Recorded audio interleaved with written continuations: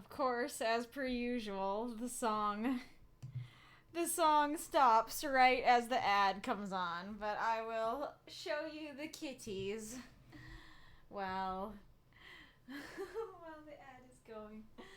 Hello, kitties. Can I get between you? Can I get between you, kitties? They're so fluffy. They're so cute and fluffy. Oh, baby. I came to pet you, not to make you get up. What are you doing? Huh? I don't see the ad coming up. But often when it doesn't come up, it's just delayed. Are you guys seeing an ad?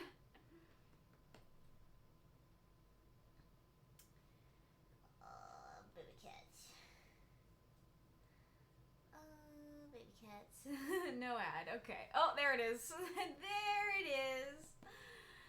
There's the ad. Okay, you want out now, Bo? You are so silly. Why didn't you stay?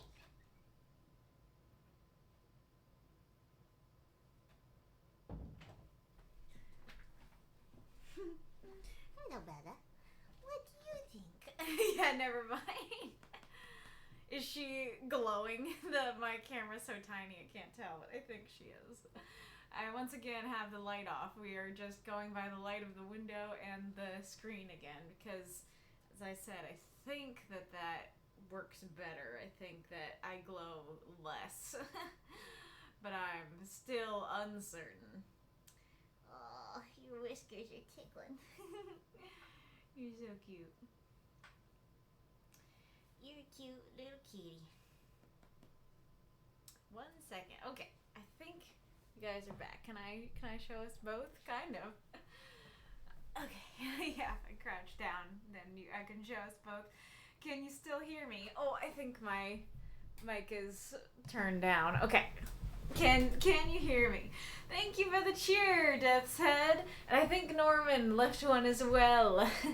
Yes, thank you, Norman. Thank you, Death's Head. And welcome, Magistrate Ironlung, Real Decoy, Aerith Winterfell, Ghoulish Misfit, Norman Gray, Documancer, Death's Head. Yes, a nice good amount of people today. I'm glad to see. I was gonna say all your faces, but I do not see your faces, I just see your names. Glad to see all your names and colors.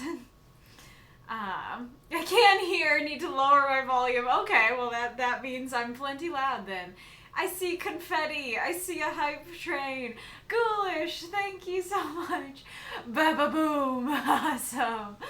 For a second, it's kind of far away, and so I thought it said bathroom, and it was like, I'm dropping some cheers and going to the bathroom.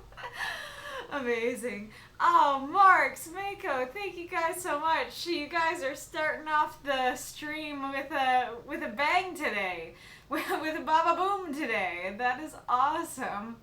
Oh, Aaron, why do you say that? Oh no, I want to see your face. One encore is already unlocked. Lovely.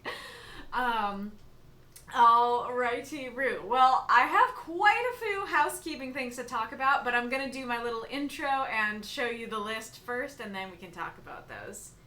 What you doing? So, okay.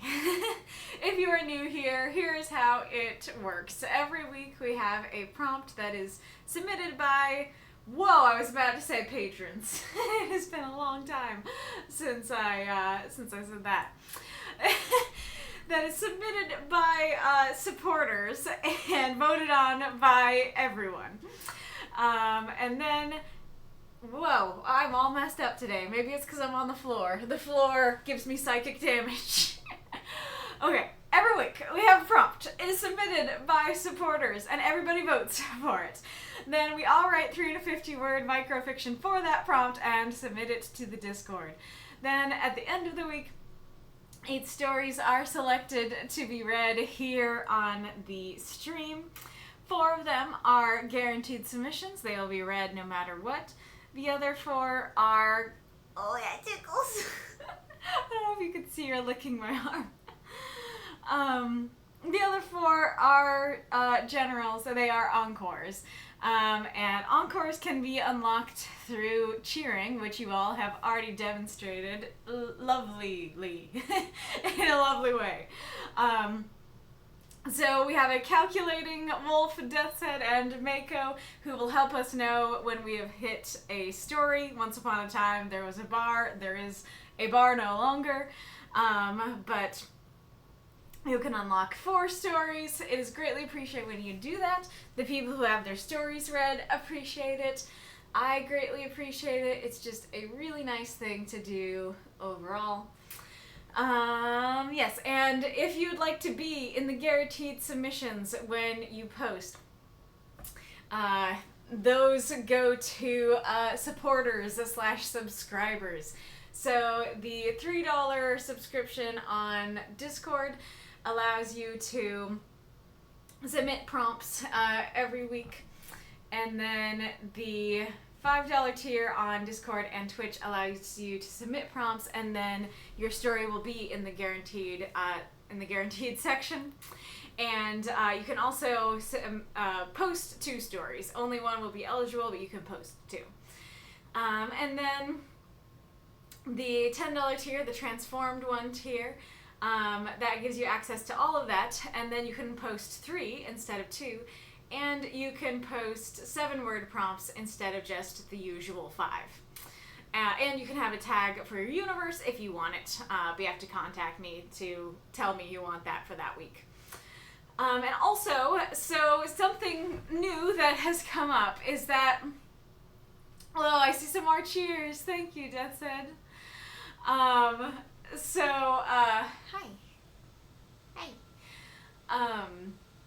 There's a new thing that I have realized, which is that some people are both cocooned in silk on the Discord and are the $5 subscription tier on Twitch.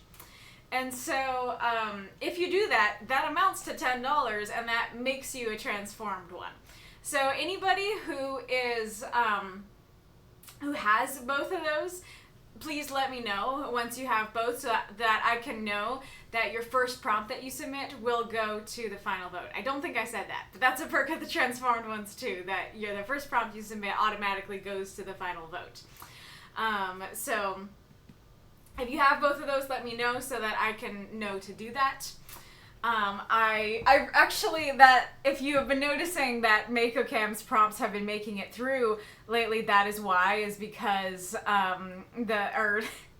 they have been like automatically going through even though they didn't get to the top of the list, because of that, because he's one of those. And I'm so sorry, I've been completely forgetting to ask if there were more people, but luckily Deathside reminded me that there are indeed more people than Mako in that category. So if you're in that category, please tell me. And if you leave that category, also please tell me. I will try to keep looking and making sure.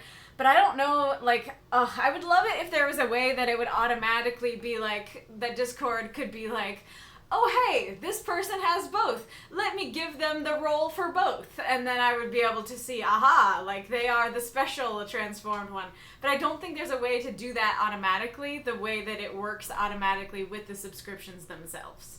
So I kind of need some help in like being informed, hey, I fit under this category, or hey, I used to, but I don't anymore, that kind of thing. You think there is a bot for that? Okay.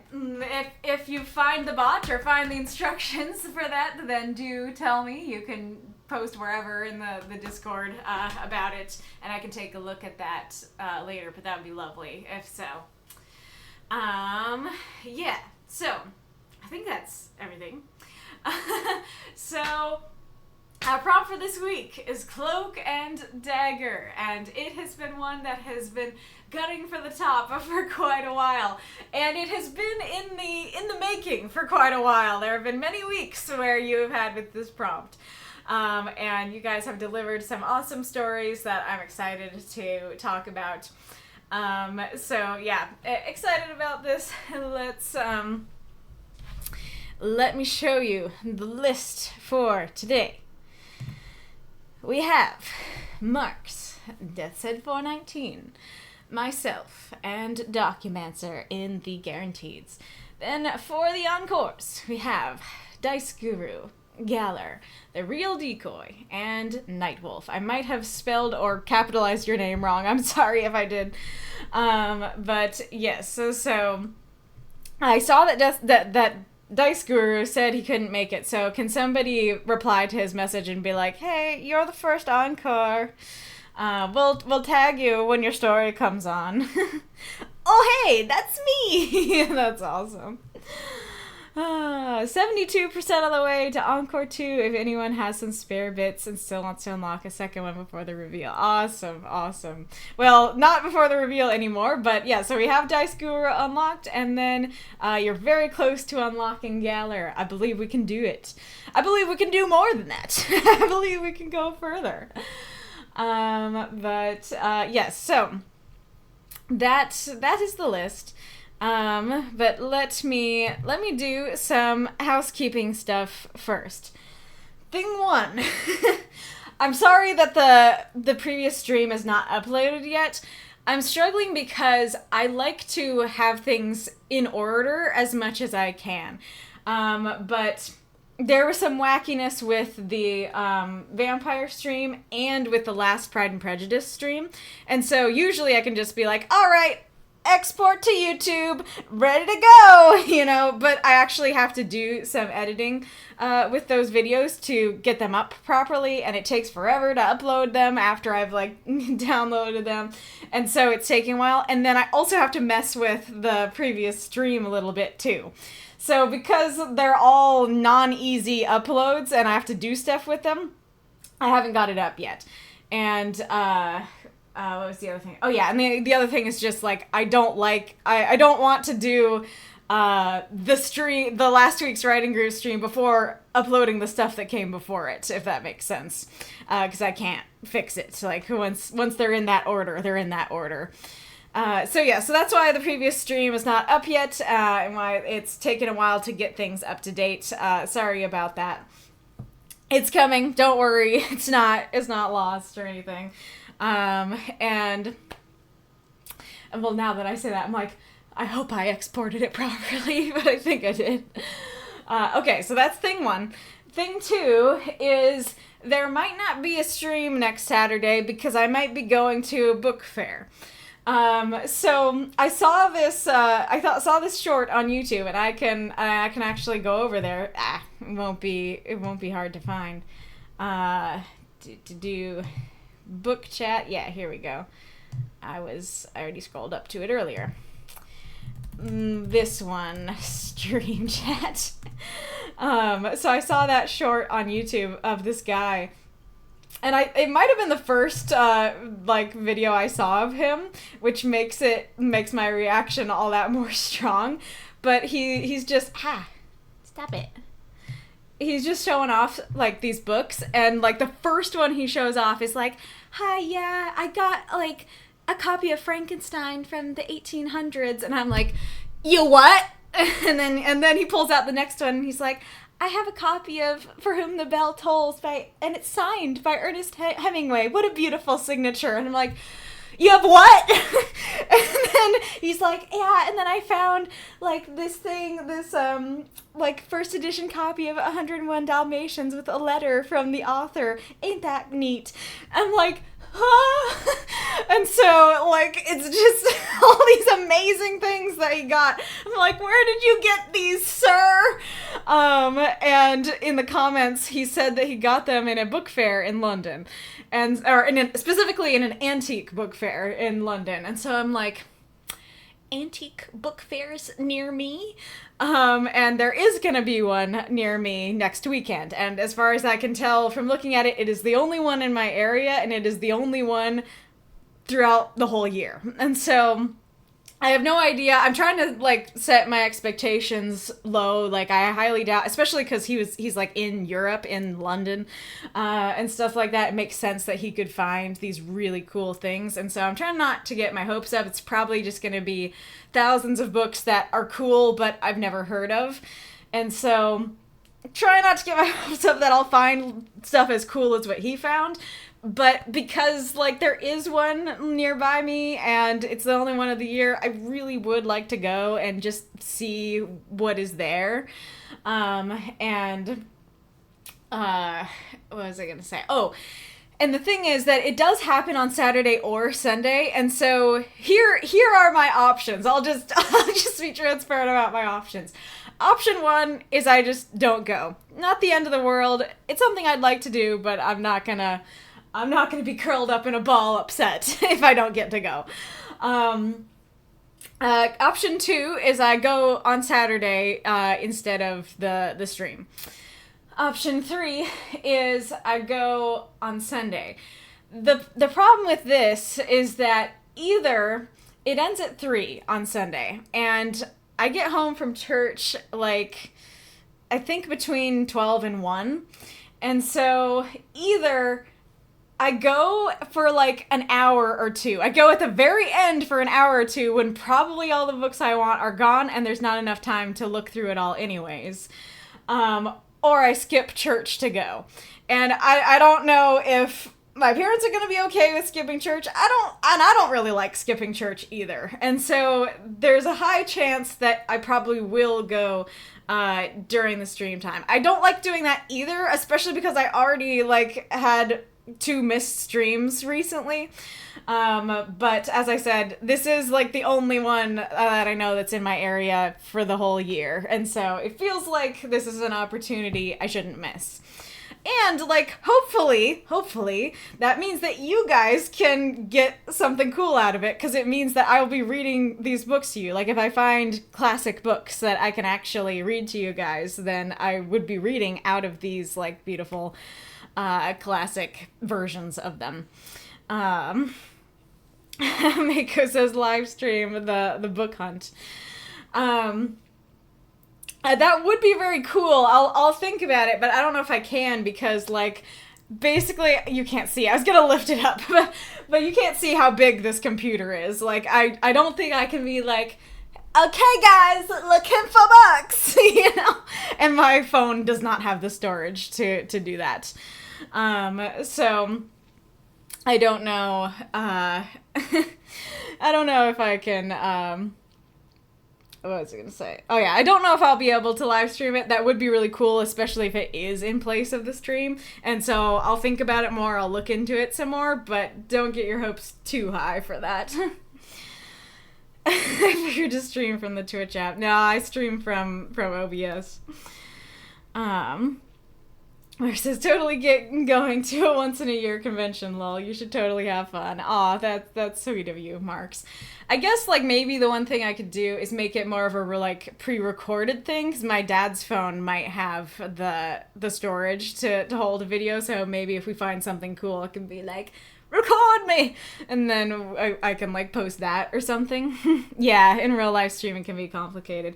I've also never, like, done this in public before, and so, especially if it's, like, really quiet, then I'll probably be really self-conscious, but it would probably work a bit better to pre-record and be like, okay, hey guys, I found a cool book, you know, and then shut it off and move on.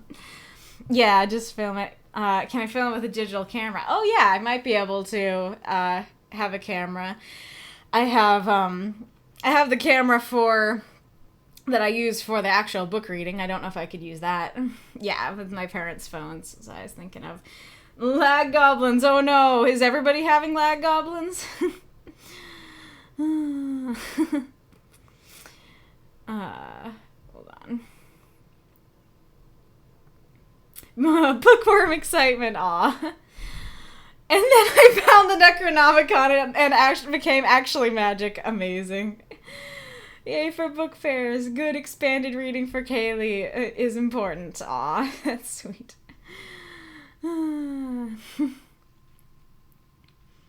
Yeah, sounds like the beginning of a story where someone accidentally buys the Necronomicon or some equally sinister tome. Now I'm just imagining Sucker for Love, and it's like, I thought I got the Necronomicon, but it's all pink and about romance, you know? And then anti-hero rock about home Victorian ghost.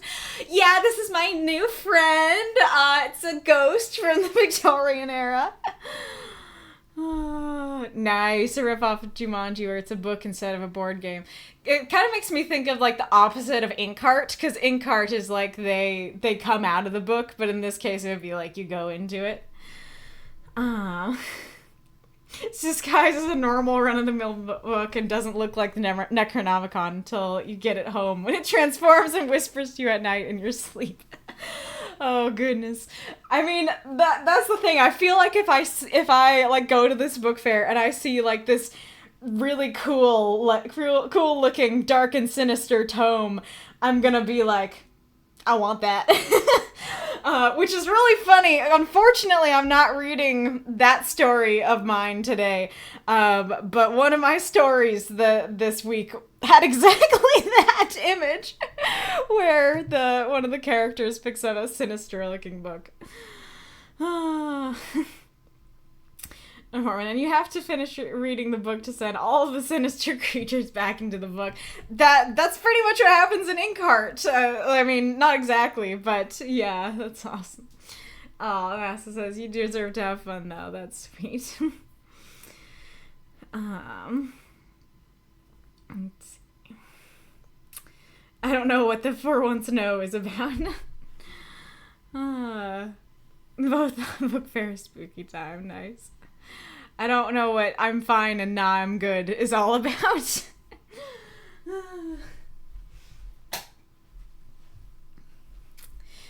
All right.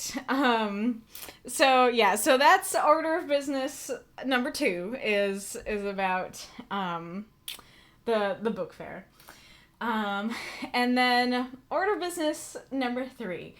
I had an idea that like I just kind of want to run by you guys.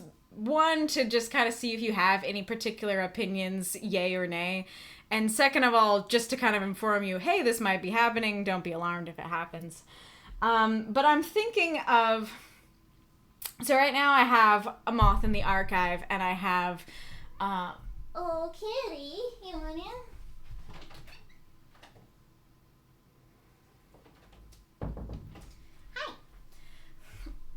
I have A Moth in the Archive and A Moth in the Arcade.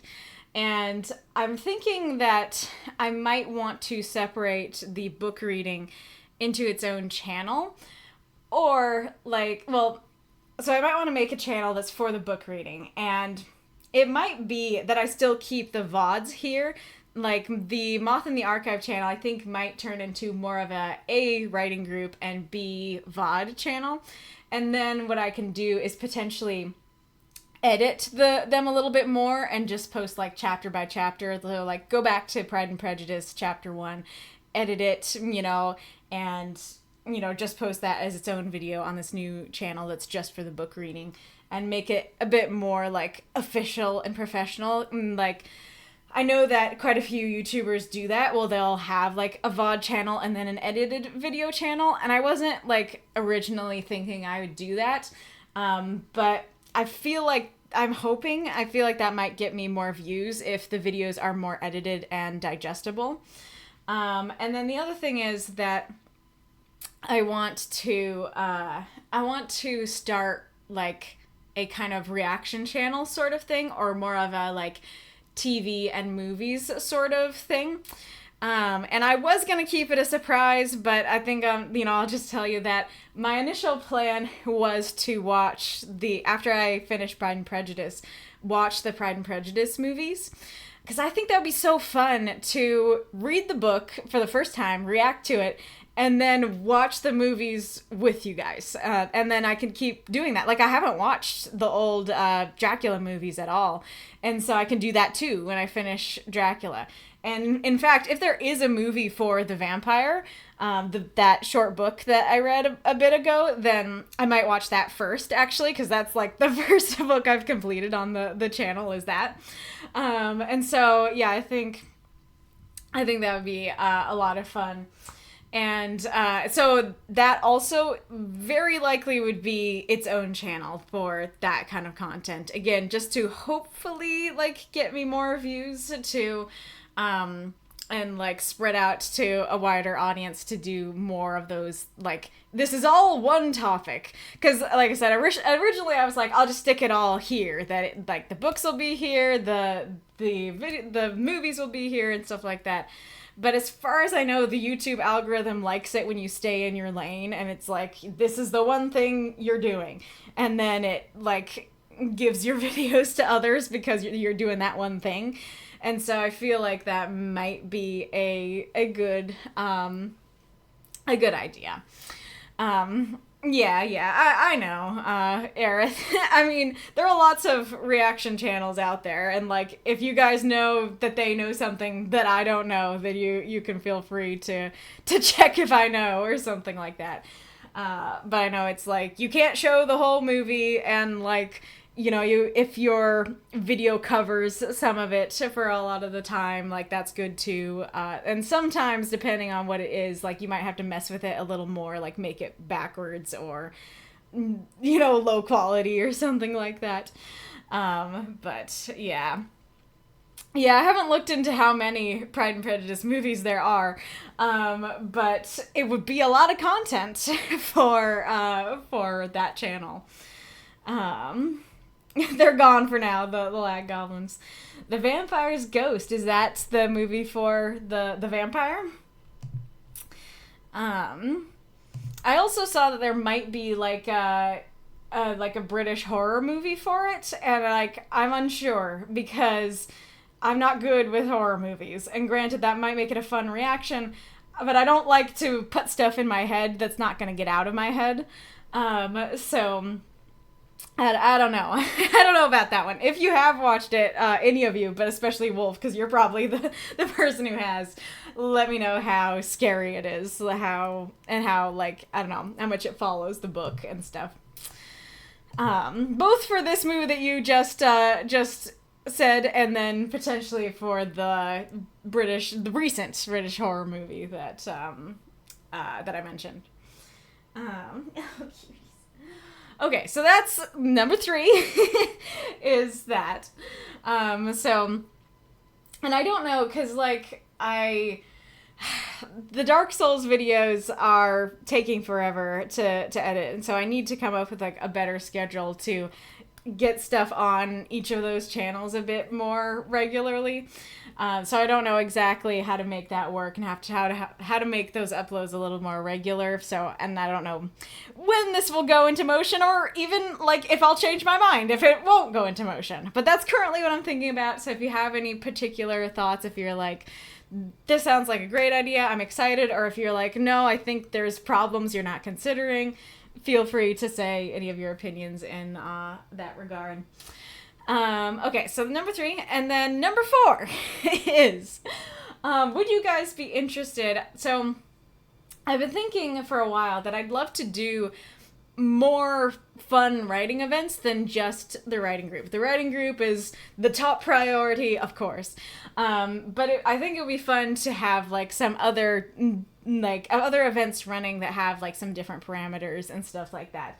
And so I was thinking, especially because we love our spooky times, that it could be fun to do a Halloween story contest. And then instead of having the limit be 250 to 350 words, it would be 2,500 to 3,500. Is that right?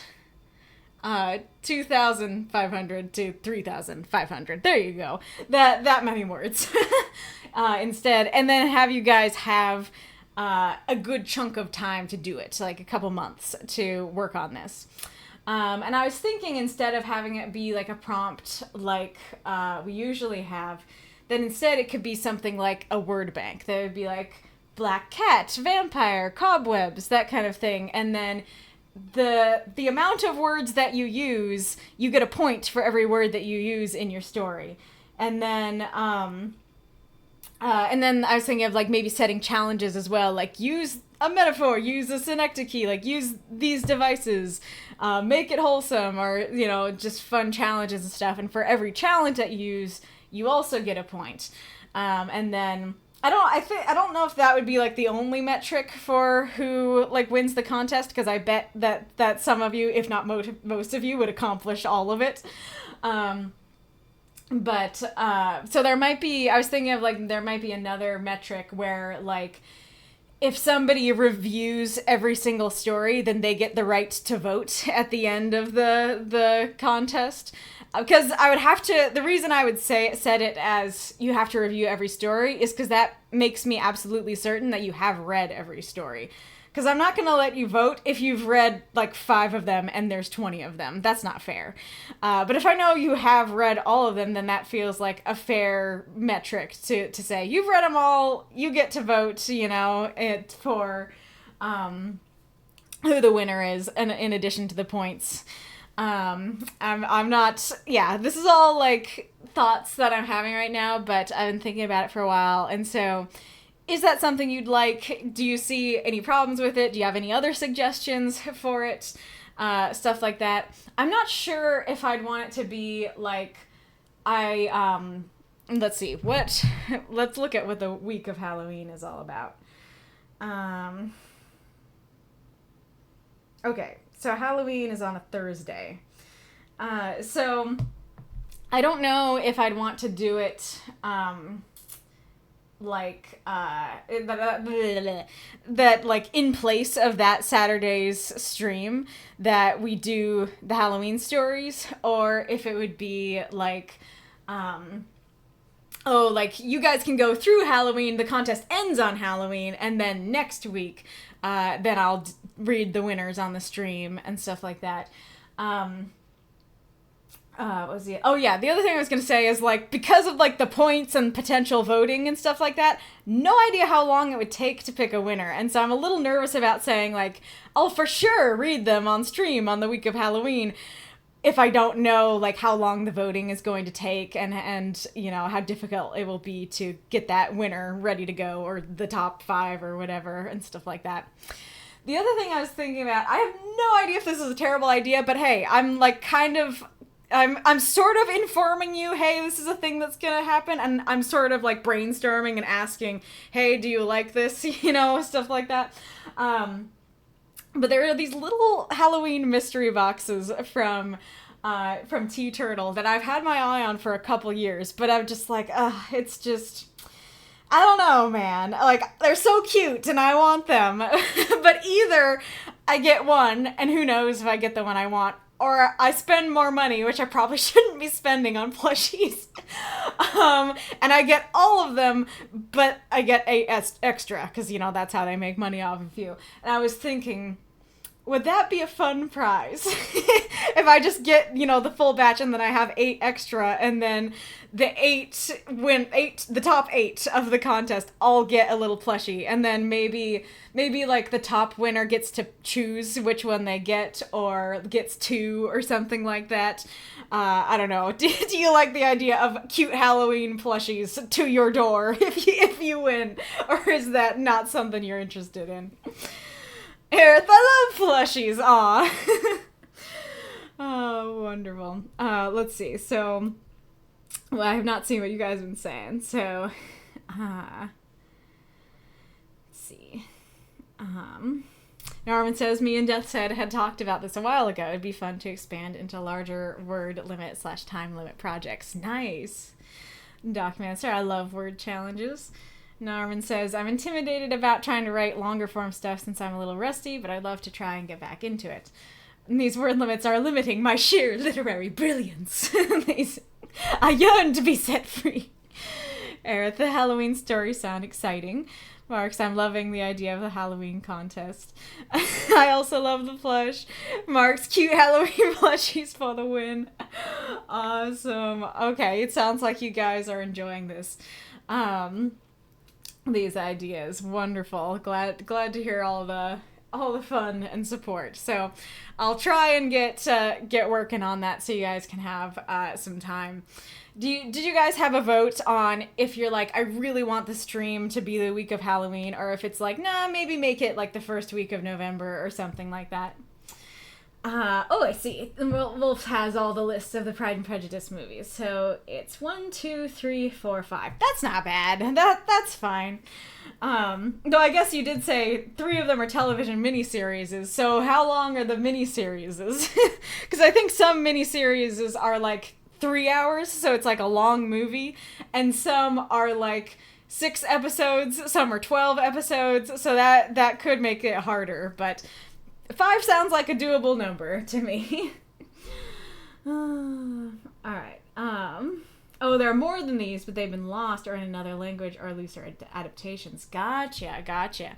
I mean, do the ones that are in other languages, do they have subtitles? Like, I don't mind watching things in other languages. Could also ask my friend's wife if that's worth looking at. She loves Pride and Prejudice. Nice.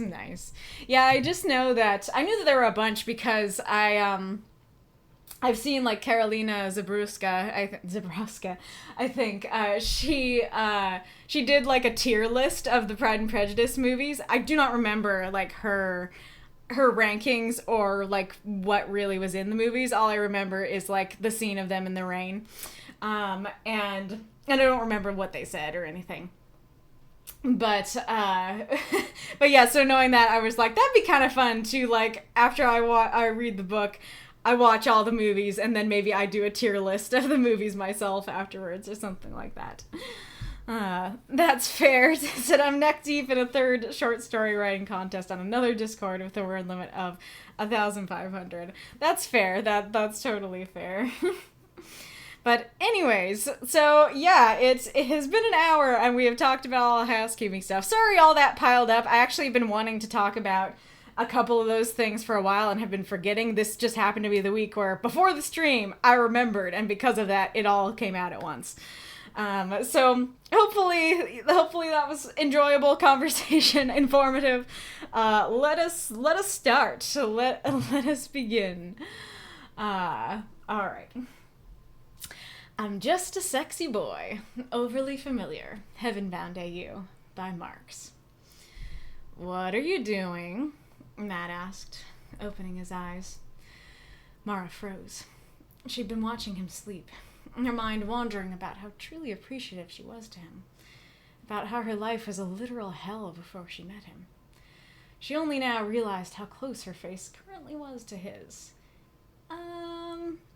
Matt playfully booped her nose. Look, I know it's hard, but I need you to not fall in love with me, okay?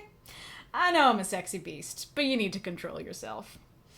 There was a bright light, and Matt was gone. Mara just stared dumbfounded at the empty space. I'm not... He knows it's more than that, said Lynette, Matt's familiar, as she walked up to Mara. That's why he left. Mara continued looking at the empty space. He was annoyed at me just now. His words were playful, but I could tell. Lynette chuckled. Do you know why Matt can't die? Mara shrugged. I thought he made some kind of deal with death at first, but now that I know him, I genuinely think he annoyed death so much that she wants nothing to do with him anymore. Lynette snickered. It's quite literally the opposite. Death loves him. He's her horseman. I suppose that makes sense to... Mara laughed initially, but then Lynette's words truly sunk in. Matt's the horseman of death? Lynette nodded. You'd never know it to look at him. He's always so silly and carefree and mad. But he is destined to be the harbinger of the apocalypse. He's the single biggest threat to existence, and he hides it behind a cloak of fun.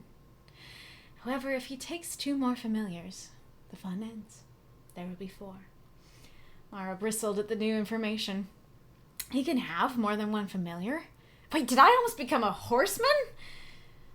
When he gets too close to someone, when he likes them, there's this compulsion from both sides. Fate needs 4 horsemen. Mara's eyes narrowed. My feelings are my feelings. I'm not Fate's lackey. Lynette laughed. Yeah, that's what he says, too.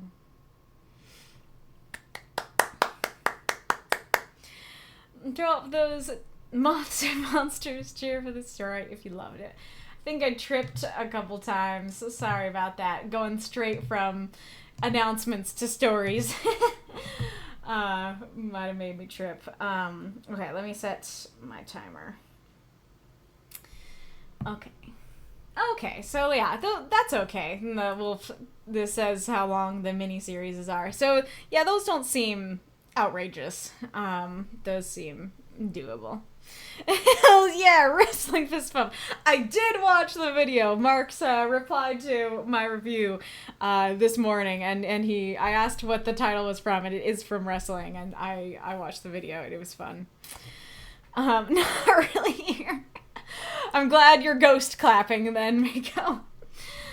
Alrighty. So, yes, because I did leave a review on this one, I might be repeating myself a bit, but I think we can get some new and interesting discussions, especially because of a particular thing I did with this story. Oh yeah, and you can tell that I wrote this before you answered. But anyways, oh no, I didn't write down Marx's questions. I almost called you Matt. I don't know how much I do it audibly, but so many times I accidentally call you Matt or call Matt Marx. Okay. Questions.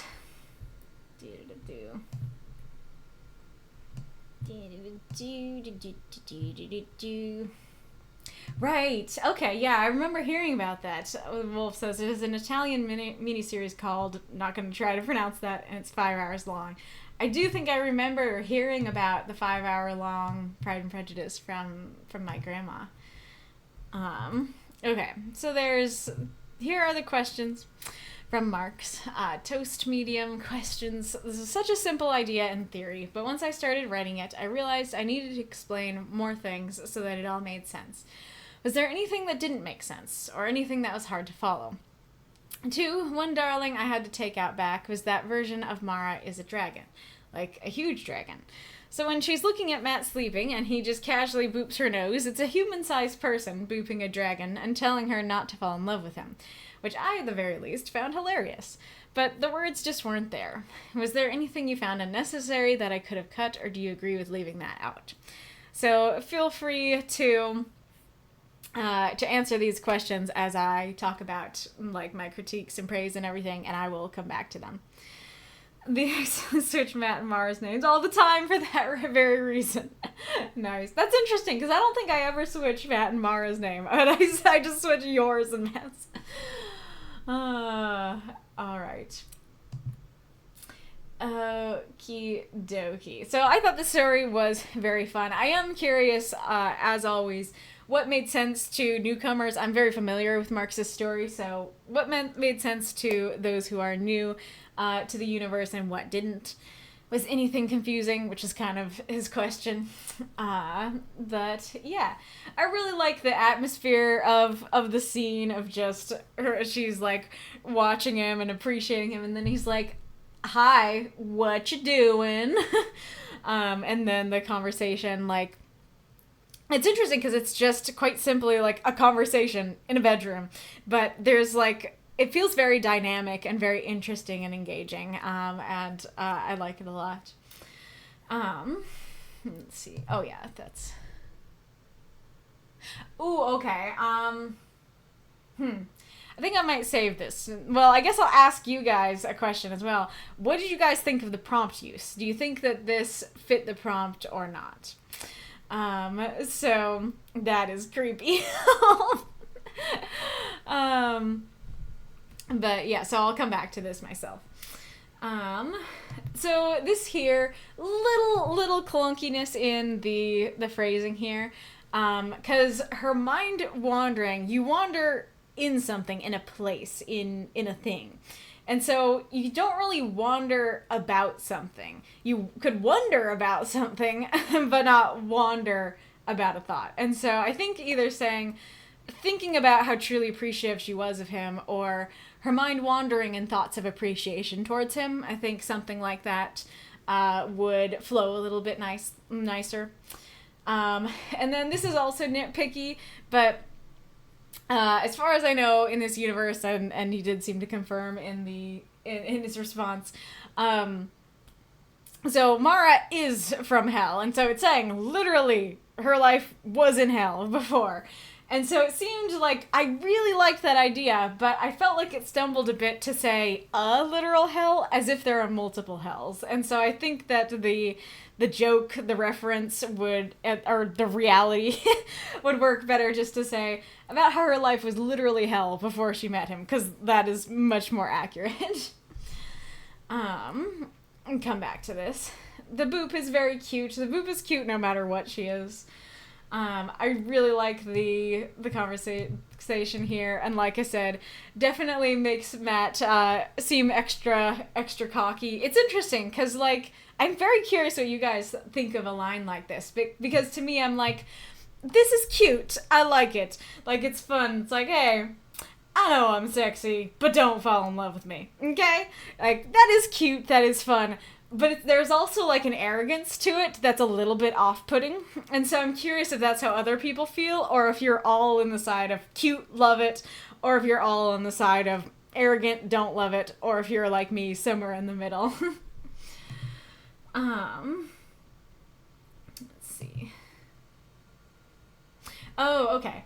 So I do think that this works as it is, that she's kind of like, you know, dumbfounded and is like, I'm not, no, you know, she's left, you know, wondering what to say. But I do think it would work a little bit better as, you know, but you need to control yourself. I'm not, teleports away. Like, she starts to respond and then he teleports away. I think that would work a little bit better. But I think the space of, like, he disappears, she stares for a second, and then responds. It works, but I just think it would work better as a more direct thing. And then this is interesting, because I didn't quite catch it the first couple times, but once I caught it, I was like, that is weird. Which is that she says, I'm not, and that seems to imply, I'm not in love with you, or I'm not falling in love with you. And, you know, Lynette is basically saying, you are falling in love with him. He knows that it's more than a friendship. He knows that sort of thing. But it doesn't really work as a response, because it's basically saying, I'm not falling in love with you. He knows it's more than you not falling in love with him. Wait, what? So I think saying, you know, if she like responded more fully like, I just like you, he knows it's more than that. Or if it was, I'm not, he knows you really do. Or he knows you are, or something like that. I think that would flow better. That being said, I do like the interaction. I do like that Lynette just being like, nope, he knows that you're in love with him. Don't deny it. I think that's great, especially with the matter-of-factness of it. Like, I don't know if I read Lynette the way you wanted her to be read, but she came across as very, like, cold and calculated to me, that, like, she does, like, laugh and stuff at the end, but she doesn't read as, like, it kind of seems like she's very confident in her position, that she's like, yep, I'm his familiar, and you're not gonna be. And so it doesn't, like, it's cute that you're in love with him, but I'm the one who has him, kind of thing. And so she can just clearly state he knows it's more than that, and they're, like, it doesn't seem like there's any jealousy in there or anything like that. It's just like a flat out statement of, like, yeah, you're in love with him, he knows it, you know it, I know it, but you can't be. Oh, hey, DG Desperado, sitting in chat, still have the D&D campaign on. That is sweet of you to be here, even during your D&D campaign. FYI, your story, if you are specifically here for your story, it's gonna be a while before we get to it, so it's okay if you, like, want to stay with your D&D game, and we can tag you when we get to your story. But if you want to be here, lovely to have you here, whatever you want. All right, can somebody deal with the other one that just came up? That's definitely confident, very confident in her position. Thank you, and thank you, Mako. All right. And I do really like that image. First of all, I don't think I've seen Matt teleport yet, so that was just kind of fun to learn that he can do that. And second of all, I like that it's like he left like, he didn't leave because he hates you. Like, he left, at the very least, he left because you love him. If not, he left because he likes you too, you know? And I think that, yeah, I think that is the case, because she does say, like, there's a compulsion on both sides. And so, yeah, like, he likes her too. And so it's like, no, he didn't leave because he hates you. He left because he likes you too much, and that's a problem. And I think that's always a fun thing to play with. I feel like the transition here doesn't really work for me. I definitely get that, like, she's saying she's gonna get there. Like, she's gonna get to the answer of the question of, like, why were his words playful but not playful? But I think the immediate transition here of, like, he was annoyed at me just now. His words were playful, but I could tell. Do you know why Matt can't die? Like, it kind of, as I'm saying it like that, it's just like, do you know the tale of Darth Plagueis the Wise? You know? Just randomly bringing up factoids, and it doesn't seem like it's related. And so I feel like, especially for newcomers, like, more of a transition into that line would work a bit better. And I have an idea for that, but we'll get to that in a second. I'm also curious, so the death stuff is interesting, and all these are, like, not that big a deal, but they are things that could be interesting to discuss. So, let's see. So I'll just start with this one. So, question 1 is that my thought was that, okay, like, if he annoyed Death so much, feels like she'd kill them. And granted, I do like that premise. I do like the premise of, if you annoy Death so much, then you're left alive. And so I feel like that could work just in general if that's a premise of a story that anybody wants to write. I think... Muffin Man, that's great. Yeah, that does make sense that, like, you could annoy Death so much that Death doesn't let you die. And I do think that part of the reason I have the reaction I do is because I do know this story, and I do know what Death is like, and I do know that she's in love with him and is keeping him alive because of that. But having that information, I'm kind of going, well, like, if she was annoyed with someone, to stop having anything to do with this person, she would just kill them. She would just make sure they die, right? Because the only reason that she would have more to do with them after death is if she is in the afterlife hanging out with the souls. And granted, I don't think we have a lot of information about the afterlife, but like, from what I've seen, I haven't seen her, like, wandering around hell. And 2, Mara has been in hell.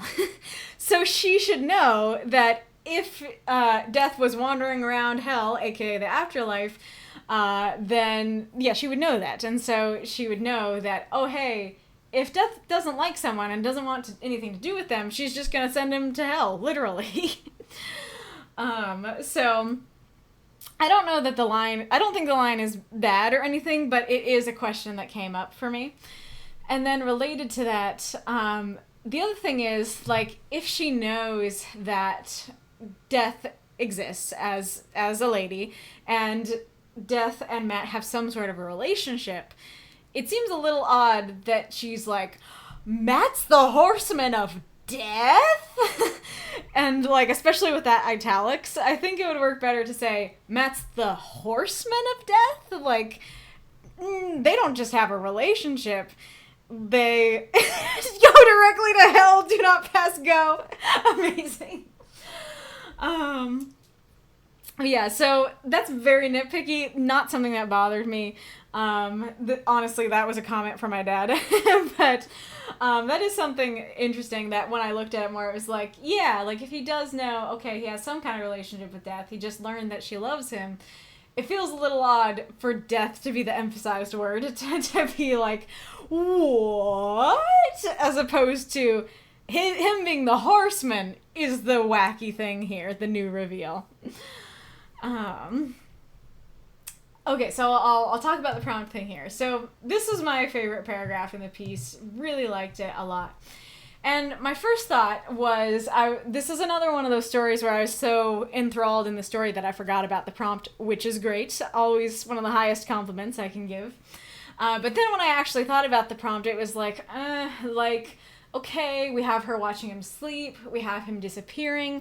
yeah, there's some sneakies in here, but not a lot. Like, not really enough for me to fully say, like, yes, it completely, fulfilled the prompt. But I realized, I think where you meant to fulfill the prompt was actually here. That him being the single biggest threat to existence is the dagger. And then the cloak is the cloak of fun. And so it's, that's the cloak and dagger, is that we have this sharp thing hidden behind the fun. And I do really like that. And if that is what you were going for, I think that fits the prompt super well. But I also feel like it took me multiple reads to even guess that. And so I don't know exactly how you could make it clear. Like, I mean, you could make it clear to say, like, he's what is it called? Like the sword of Damocles? Like, he's the sword of Damocles hanging over the world, and he hides it, behind a cloak of fun. Then that might convey, oh yeah, there's the dagger, there's the cloak.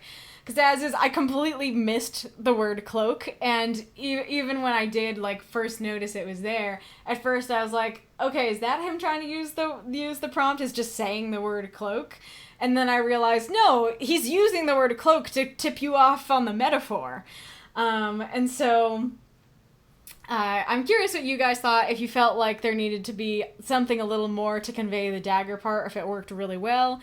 What you guys thought. This is another question that my dad had when he read it, is that was wondering, like, how would she become a horseman of a horseman? And I do agree that is something. So I think that you explained it well to me in your comment, because Marx is saying, like, basically, as far as I'm understanding it, that Matt's the horseman of death, and then he picks the other horsemen. So it's not like I'm a horseman and they're horsemen of the horsemen. It's more of, okay, you're the horseman of death, choose your fighter, choose your other horseman, which I do think works.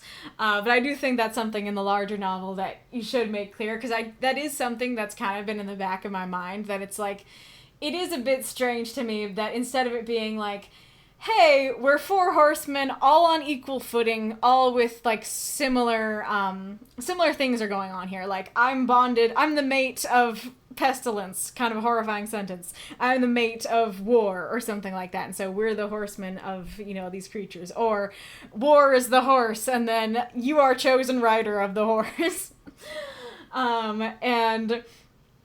And so, like, yeah, there is a little bit of a strangeness that it's like one horseman has all the power over the rest of the horsemen, and, like, yeah, if that's, like, that's just your premise, that's fine. Like, I've gotten used to it, and so I can deal with it. But I do think that if there is intended to be an explanation of, like, they actually are on equal footing, or he just is getting to pick them, then I do think that is a good thing to try to make clear in the larger novel. Oh yeah, and then this was really interesting to me. So he did also talk about this as well, because I was saying, okay, when he gets too close to someone and he likes them, there's a compulsion for both sides, and it kind of seems like there's this magnetism of, we're gonna be horsemen whether you like it or not. It's happening. And so I was like, okay, if he was best buds with Bart from accounting, could Bart from accounting become a horseman? Is it just anybody that he likes, or does it specifically have to do with, like, a romantic or sexual connection? Or does it have to be, like, a really, really strong connection, like his connection to Bart isn't strong enough, or something like that. And Marx did say that they have to be, like, supernatural beings, but the question does still stand, and I think you answered it. But, like, yeah, if Bart from accounting is a supernatural being, if they become good buds at the workplace, does he become a horseman? That's kind of hilarious, if so. And then I absolutely love the ending here. Like, that is just top notch. That is when I say I like punchy endings, yes, this is the punch that I want. I love that thought of, like, my feelings are my feelings. Like, I'm not following fate. I'm making my own choices. And she's like, yeah, that's what he says too. I love those ideas of the inevitability of fate, especially knowing in your universe that you are fate, and like you, Marx, the author, are fate. I think that's so much fun. I really like that. I know I'm going over time, but I really want to do this. So my answer to that second question about the dragon thing was option C. So Marx is asking, like, okay, would it be better to cut something else to include the dragon, or would it be better to, was it better to cut it? And I knew that she was like a dragon in this universe, but when I read this, I thought that she had found a way to become human somehow. And so, like, even though I knew about the dragon stuff, I didn't think she was a dragon in this story. And either way, I think the story is cute, whether she's a human or a dragon. I think it works either way, personally. Though, of course, any of you can say if you're like, it doesn't work if it's a dragon, that's too confusing. But my option C was, I actually think you could have included it very simply, cutting very little. And so, especially because I already said that in my review, I was like, you know what? I'm going to put my money where my mouth is, and I'm going to try and actually rewrite it and include that. So let me read you my version that includes that she is a dragon. And I don't know if you can, let's see. Oh yeah, it's gone from the bottom. I cut it. But it is 350 words, my version. I'll try to read through it fast. What are you doing? Matt asked, opening his eyes. The massive dragon froze. Mara had been watching him sleep, thinking about how much she appreciated him, about how her life was literally hell before she met him. She only now realized how close her muzzle currently was to his face. I just realized I didn't... Oh, whoops. There's an ad. Ad incoming! Oh no! Yeah, okay. Time to show the kitty. Glad I stopped. Glad I stopped and saw that. But I realized I didn't say something important, so I'll wait. Oh, kitty. Oh, you're so cute. Oh, biscuits in the air. Here, can I make her more visible? Jump to the kitty. Smash cut to the cat. Smash cat. Oh, you the baby.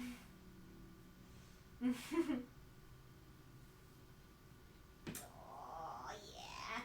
That means she's really... I don't know how well you can see her because she's just a ball of white fluff. But she like turned over and then is putting her paw out. Super cute.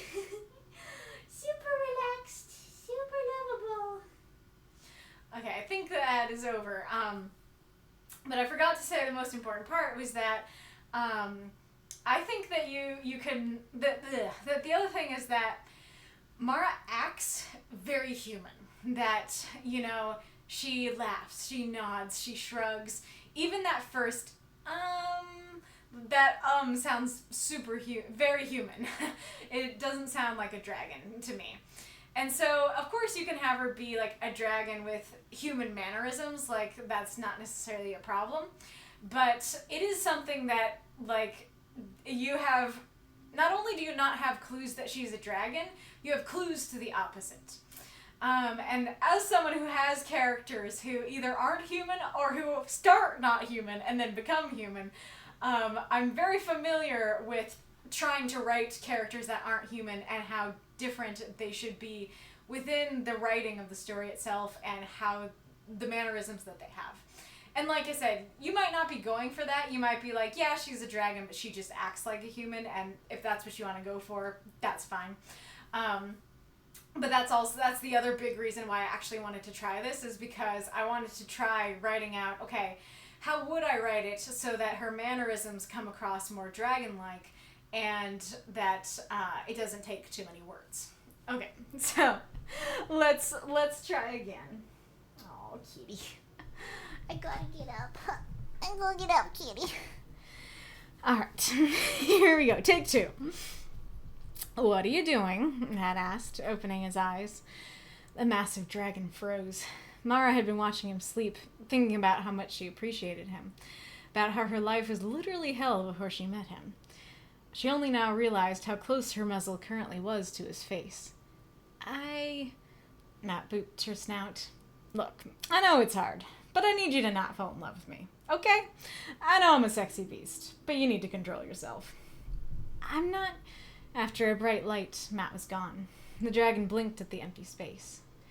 He knows you are, said Lynette. Matt's familiar, walking up to Mara. That's why he left. Mara stared at the empty space. He was annoyed at me just now. His words were playful, but I could tell. Lynette chuckled. Not you, exactly. He's annoyed with fate. Do you know why Matt can't die? The dragon shrugged. I thought he made a deal with death at first, but now that I know him, I genuinely think he annoyed Death so much that she wants nothing to do with him anymore. Lynette snickered. It's quite literally the opposite. Death loves him. He's her horseman. A growling, raucous laugh rose in her stomach. I suppose that makes sense to... Then Lynette's words truly sunk in. That's the horseman of death? Lynette nodded. You'd never know it looking at him. He's always so silly and carefree and mad, but he's destined to be the harbinger of the apocalypse. He's the single biggest threat to existence, and he hides it behind a cloak of fun. However, if he takes 2 more familiars, the fun ends. There will be 4. Mara's scales bristled at the new information. He can have more than 1 familiar?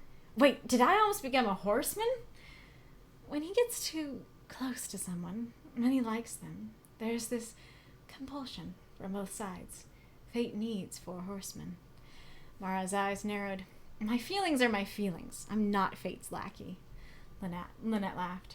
Yeah, that's what he says too. All right, and I realized reading that there was one thing I didn't talk about, which is, let's go back to the original. I suppose that makes sense to Mara laughed initially, but then Lynette's words truly sunk in. That's the horseman of death? So, how did I phrase it?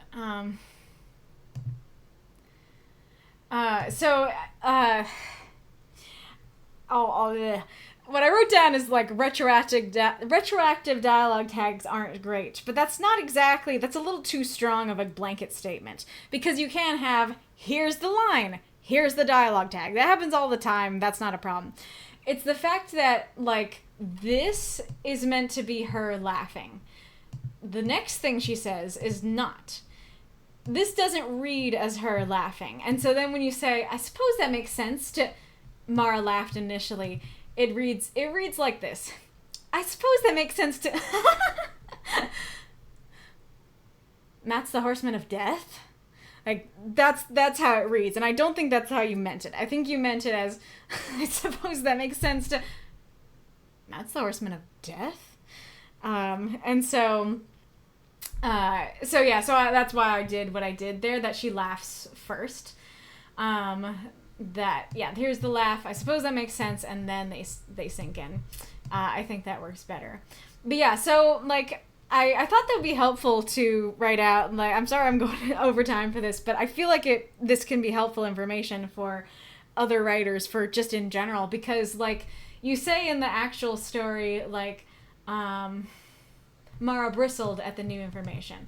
And then I change it to Mara's scales bristled at the new information. So it's kind of that idea of like getting goosebumps or chills or something, but it's on your scales instead. I feel like that's a very simple change that doesn't add very many words, but it adds so much like character and makes her really feel like a dragon. And I feel like if you're writing a non-human character, this is the kind of stuff that you can do all the time.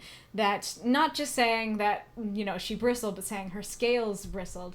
And this one did take more words, but like instead of saying that she laughs, say what kind of laugh it is. You know, maybe say that it doesn't even quite sound like a laugh. That kind of thing. And then this one, like shrugging is a very human thing, but when you're saying the dragon shrugged, you're basically calling out, hey, I know this is a human thing, but a dragon is doing it. I am aware that dragons don't usually do this. Whereas just saying Mara shrugged, like, puts your brain in a more human place, if that makes sense. And then, yeah, like, just using words like muzzle instead of her face, and then saying snout instead of her nose, I think really convey, this ain't a human face. Because funny thing is, like, even though animals, of course, have faces, and we call them faces. In a context like this, when you say, she only realized now how close her face was to his, reads, to me, that reads very human. But saying muzzle and face reads as, aha, not a human, a dragon. And all that takes is just a couple words to say muzzle, and this one takes no extra words. And then, yeah, you just have literally the massive dragon and then Mara. So, Hi, Kitty. Do you want out?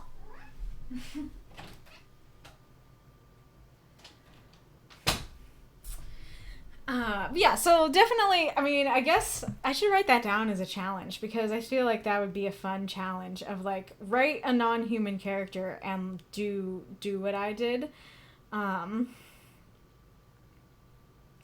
Try to convey, you know, that they're not human just through their actions, their dialogue tags. Instead of having them act human, have them act like this other creature. Oh no, dragon with a human face like the horse dating game. That's horrifying. Mark says, very fair with the laughing bit. The reason she doesn't tend to have dragon mannerisms is because she wasn't born a dragon. Matt turned her into one. Gotcha. Yeah, I thought it was that she was a dragon in hell, and she's a little dragon, and then she came out little dragon, and then he made her big dragon. But was that not the case? Love those changes. It does work. I'm very glad to hear that. But yeah, so like maybe it's maybe my changes are a little too dragony to what you want, but like you could alter them accordingly to make them more of a blend of like, hey, she's a dragon, but she acts kind of like a human.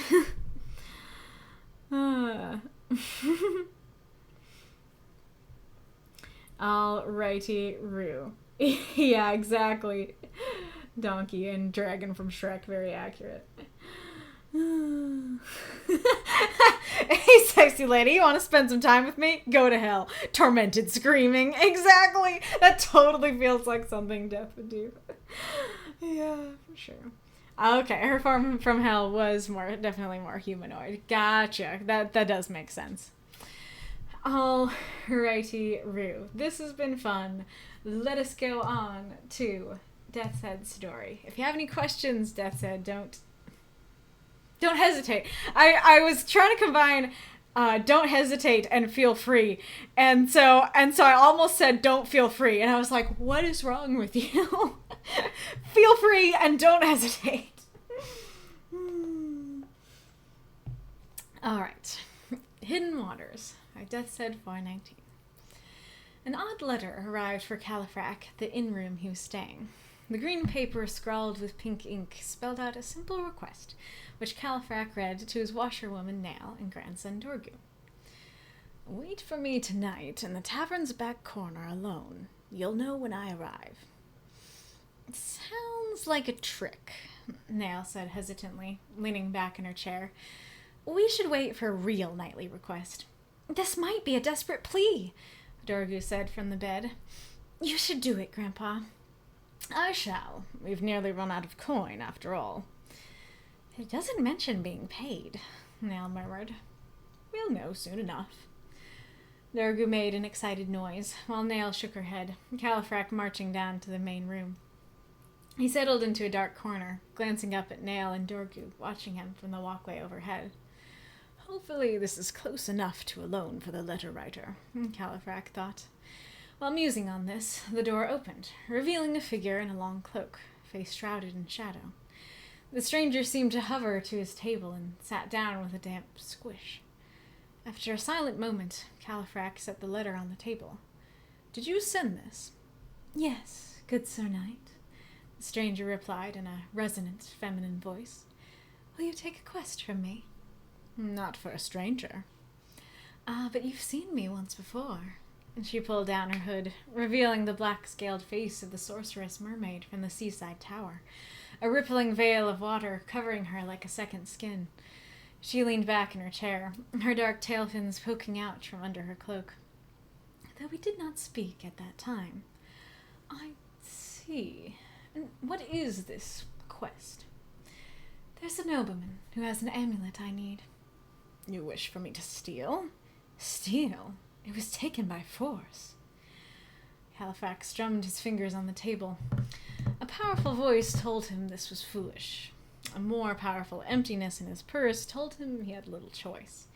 Califrac sighed, beckoning the mermaid to continue.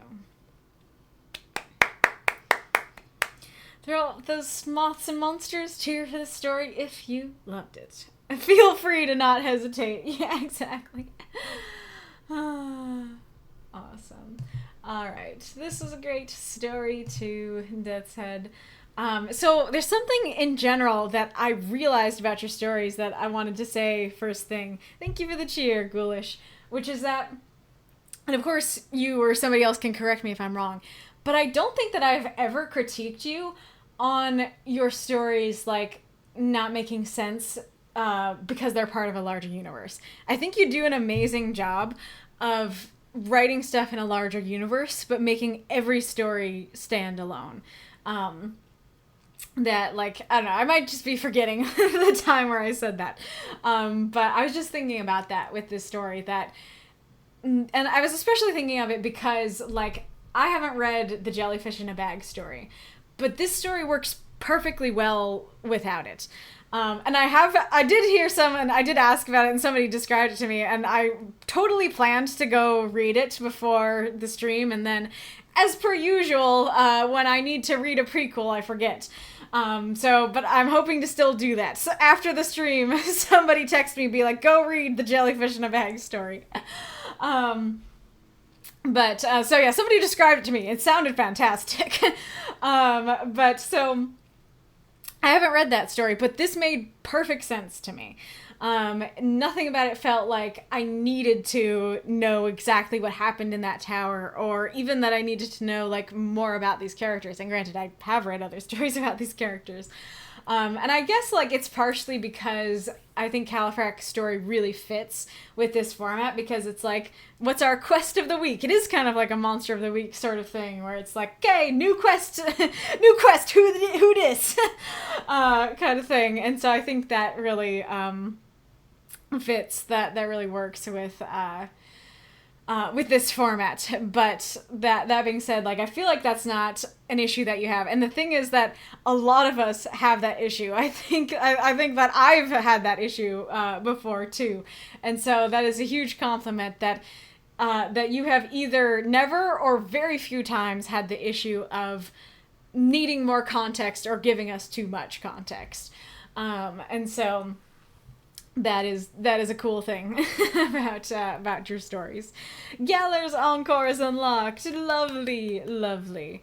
Don't tell him yet, but we can tell him when his story comes up. Righty-roo. Oh yeah, and I guess another, like, general thing that I'll talk about first is I really like the way that you used the prompt, because you used it in so many different ways. I myself struggled to figure out how to use it in, like, multiple ways and stuff like that. I guess for the King story, I used it in multiple ways. But yeah, so, like, okay, we have this, like, letter that's saying to come alone. The letter is already, like, a bit cloaked in mystery and stuff like that. And then the letter says, come alone. Okay, there's another use of, like, the sneakiness of Cloak and Dagger.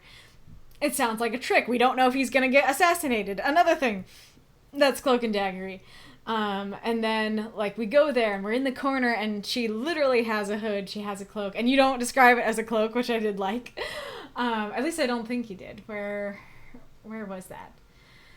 Oh no, it does say a cloak. Never mind. But it flowed well enough that I didn't remember you use the word. So still works. So literally we have a cloak.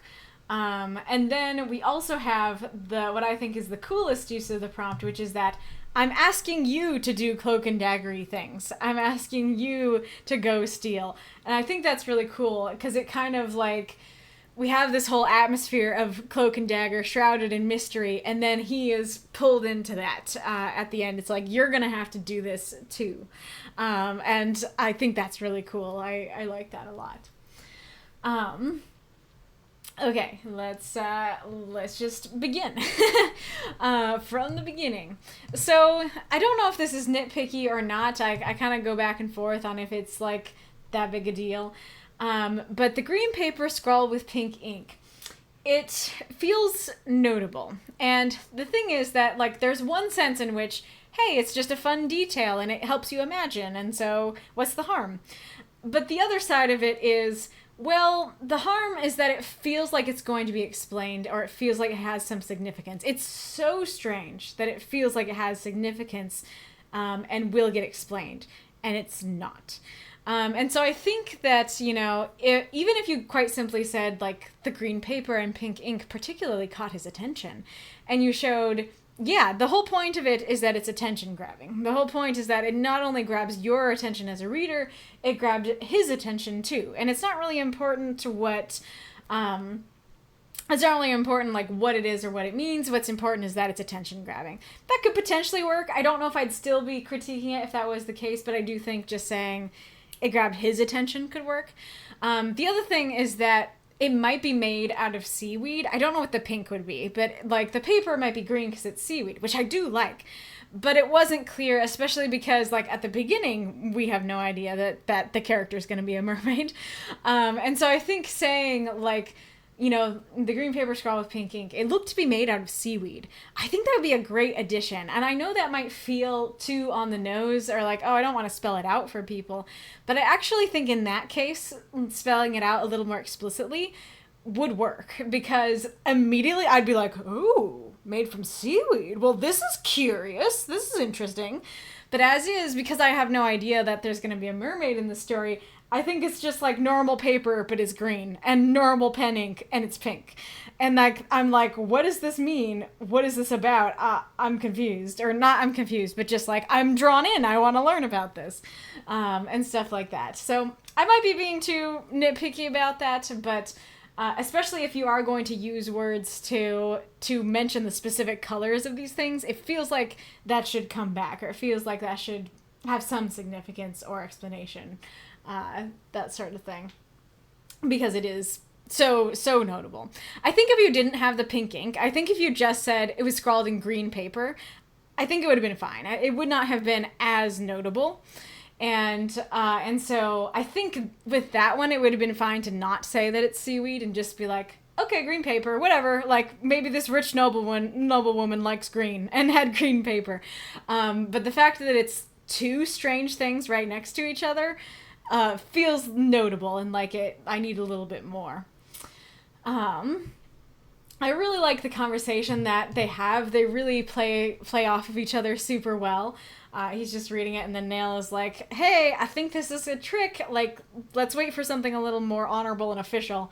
And then I love little Dorgu, always the little ray of sunshine, is like, but they might need us. You must go.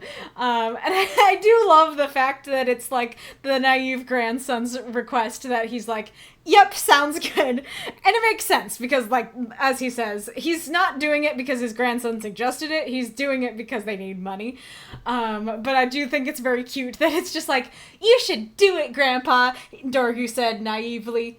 I shall. I think that's great. I like that. And I do really like Nail's response too, where she's like, well, like, yeah, we do need money, but it didn't talk about getting paid. It does feel like Califrac needs to start asking about money first, because I still don't know if it said, yeah, no, it didn't say that, she didn't say she's gonna pay him. And so it does feel like question 1, I'm not gonna do this for a stranger. Question 2, how much do I get paid? Not really like a problem or a critique, but definitely something I thought of while reading. Let's see. Or like more so like I was kind of on Nail's side, I guess. That I was like, I'm a little concerned you're not gonna get paid. Let's see. Okay, so I think, funnily enough, that this paragraph here is the one where I have the most critiques for this story. This, and then there's one other, like, more big picture thing I'll talk about in a second. So Dorgu made an excited noise. That's fine, but it's not as it's like, there are layers of distance. So it's like, made and noise. And if you instead said, Dorgu squealed, or Dorgu bounced up and down or jumped on the bed or something like that. I think that would be so much more grabbing and evocative. Not really a huge issue, but just something that basically what happened with this paragraph is that I kind of zoned out a little bit, and I did it twice. I did it the first time I read it, and the second I was like, okay, something about this paragraph is making me zone out, so I need to find out what it is. And so I do think it starts in a distant way that could have not grabbed my attention, could be a part of it. And then Dorgu made an excited noise while Nail shook her head, Califrac marching down to the main room. I don't know that this sentence is totally grammatically incorrect, but it doesn't feel grammatically correct, if that makes sense. So Dorgu made an excited noise while Nail shook her head, Califrac marching. It feels like it should be Dorgu made an excited noise while Nail shook her head and Califrac marched down to the main room. It just reads odd to have that third verb be an ing verb, because what it kind of makes it happen is that the second sentence is like the main body of the sentence. Dorgu made an excited noise while Nail shook her head. Califrac marching down to the main room, if that makes sense. So I think that also like made my brain go, I don't know about this, and it kind of skipped over it. And then the next thing is that, so it would be really helpful if you use the same terminology as the beginning, because, you know, we have them staying at an inn, and then she's like, hey, can you meet me in the tavern? And yes, inns and taverns absolutely can be connected, but that's not necessarily my first thought. My first thought isn't necessarily that she's meaning come downstairs. My first thought is come to the tavern, a different building. And so when it says like, okay, he went down the stairs and he settled into a dark corner, it took me a bit to understand, oh, especially with like this sentence already kind of making me lose focus. That when I got here, it's like, he settled into a dark corner. Where is this dark corner? Like, how did he get there so fast? Why was there no transition? All right, moving on. And so I think if you said, you know, you talked about the tavern and said, you know, Dorgu squealed or maybe squealed could be interpreted as fear. So maybe, yeah, you know, Dorgu bounced while Nail shook her head, and Califrac marched down to the tavern downstairs. I think that would work a lot better. I think I would totally be like, oh, okay, yeah, tavern's attached to the inn, and I don't think it takes too many words to just say, like, let's see, Califrac marching down to the main room. Is that correct? Marching down to the main room. Yeah, 7. And Califrac marched to the tavern downstairs. Same amount of words, exactly. That's great. Yeah, so doesn't take extra words and is a lot clearer. And then it would take more words to say a corner of the tavern, but that would be helpful as well. And then walkway also took me a bit, and that I was like, okay, so it's especially because it reads very fast. It reads like he took 2 steps downstairs and he's there.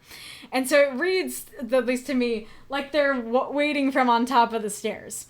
And then I thought about it and I was like, oh, like it's probably like a balcony type situation. Like, okay, we have the tavern down here, and then we have the inn upstairs, and then like there's this walkway that is upstairs that has like a banister or whatever, and that you can look down at the tavern patrons. Totally have seen that. Totally makes sense.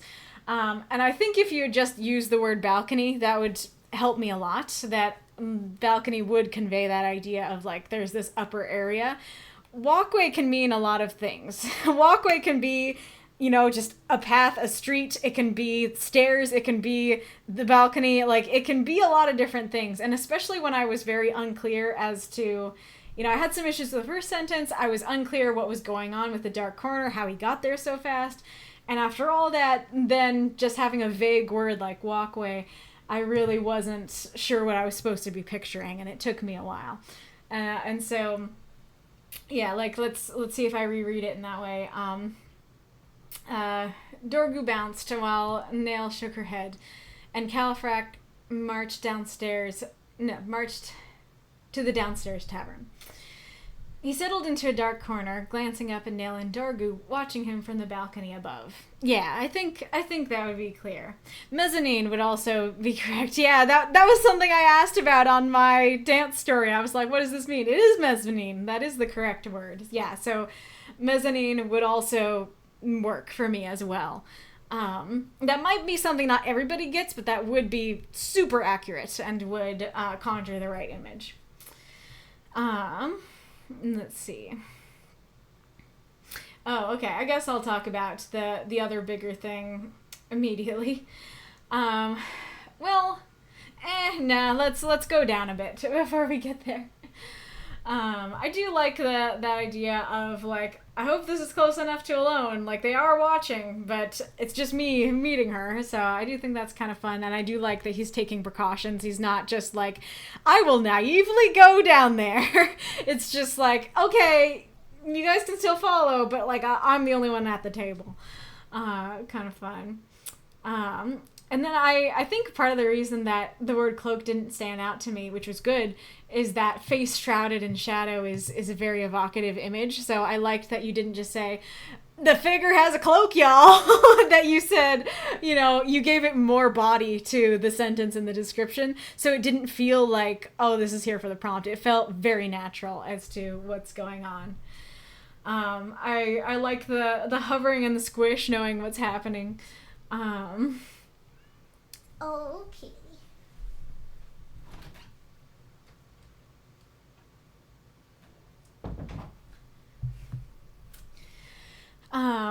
And then I like the resonant feminine voice, especially I like the word resonant, because I feel like a lot of times we'll just use feminine to be like, hey, it's a lady. But I really like resonant, especially because it, like, kind of conjures the image that it's, like, almost unnatural, like it's unnaturally beautiful, or it's like resonating as if it's from, like, water and stuff like that. So I think that's a really cool image. And I really like the interaction of, like, will you take a quest from me? Not for a stranger. I think that's cool. Though now that I'm reading it a second time, I do think, or it's more than second, but I do think maybe saying not from a stranger would, like, will you take a quest from me? Not from a stranger. I do think that would mirror a little bit better.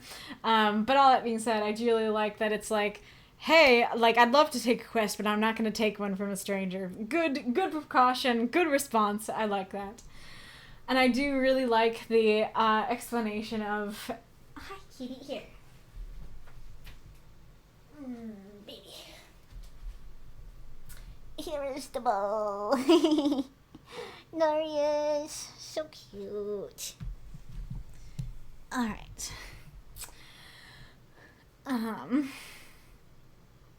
I do like the little explanation, like, you've seen me once before, kind of like, it's super intriguing and mysterious. And then I really like the image of her being a black-scaled mermaid. That's not something I really see in, like, mermaid media much, if at all.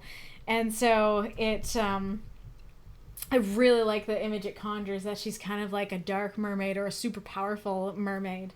I think that is really neat. I like that a lot. I also really like the water covering her like a second skin, because, yeah, that is kind of a question of, like, mermaids in this case.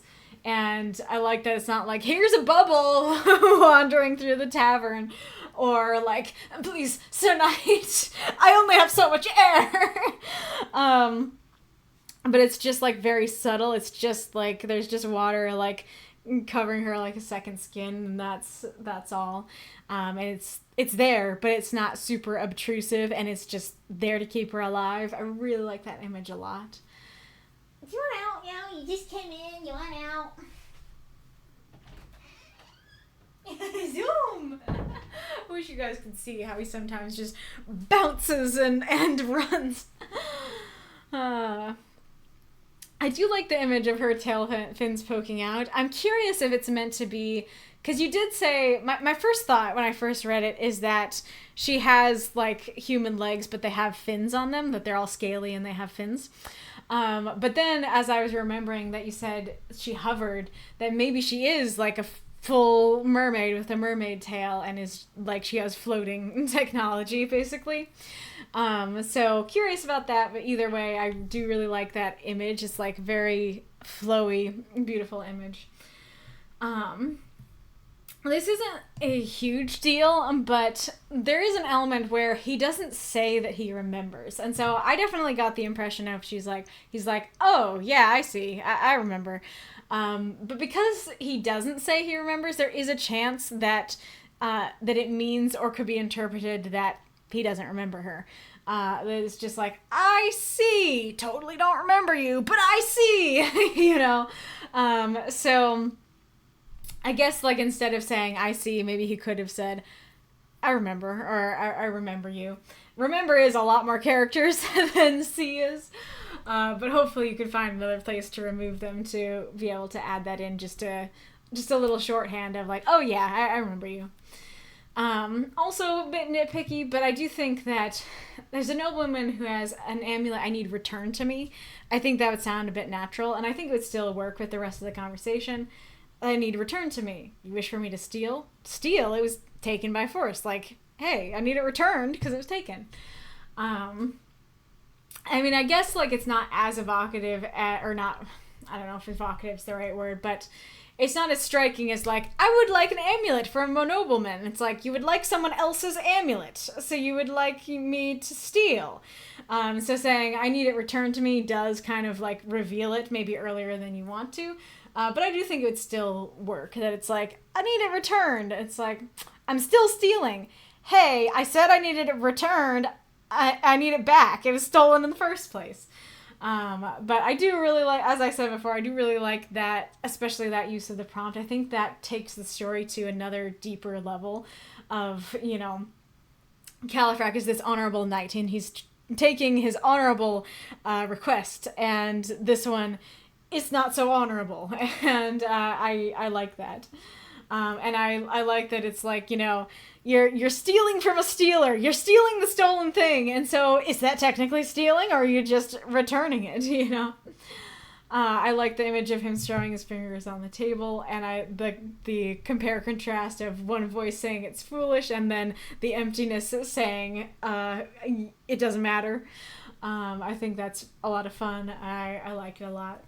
The other biggest critique that I wanted to talk about is that, so, let's see, so I don't know if mermaids are normal in this world, and so it's possible that it would be completely common to see a mermaid in a tavern. I also know that, like, you might be going for this idea of, like, blending in a crowd, that, like, the reason she's not asking to meet him in a private location is because in a crowded tavern, hopefully nobody's gonna see her. But couple things. One, if mermaids are not commonly seen at taverns, even if most people don't see her, I think somebody's gonna see her. And then the second thing is, she seems to take great lengths to not reveal what she looks like, what she is. And so she's sending him this mysterious letter, and is like, come alone. She's hooded. And then the moment that he's like, not for a stranger, she doesn't hesitate to take off her hood. It doesn't even say like she seemed reluctant or, you know, she hesitated. It's just, oh, you've seen me before. Hi, it's me, you know. And so that seemed very odd to me, that she seemed to take great pains to not reveal what she is, and then she gives up the game really easily.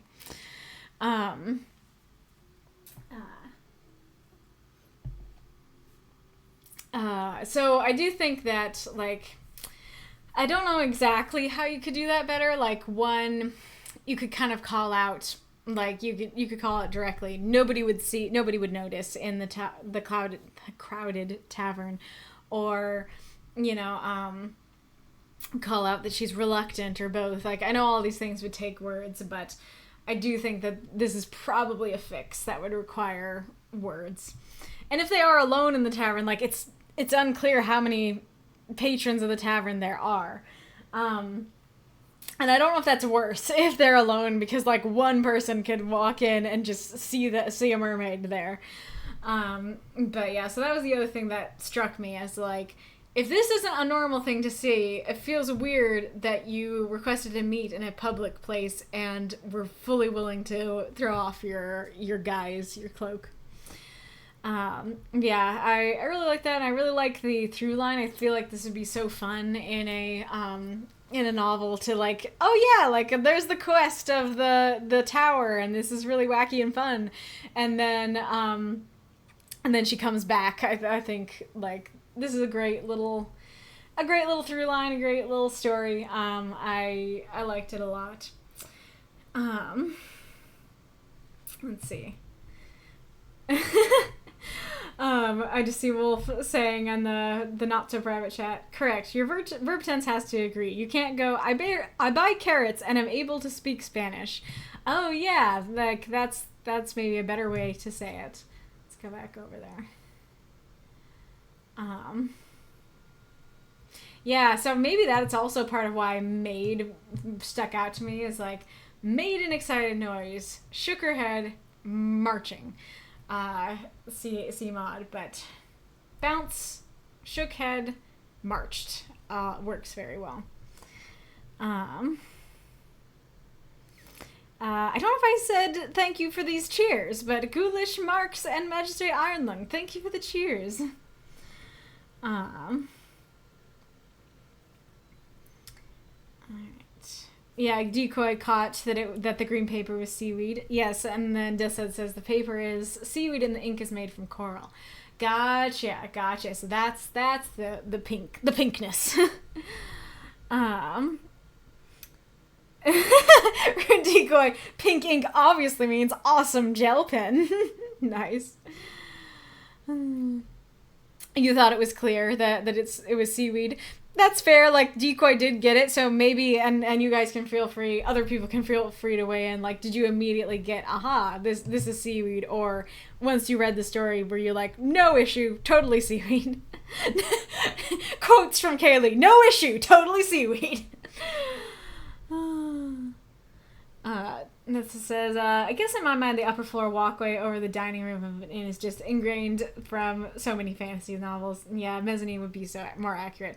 Very fair. That is true. That is a thing that is in a lot of fantasy novels. And I don't know, it's possible that if everything leading up to it was a bit clearer for me, and if I caught earlier, oh hey, it's part of the inn. The tavern is just downstairs.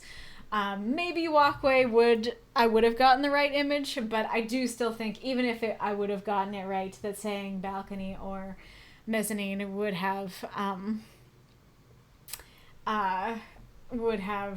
been clearer, even if it was clear in that case, if that makes sense. Caffeine wearing off, oh no.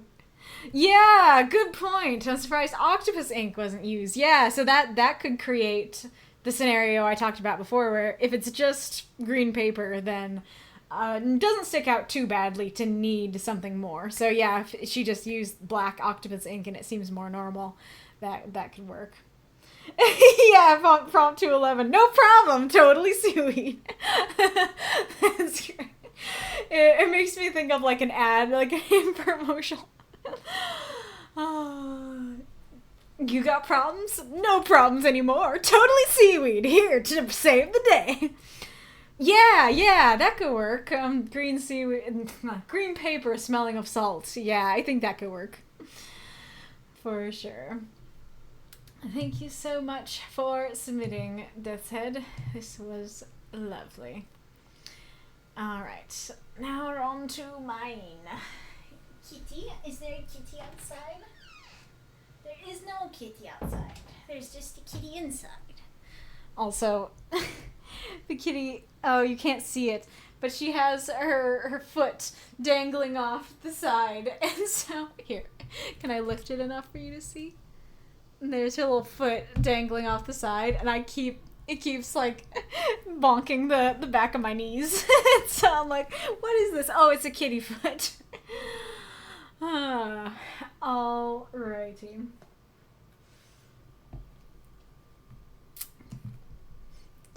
Dangle footsies. Dangle tootsies. Amazing. All right. Beggars and Choosers. The Ballad of the Monsters. Savion and Peter. I prefer the term antihero.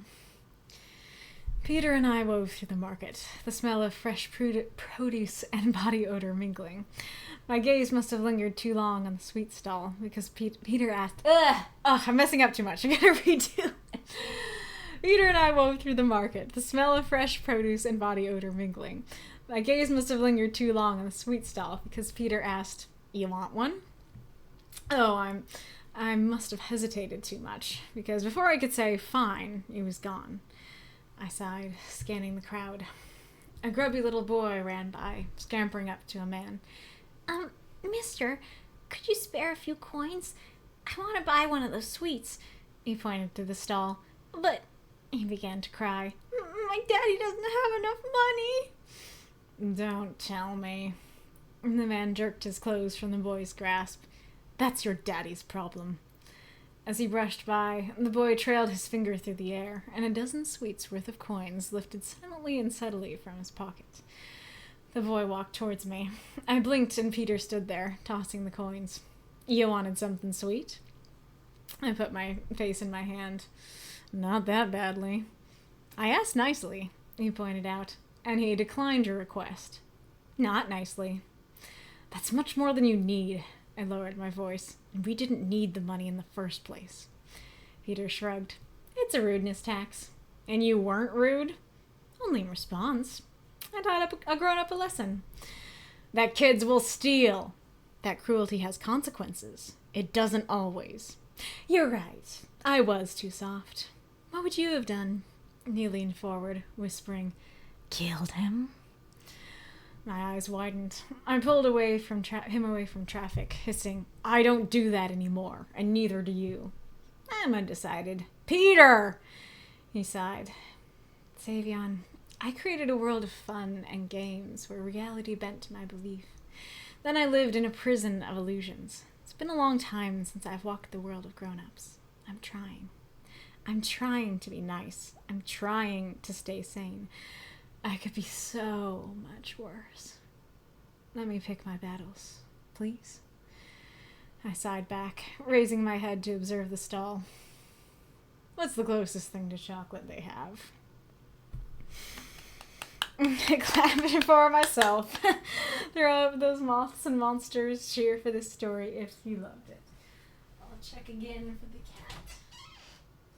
He may have found a new place to rest his head because he's not there.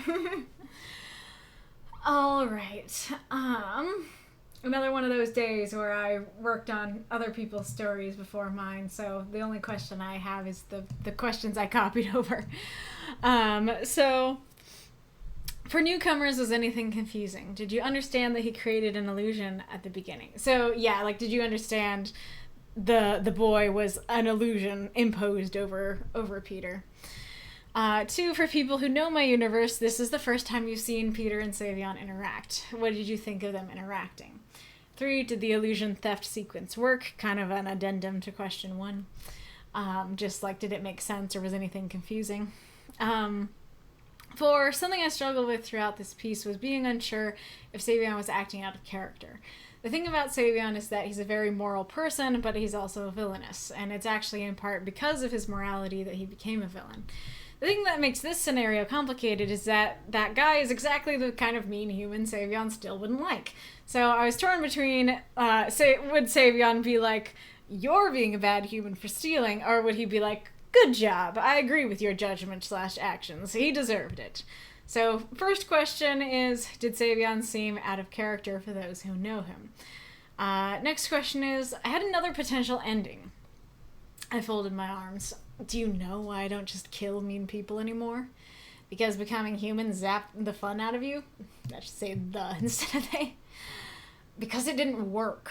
If you want to stop humanity from being evil, you have to kill the entire human race. He sighed. It's been a while since I walked the world of grown-ups. I'm trying to be nice. I could be so much worse. I'm just trying to stay sane. Let me have this, please. Do you like that ending better? Do you think that ending is more in character? 5, what time period do you think they're in? Yes, I know they're using modern language. That's not meant to be a clue either way. 6, I used the word sweets the whole time because considering the time period this probably is, their sweets would be quite different from ours. And also to simply keep the time period open-ended.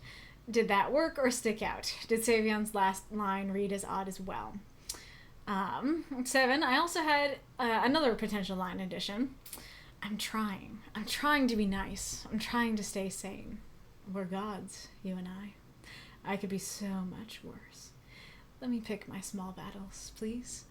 Or it's just some version of saying they're gods. I don't know if I love the I next to each other.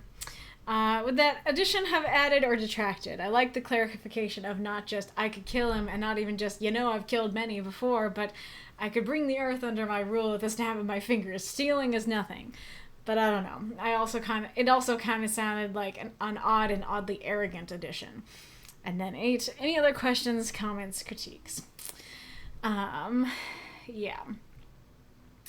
So the more I read that last one, the less I like it. But I'm still curious what you guys think. It's just, it's hard to figure out how I could do that because it is just meant to apply to this, to kind of convey. He's not just saying like, oh, I'm a regular person who, could do meaner things or I could do more villainous things. It's like, I've got a lot of power and I could be using it for a lot of different, way worse and bigger things right now. And I'm not. Please give me credit, kind of thing. Let's see if I have anything to say, just like going through it. Also, I cannot take credit for the title. This is Meiko Cam's idea, so thank you, Meiko Cam, for that. I wasn't sure about these two. I was kind of trying to think about my own challenge, but I think the only one that I succeeded in my challenge in, and you guys can say, is the Lost Boys and Hook one. So I was thinking about setting and I was like, I'll add some smell details. And I did like the idea of like good smelling thing from the stalls, bad smelling thing from the people among the stalls. But I don't know if it's just like, ugh, why'd you pick those two things? Or if it felt like it needed 3 or something like that. And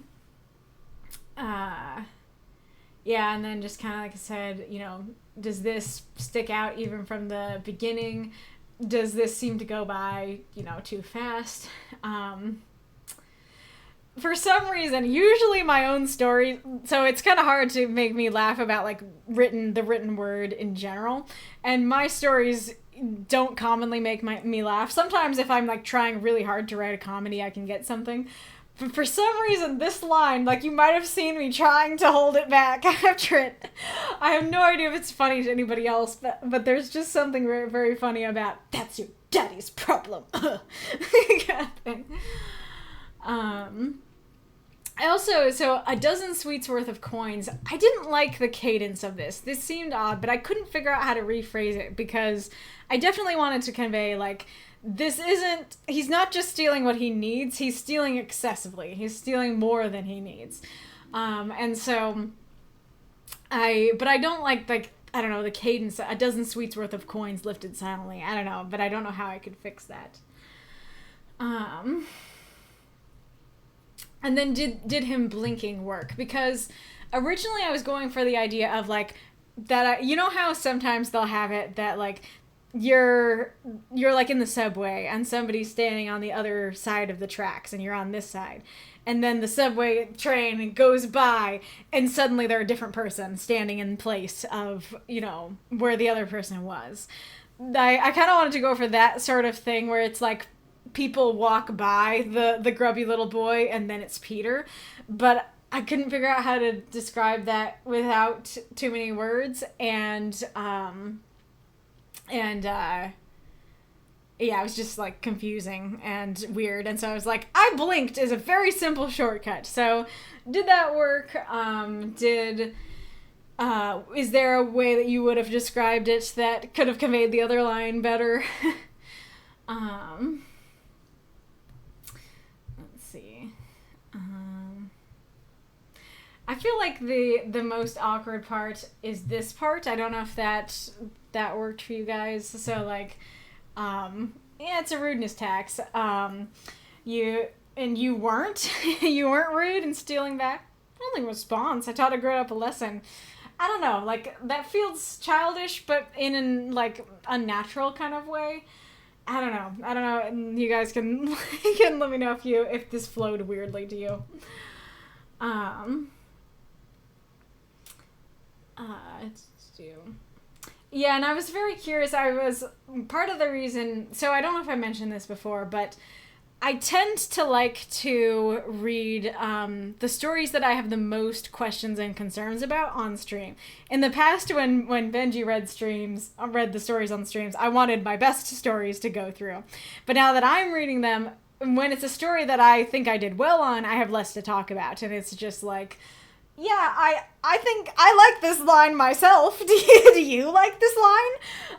And feels like it provides less conversation fodder. And so I picked this story because I felt like I had the most questions about it. And one of those questions was like, I felt like out of all my stories, this would probably be the one that might be the hardest to understand for newcomers. And so that was definitely something I was wondering. Like, you get to this part, you're like, what do you mean he would have killed them? What are you talking about? You know, and then same thing down here. It's like, you created a world of fun. What do you mean you created a world? Let alone what follows, you know? So was any of that confusing kind of thing? Was this too short? Did you feel like you needed more information? That used to be quite a bit longer, but it actually felt more clunky longer. And so I'm just curious if the shorthand of it seemed to work, or if you were like, continue your own challenge, Kaylee. Describe the alleyway, or something like that. Yeah, so then, like, was any of this confusing?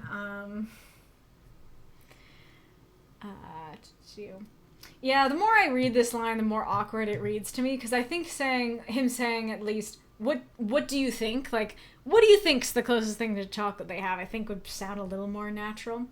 I'm also, I should have asked this in the questions. Originally, it just ended here. But I felt like I should probably include a line of Savion being like, okay, I'll give in, I'll concede. Or, you know, just, what was the ultimate judgment? Did he continue to argue, or did he concede? And then I added a line of him conceding. But would it have worked better for you to leave it open-ended, to leave it on the please? Or did you like that ending? Or did you think the ending detracted? Did you feel like, you know, him conceding actually was an issue for you? Kind of thing.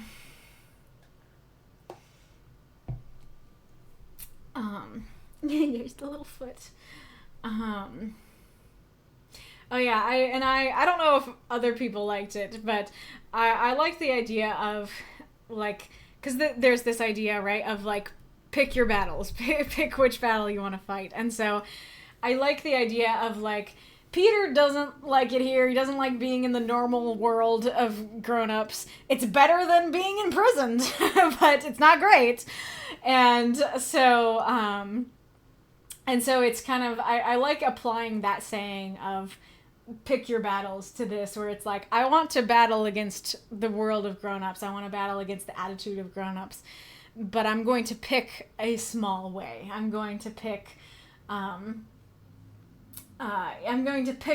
stealing, whereas before I picked murder. Before I was much worse. And so now I am like, this is me being better is kind of the thing. Like, and I guess that's one of the things that I personally enjoyed about this story is that, and something I enjoy about their relationship is that they both have been terribly villainous people, but together they make each other better. And so I like the idea, especially because like I said, like, Savion has morals, and thing is, like, Peter has a little bit of a similarity to that there's a little bit of a similar, like, he also has morals that caused him to do this, but he's worse, he's more villainous, and so I feel like Savion would be like, yeah, I have my villainy and my issues, but that's worse. That's not okay. And so it's all, the moral compass is relative. that it's like, Lestaire is just the good, nice, person who could be the moral compass to anyone. And Savion usually wouldn't be the moral compass, but next to someone who's more villainous, he becomes the moral compass, kind of, sort of thing. And so, yeah, it's, what was I saying?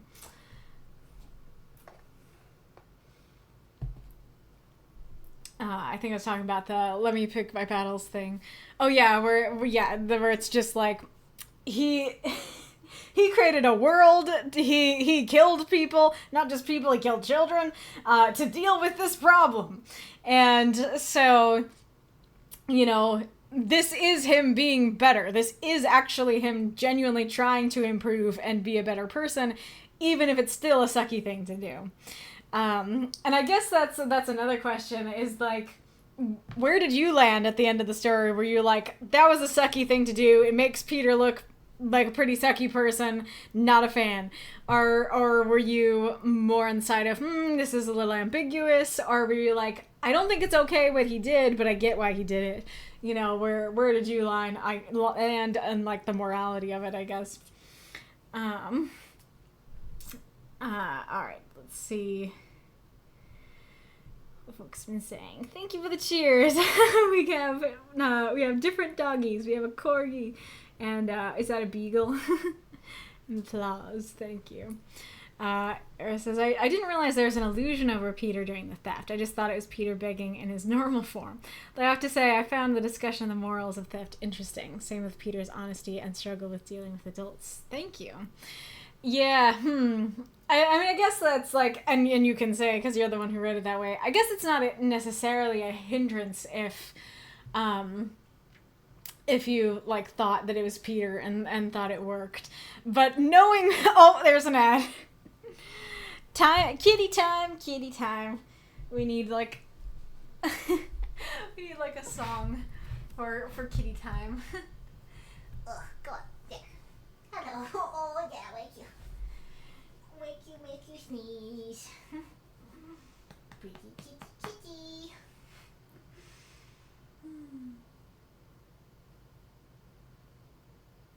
She's been especially good lately. Lately she's just been sitting either here or on the desk and relaxing and being all adorable.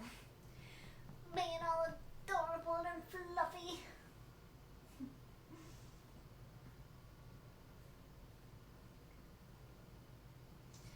And relaxed. Not too meowy. Alright, so I think the ad has ended. But yeah, so I guess my new question for Aerith is just, did that work when you were thinking that Peter, it was Peter who was the child, or did that not really work for you? But yeah, knowing what Peter looks like and the age he actually is, he's not a grubby little child, but if that was what you thought, I could see that. Documancer says, I would have liked some type of signal that Peter was doing under Glamour. I knew it was some kind of trick, but Glamour didn't cross my mind. Gotcha. Again, same questions with Aerith. Did that work for you, or were you... Well, I guess that is the answer, is like, okay, I knew it was a trick, but I needed more information. So, kind of worked, but not totally. I like using strange sensory to signal magic or glamour being used. A displaced smell, a random color that doesn't fit, a bad taste in the mouth, etc. Nice. I don't know if that would work for this, because it is just a visual illusion. There's not really... It's not... Granted, it might, like, change... It would change his voice, so it would be, like, an auditory illusion as well. But not really something that you would like taste or smell, I don't think. Lennox says, a tad under the weather today, but I've come to listen. Really enjoyed the story. Aw, that's so sweet of you to say, Lennox. Thank you for crawling out of your cocoon to type your appreciation. Stealing a baker's dozen. Let's see. As he brushed by, the boy trailed his finger through the air, stealing a baker's dozen worth of coins silently and steadily from his pocket. Might be better, might flow a little bit better, but similar issues, I think. Mark says, yeah, I love the people walking by visual, but that definitely would have taken more words. Yep. Mark says, Peter acting childish makes sense, so I didn't question that part. Fair. Helenex says, I actually loved that I was rude in response line. It feels like something a self-styled immortal would say. Nice. What is the true dilemma you referred to, Mako? Mark says, it could have worked without a decision, but personally I like Savion conceding at the end. Nice. Documancer, that was rude to maybe now the sweets are slummy? I'm suggesting that the sweets are not worth it. Oh, like, let's go, where was that?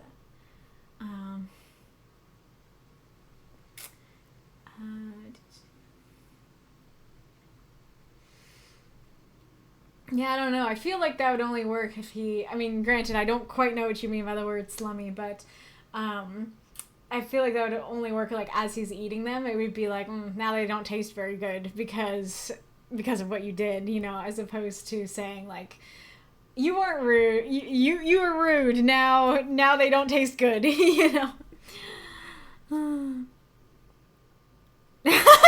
Marks, I work in customer service. Punishing the rude with mild inconvenience is amazing to me. Awesome. You are on board with Peter by the end. Kitty time. A cheer. Thank you for the cheer, Ghoulish. She seems to like all the pets, yes. That worked for me. Peter's theft bit. Gotcha. Oh, the true dilemma is wanting your best story on stream versus the one you have the most questions about. Yeah, exactly. I really struggle with that so much more this week, and as you could tell from like my comments early on in the stream that that I do still kind of regret that I didn't pick the king one. And like I usually can't make it to the backups because of just how my schedule works, but like maybe I'll try. Like somebody shoot me a text at like 4:30 and be, or maybe 4, and be like, did you want to join the backups to get feedback on the king story? But yeah. Ages 3 and up we kill. I don't know what that's a response to, but I'm curious to read the conversation now. Savion liking chocolate is fun, considering chocolate is poisonous to wolves. Yes, that is exactly the irony. I don't know exactly how I'm going to have him be introduced to it, but I love the idea of Victor just like giving him some chocolate and being like, it will make you feel better. Kind of like Lupin in Harry Potter, that it's like, yeah, you're going to like it. It's going to taste good. Just try it. And then he does really like it, having no idea that it is poisonous to his past self. And then he learns and he's like, excuse me, but he's in too deep and he can't refuse to eat it on principle anymore because he likes it too much. I think the childishness works for Peter. Nice. Mako, suddenly I'm thinking of that scene from Chucky where all the dolls are talking and are like, okay, we won't kill babies, and then one raises their hand like, where's the cutoff between babies and children? That's great. Ages 3 and up we kill. Oh, wow. I feel like Peter's kind of the opposite. Like, that, I mean, other people definitely consider it as still him killing children, but he considers it as killing them once they're either about to cross their threshold of growing up or they have grown up. And so he doesn't consider it as killing children, but I think other people would. Will do. It'll be interesting to have you drop into the backup readings. Hopefully, cross your fingers and toes that I'll be able to pop in at least for a moment to try and read the story. Yeah, I think that's everything. And I realized that I did not set the timer for this story or Death's Heads, so hopefully I didn't go too outrageously over time. But yeah, it's been fun to discuss. Hopefully you enjoyed the story. All right.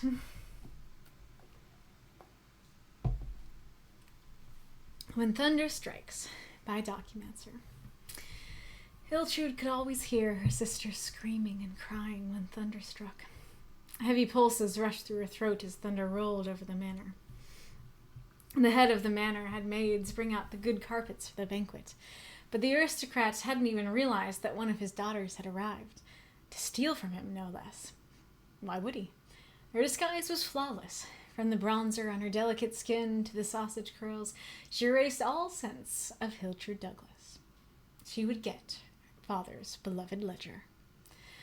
Wolf staggered as Hiltrude cut through corners. He matched her in height, but lacked grace. Dark hair, green eyes, and a goatee. How'd you retain that map so damn fast? I'm a quick study? Wait, a maid should be here. They didn't have an alibi for being away from the banquet, and Wolf didn't know that they were stealing from her family.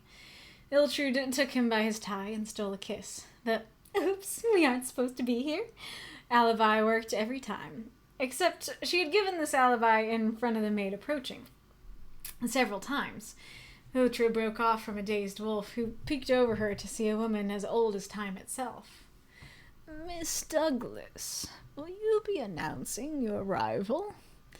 That won't be necessary, Miss Lynn. Wolf raised a confused brow. Hiltrude didn't budge. Miss Lynn gave Wolf a stare that could stab through the soul. You've always had peculiar taste in suitors, miss. That will be all, Miss Lynn. Quite. The two wait until Miss Lynn is out of earshot and break into a run. The hell was that? She's, senile?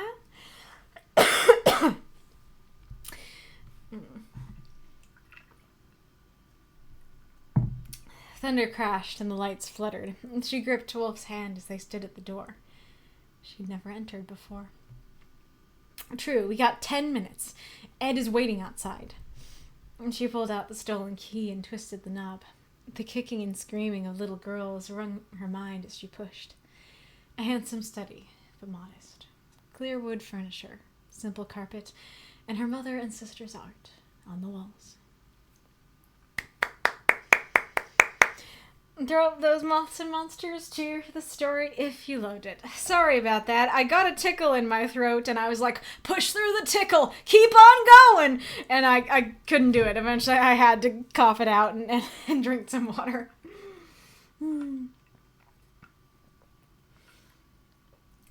Alrighty-roo. This was a very fun story, Documancer.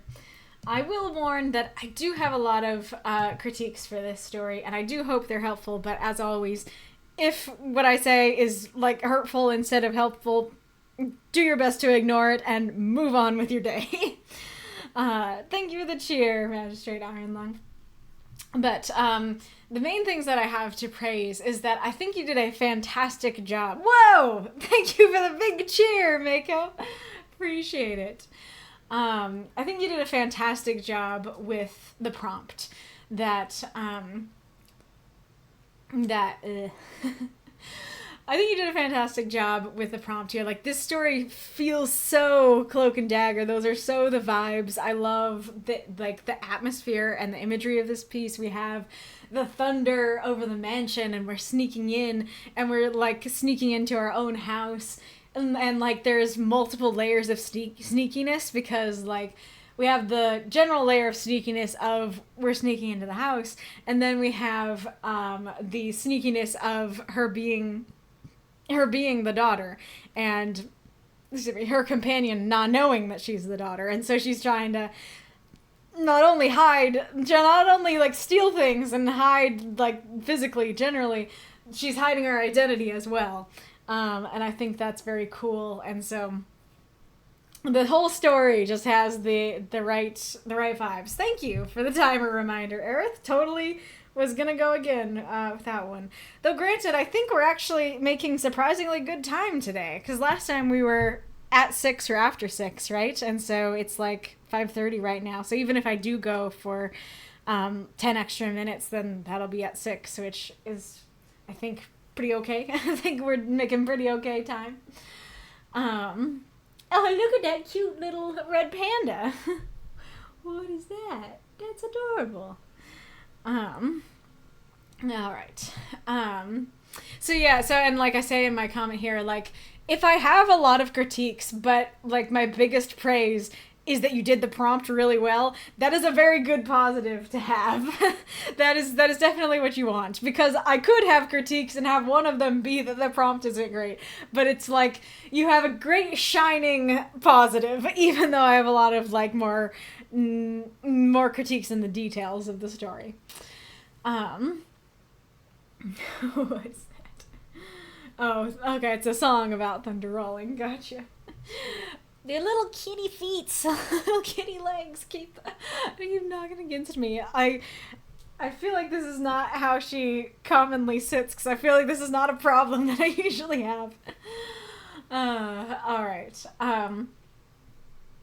Okay, so I do really like the memory and the imagery of her sisters are scared of the thunder, and she remembers that, and like it's thundering outside, and so she's thinking of her sisters. Now, we are going to come back to that.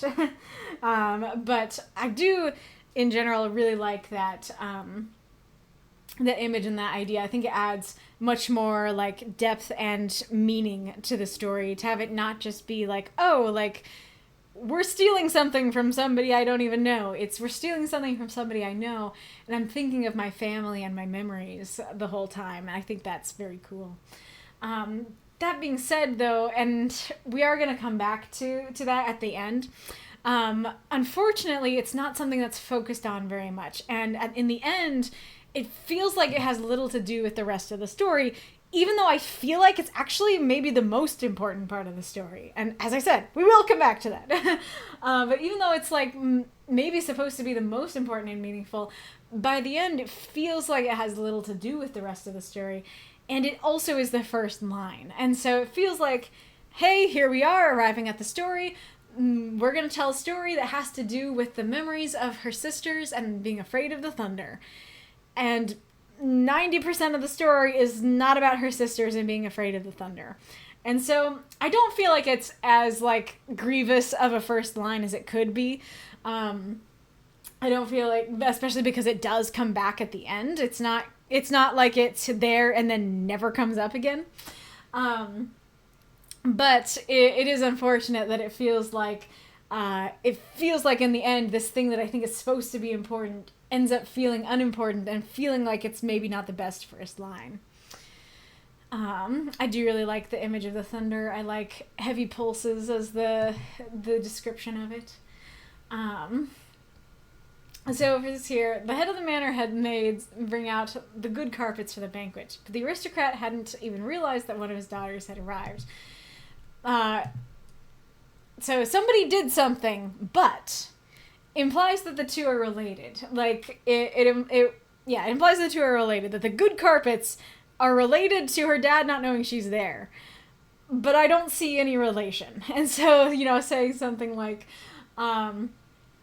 they brought out the good carpets, but they had no idea that one of the daughters would soil them with mud, or something like that, I think would work.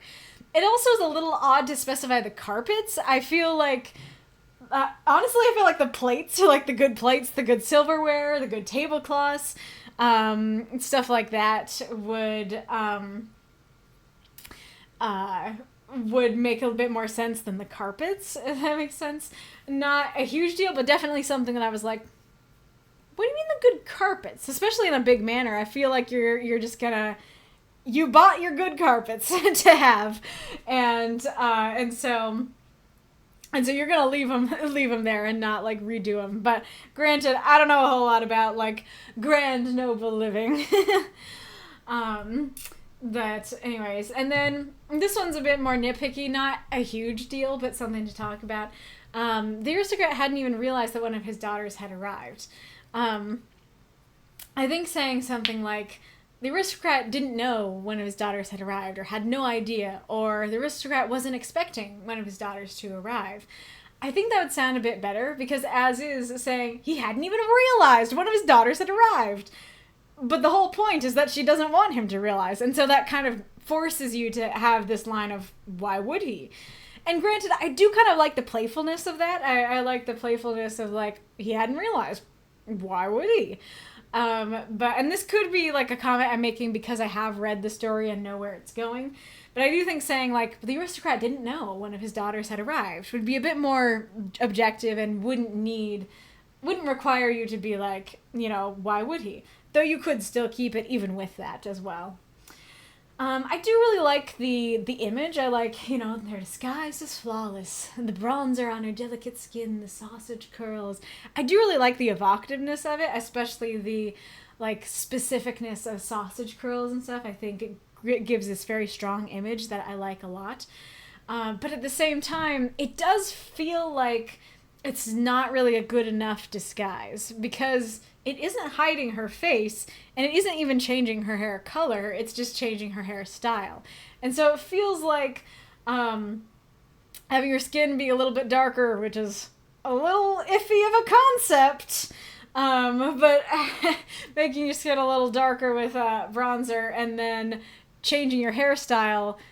Yeah, everybody who has grown up with you, or tended to you your whole life is gonna know that's still you.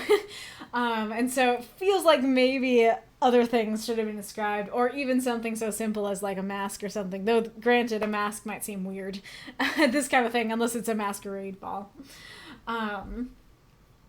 Let's see, and we'll come back to that first bit.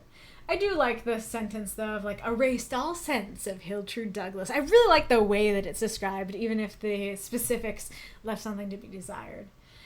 And then this here, I'm very torn on this, because in the one sense, I really like that you specified what they're going to steal, because I was wondering what they were going to steal, and I do think that if you hadn't said it, by the end I might be going, by the end, if you did not say what they were going to steal, then I could have had two reactions by the end. One reaction would be, oh, you didn't convey them stealing it by the end, so I guess it didn't matter to tell us what they were going to steal if we weren't going to see them stealing it. Or I would have been like, got to the end and been like, so, what did they steal? What did they intend to steal? I'm not sure. But that first one does apply here, which is that, okay, now that we know that we don't get to see it being stolen, there is an element where, there is an element of, why is it mentioned if we're not going to see it happen? And, like, what is the significance of the ledger?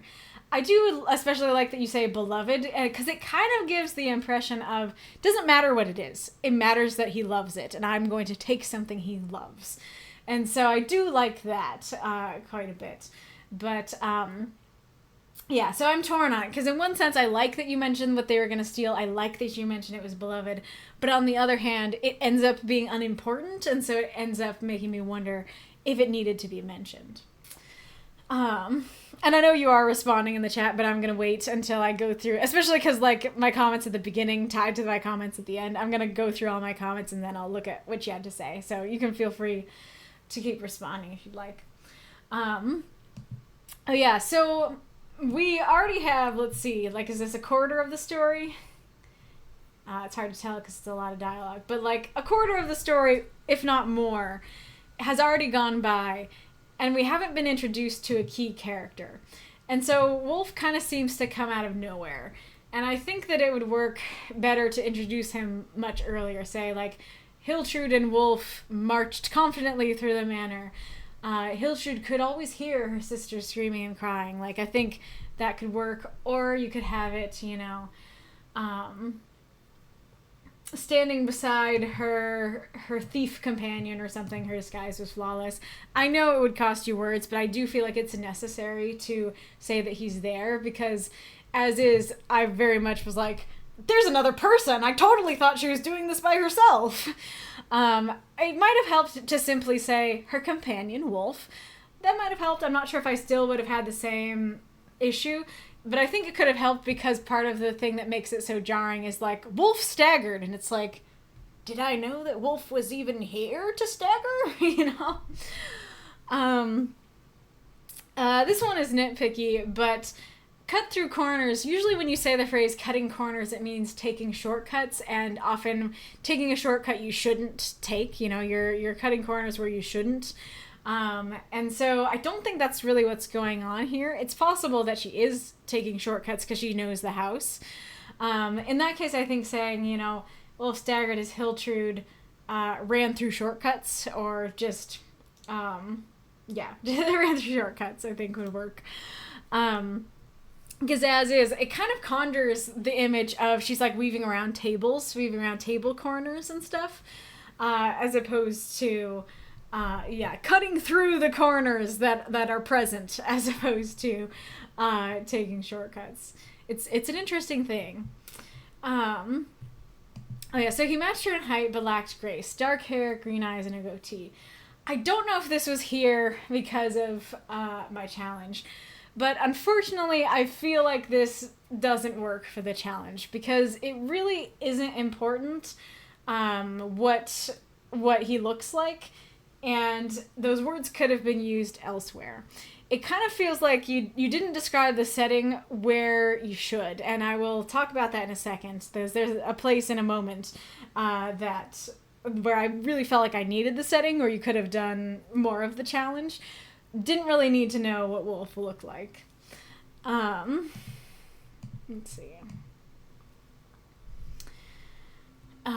see. Okay. So how'd you retain that map so damn fast? A quick study? Wait, a maid should be here. So I get why this is here. That it's basically him going, he doesn't know that she is Hiltrude Douglas, you know, a member of this house. And so he's kind of going like, we were given a map of the place to steal, and she retained it really fast. That's weird. And so I do like that idea, but it kind of feels like a waste of words, because Wolf didn't know that they were stealing from her family makes this perfectly clear, and much clearer than this does. Part of the problem with this part is that retain the map can very easily read as, how did you steal the map so fast? Not, how did you learn the map so fast? And so, yeah, it feels like just going from, okay, we're weaving along, you know, and, they don't have an alibi for being away, and he doesn't know that they're stealing from the family. I think that's all we need. This phrasing kind of seems to a little bit confusing and to repeat itself, especially because there also is no dialogue tag to say who is speaking. And so that also provides some confusion if you're reading it for the first time. It's like, who's talking? Who's asking this? Who's saying this?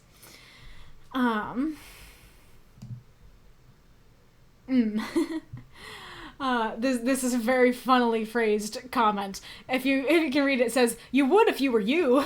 I will come back to that. So it explains the map thing. Okay, so I like what you're going for here, but I feel like the three things that you do here don't end up fitting together. And I think if you had picked one of them, then it would have worked, but together they unfortunately clash. So the kiss thing is like a thing where, okay, here we are, we're sneaking along, and we're in a place that we shouldn't be in. And so what are we going to do? I'm going to grab you and I'm going to kiss you because the maid walking by is going to avert her eyes and be like, oh, people kissing in the back. Of course, they came to the back room to find somewhere to be alone. I don't want to pry and watch people kissing. I will move on. Like that can totally work as like, I was gonna say as an alibi, but that's not what that word means. It could totally work as, it makes sense as a reason that the maid wouldn't notice. But the thing is, you do that when the maid is approaching. It feels very odd to say, wait, a maid should be here. Why is there no maid here? Ah, well, time to kiss. Like, you kiss when the maid is approaching. And so I feel like saying, they heard the footsteps of a maid approaching, and then she grabs him and kisses him. I think that would work. But saying like, wonder why there's no maid here. Pucker up, buttercup, doesn't really work. And then it's kind of exacerbated by the oops, we're not supposed to be here alibi worked every time. I think I get what you're going for there, that it's like okay, that might be what happens. That, like, they're kissing in the back, and then the maid comes up and is like, excuse me, lovebirds, you're not supposed to be back here. And then, oh, sorry, we're not supposed to be here? Didn't know. Yeah, I could see that happening. But it feels like, it feels like that's in place of the kiss. It feels like saying they're walking along, and then the maid comes up and is like, hi, why are you here? Oh, sorry, we aren't supposed to be here? That feels like you choose one or the other. It feels like either you kiss and, maid moves on, or you say, oh, sorry, didn't know we were supposed to be here. And then maid moves on. And then, which is, as I said, exacerbated by the fact that the maid's not even there.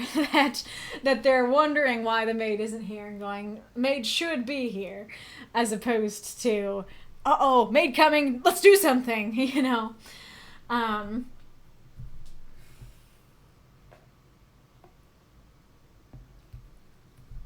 also don't know, as I was kind of mentioning about, I don't know if alibi is the right word for this, because alibi is like, where were you at the time of the murder? I have an alibi. I was with my girlfriend, And so in this case, it's like, an alibi would be, oh, somebody's going to ask us about this later. We need an alibi, And I think this is more of like a reason or an excuse than an alibi, though not a huge deal. Let's see. And then I think I'll come back to that next bit.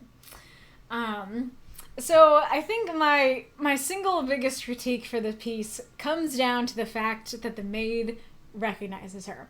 Because I feel like either of these stories could work. If you had the story be, well, I'll backtrack a little bit. So the thing is that, like, all of this, so like half the story at this point, is trying to convey, hey, we're being sneaky. She does not want to be found out. The entire point of this is get in, get out, don't be found out. And then she's immediately found out, and there are no consequences. And so it feels like either sticking with that original premise and going, the whole point is not to be found out, and they do something to not be found out, it's a success, we keep going. I think that works perfectly. Or if you do it the other way and go, she's not faking who she is. She is coming in as herself, but she's still stealing from her dad. As herself, she's stealing from her dad. Nobody knows that she's gonna steal from her dad, but they know who she is. And then having the maid be like, hey, you gonna announce your arrival? No, thank you. That I think that also could work really well. But they don't work together, because her being found out and that having no consequences seems to completely undermine kind of the point of the story. At least what the point has seemed to be up until now, which is, as I said, get in, get out, don't be found out. And so it kind of feels like a waste that you spent so much time and with really like fun and engaging like ideas and descriptions about her putting on a disguise and trying really hard to figure out how to not be found out, only for that to come crashing down, but not come crashing down, because it's just like, oh, whatever, hi Hiltrude. It's kind of, I feel like this could potentially work if it was, oh, there's the timer, but I'm going to keep going. It could potentially work if it was a situation of like, she's like, okay, I'm being sneaky. Nobody will know who I am.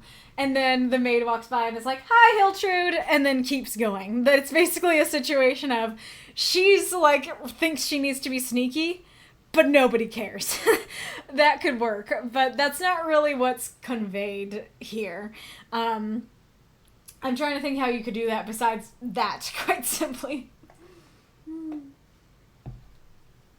I don't know, maybe somebody else can help with that one.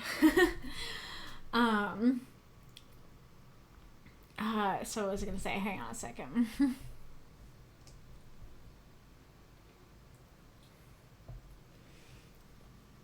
And like there's something very odd about this line, but I'm trying to figure out what it is or how to phrase it. And all I can think of right now is just that, like, it says she's given this alibi in front of the maid several times. Like, it feels like, so it's a bad choice. So like, don't bring it up because it's a bad choice of alibi. or alibi is not the word, it's a bad choice of excuse. And second of all, as I established, she sees her, she knows who she is, and it's completely fine. So why does she even need to come up with an excuse or a reason when it's completely fine either way? I don't think I said, I do like the dazed wolf that, like, she's like, all right, okay, kiss me, okay, here we go. And then he's like, ah. I think that's great. I also do like A Woman as Old as Time Itself. That is a really great, very simple, succinct, and very evocative description. I like that a lot. There also isn't a dialogue tag here. I think this one works better because saying Miss Douglas does kind of imply, like, you know, two people here know that she's Miss Douglas, and one of them is Miss Douglas, and so that feels like it's the maid. But I do think that it would be a little clearer to have a dialogue tag there as well.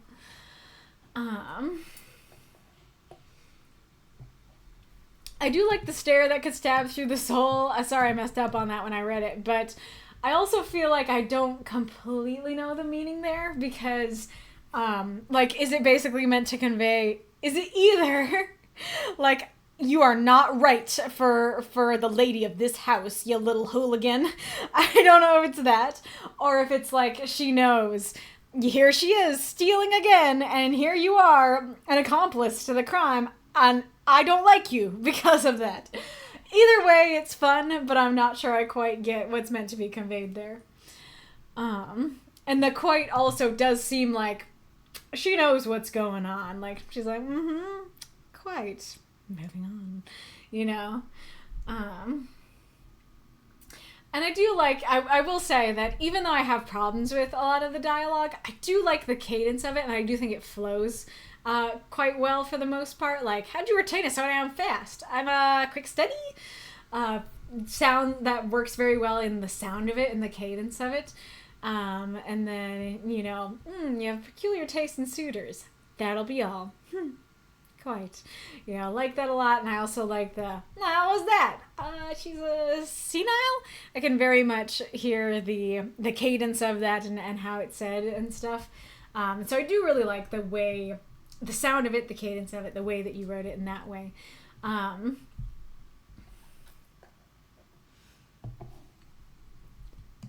But yeah, like, but, you know, about the whole section, it feels like you could have, you could have removed the whole section of her recognizing her and either used it to give us some more, like, fun things about them trying to escape, that maybe the fake out, make out doesn't work. Like, you just stick with that. They just try to kiss.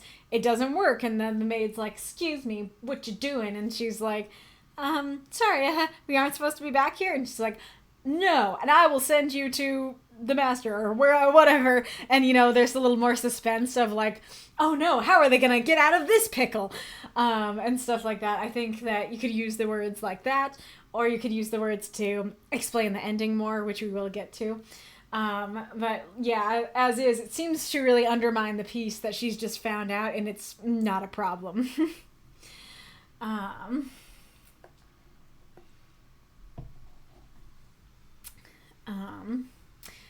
This isn't that important because we know where they're going. Like, she's established it earlier. She did, right? Let me make sure.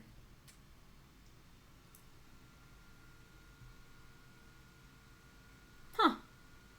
I guess it didn't. You just said that you'd steal the letter, and I kind of assumed office. But, yeah, so it could be a little bit clearer to say, you know, they stood at the door to the study. But I don't think that's super grievous. I think I can guess where they are. And I do like the kind of beat drop of, she never entered before. Like, whew, I've never been in here before. And it's kind of cool because, you know, like a normal, that's part of the thing that I like about the piece, because for a normal thief, it would just be like, okay, here we are at the target's house, and do-do-do-do, here we are in the study. But in this case, there's actual emotion to it. There's actually a reason, like, whew, I've grown up around this room, and I've never been allowed to enter. Like, I need to take a second. And I like that a lot. I think that really adds something to the use of the prompt. Is True meant to be Hiltrude? Is it meant to be part of her name? And if so, how does he not know that she's Hiltrude Douglas? And then this is more nitpicky. This is fine as is, isn't too big a deal. But you are introducing us to a third character for a single line, and it's not really that important to say that they've got 10 minutes. We know they're sneaking in. We know they probably are on a time crunch. And so I think just taking out the line, or at least taking out, just saying, we got 10 minutes, and not introducing the other characters or the other names or anything, I think would flow a little more naturally, and it would give you a couple extra words. Okay, so the ending here. So I think, if I know what you're going for, I think I like it a lot. But it is another situation where I think the execution didn't quite work for me. So, you know, we have the kicking and screaming of little girls. And I will say that kicking adds a different element to this.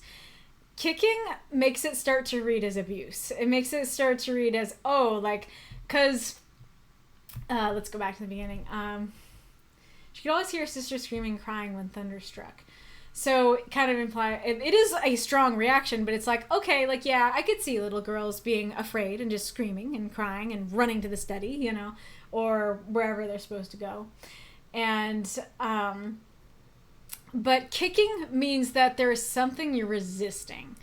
Even if it's just like you're throwing a tantrum, fear isn't going, if you're alone, just like, I'm scared of the thunder, probably isn't alone going to make you kick. It might make you scream, it might make you cry, it might make you run, but you're not going to be kicking and screaming. And kicking and screaming together conjures the image of you are being dragged somewhere you don't want to go. You're dragged kicking and screaming. And thunder doesn't drag people kicking and screaming. And so it reads like, oh, is the thunder a metaphor? Is the thunder a metaphor for the dad hitting them? Is the thunder a metaphor for there was actually actual abuse from the dad, and that's why she wants to get back at him? If that was not, and I can see it being still just the thunder, but I do think that the word kicking did you a great disservice there. I think just keeping it with screaming and crying, or, you know, yeah, that kind of thing, would be helpful. And especially because it is such a strong image that does conjure abuse thoughts, that going like, okay, we're opening the door. The kicking and screaming of little girls rung in her mind is like, oh, that's dark. That's a dark thing, and maybe that's exactly how you wanted it. And well, we'll come back to it in a second, but then we just go to the description of the study, and I do like the description of the study, and I'll talk about that in a second. But it's just like, okay, here we are in the study, it's modest, here's the furniture, and art on the walls. But the problem is, we haven't been introduced to the significance of this, because, like I said, this could mean abuse, but it was introduced at the beginning as just thunder. It's just they're scared of thunder. And so it either could be abuse, or it could be, they're just afraid of the thunder, and maybe it's not described in the best way. And so if it is indeed just the thunder, well, we're given no reason why their dad, wouldn't have loved them, why their dad wouldn't have put their art on the walls, or art of them on the walls. Yeah, that's their art, on the walls. And so it's just like, yep, it's a great little study with art on the walls.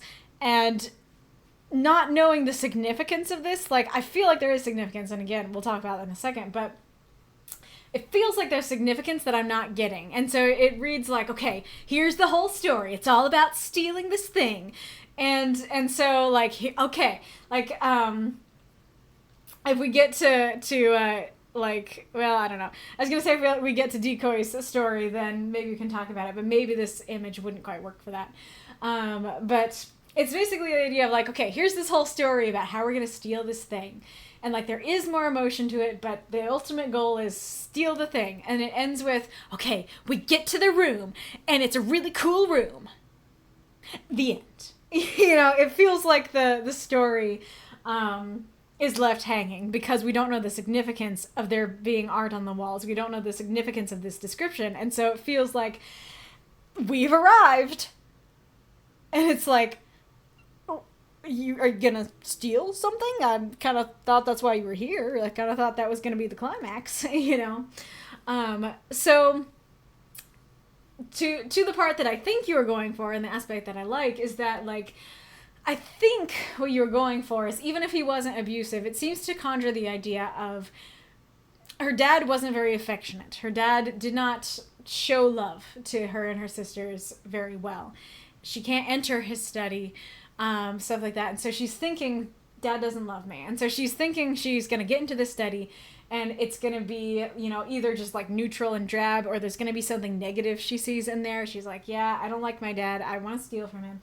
And then she gets in and she sees evidence that he loved her, and or at least loved her mom and sisters, and is like, oh, actually, like, the whole reason I'm stealing from him is because I feel like he doesn't love me and I want to get back at him. But I'm looking at this room and I'm seeing he does love me.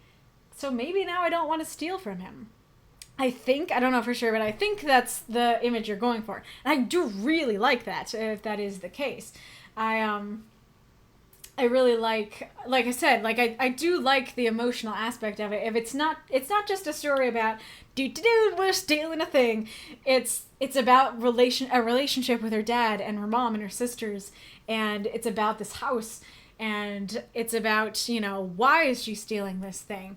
And so then, if by the end she gets to the thing that she needs to steal and her reason for stealing it is gone, I love that. That is fantastic. That is such a great and much deeper place to take this the story. But the unfortunate thing is, all that we have is a description at the beginning of the girls kicking and the girls screaming and crying when there's thunder, and then nothing about that. And then, oh yeah, I'm reminded of the girls screaming and crying. This is a nice study with art on the walls. We don't get more. We don't get the explanation. And that feels like the thing you need to use your words on. And so taking out a ton of the dialogue, taking out the whole conversation with the maid, taking out the map thing, taking out the Ed's waiting outside thing.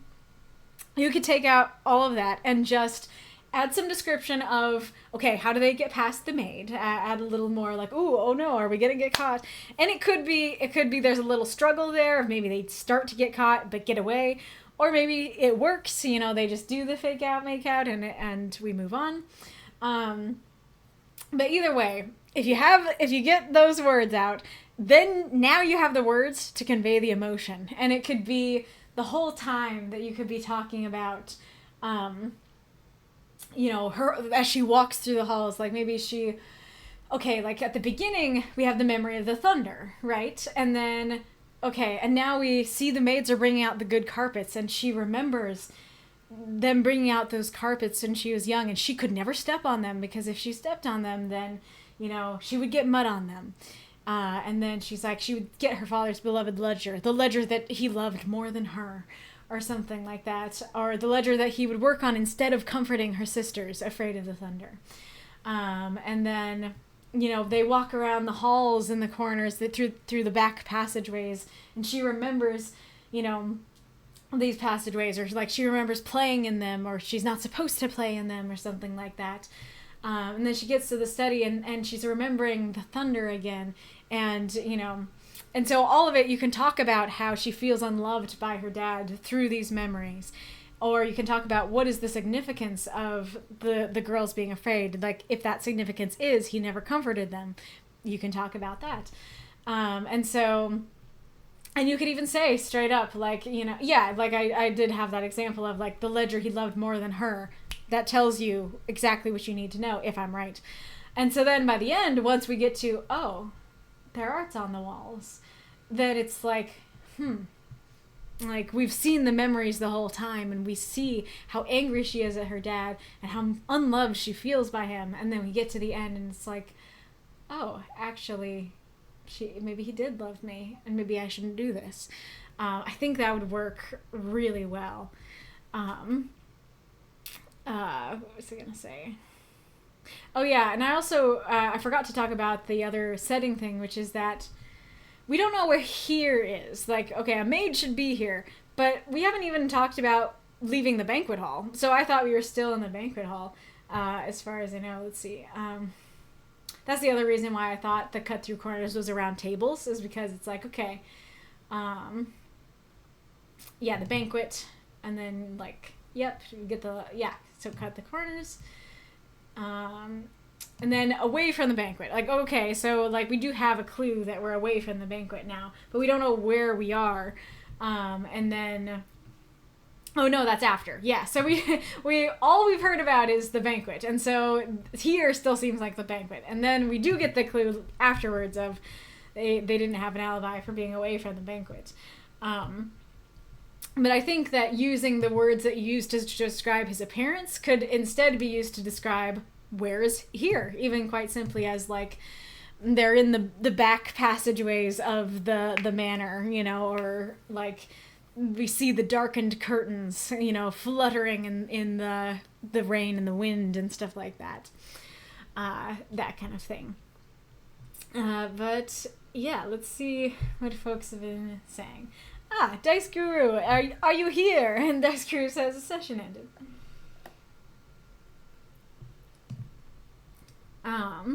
Okay, so Wolf says the song by Garth Brooks, The Thunder Rolls, is about a man who went to go see his mistress and got caught in a bad thunderstorm. He comes home and his wife embraces him. Then she smells the other woman's perfume. Now she knows, and as they come apart, he can see she knows. It's a haunting story. If you did mean the connection, I don't think that's something you can bank on, especially because it's When Thunder Strikes, not When Thunder Rolls. But I had no idea about the song. So if you were intending us to get, oh hey, he had a mistress, just because of the connection to the song, I don't think it's a good idea to bank on that sort of thing for these stories, because not everybody is going to know the song, and especially if you don't use the song directly as a title, then you need to have the information in the actual story and not rely on people knowing outside references. Oh, you're saying it's tangential. Okay. Stop it. No.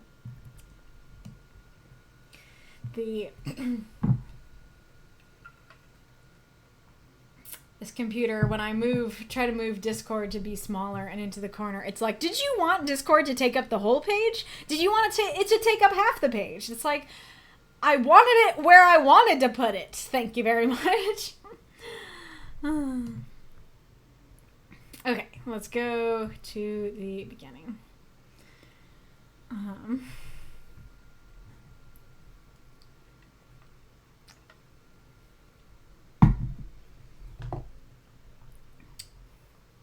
Thank you for the cheer, Ghoulish. No, not sure if I think. It's okay about the water interruption.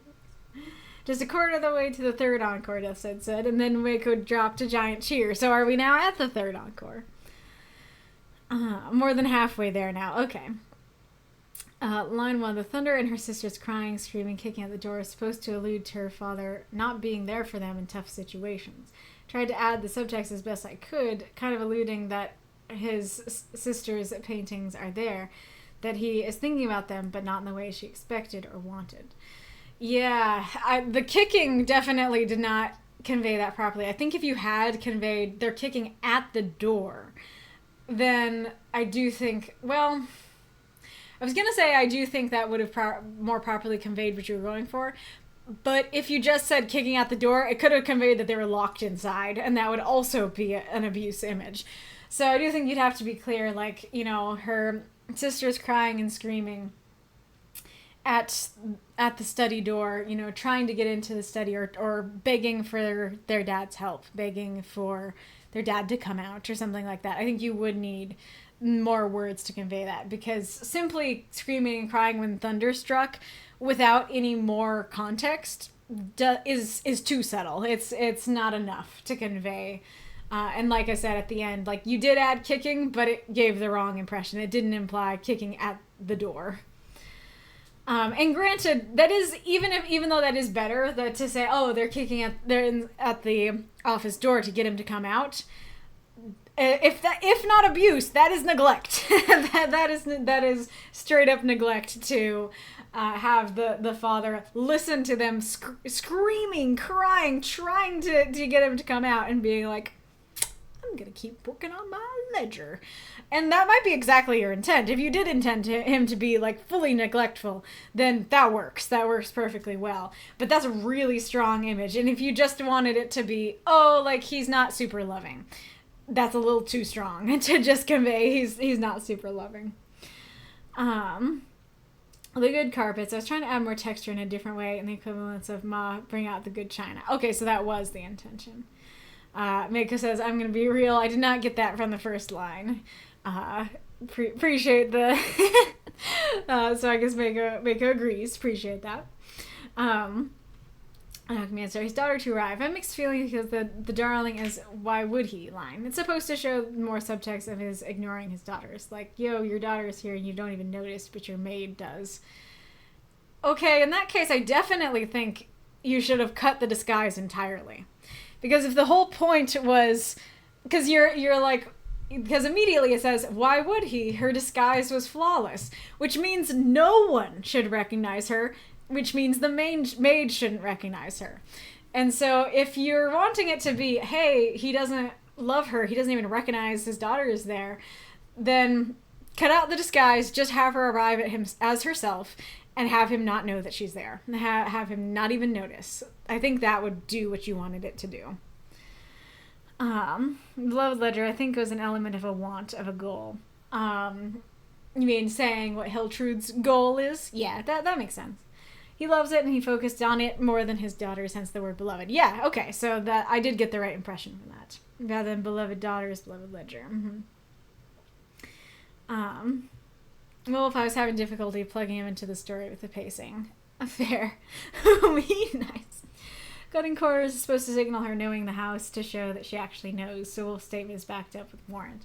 Yeah, I think using the actual phrasing of Hiltrude taking shortcuts, I think would work a lot better, because cutting corners, like I said, it has more of a connotation of, like you took the short road, when you shouldn't have, as opposed to just, she knows the hidden passageways, she knows the shortcuts, and she totally should take them, kind of thing.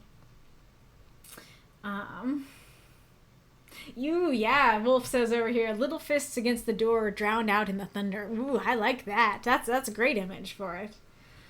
All right. Let's see. Wolf says, plausible deniability. Then again, you have to think about if she wants to give him any benefits. I'm not quite sure what that's referring to. Like, it's plausible that he doesn't recognize her, and so we don't have the image of he's not recognizing her because he doesn't love her. We're thinking it's plausible that he doesn't recognize her. Is that what you're saying?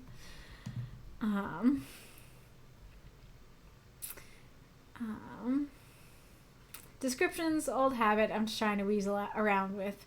I was criticized because I didn't put descriptions to characters or did it much later. I was also criticized for potentially being politically incorrect by not putting any description whitewashes characters by default.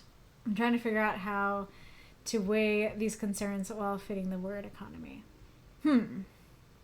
I'm not sure I completely understand what you're saying, but I'll try to respond to what I understand.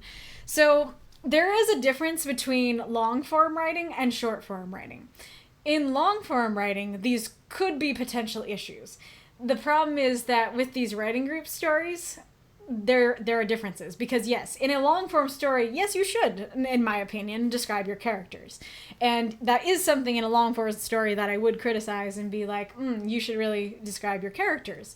However, in a short-form story, as I've said before, descriptions of the characters are the least important thing.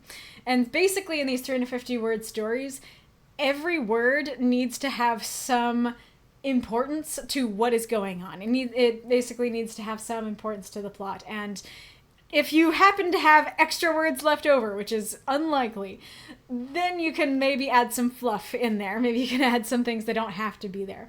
But because you have less than a page, or I guess in this case it goes over a page, but a lot of the time they're less than a page, then you need to have every word count. And so spending a bunch of words on describing a character, if how that character looks isn't important to the story, is usually a waste of words. So yeah, I guess what I'm saying is that if I'm correct in thinking that these are critiques you've gotten for long-form stories, you have to think about long-form stories and short-form stories differently because they have different rules. As I said, long-form story, yes, you should you should describe your characters. Short-form stories, everything should count, and usually the character descriptions aren't important. Or everything should have relevance, I guess, is the better way to say it. Relevance to what's actually going on in the plot.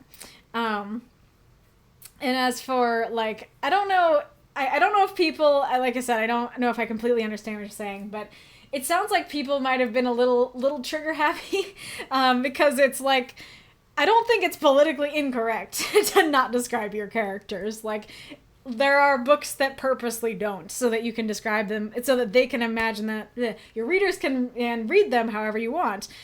And they can read them as not white. And so, like, if you're not describing your characters and they're like, you're whitewashing your characters, it's like, bro, I didn't even say what he looked like. So how does that whitewash them?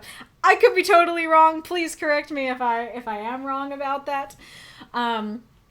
It is important to have, like, representation and have characters that aren't white. And so I do think that, yeah, like, if you have a character that isn't white, it's great to describe them and describe that. Not something you have to describe in short stories, just because it will usually end up being a waste of words. Plausibility that he didn't hear them at the door. If they're banging and kicking and screaming and crying, I'm sorry, he's gonna hear them unless it's like 10 inches of steel. Footsteps, I agree. That makes sense. Gotcha. Magic art smokescreen of Aphrodite initiates PDA. That's amazing. That is a great prompt. Initiates PDA. I'm writing that down.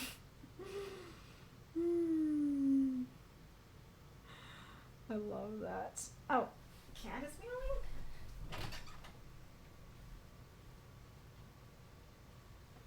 Huh. I don't know. Maybe that was earlier.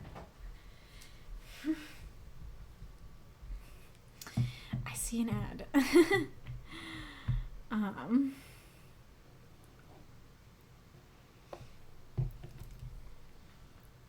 It's kitty time. You're cute.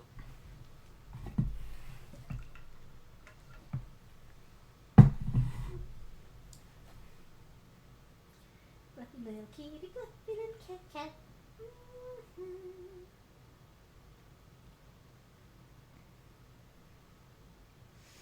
Oh, okay. All right.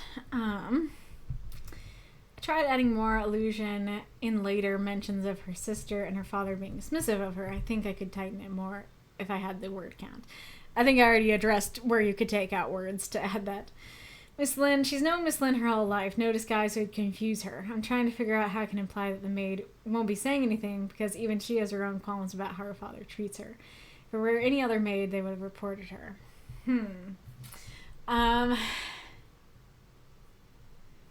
Let's see.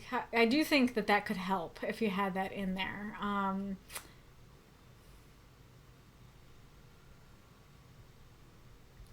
feel like you kind of have to, like, say it directly, like something like, quite, she smiled, and Hiltrid knew she wouldn't tell.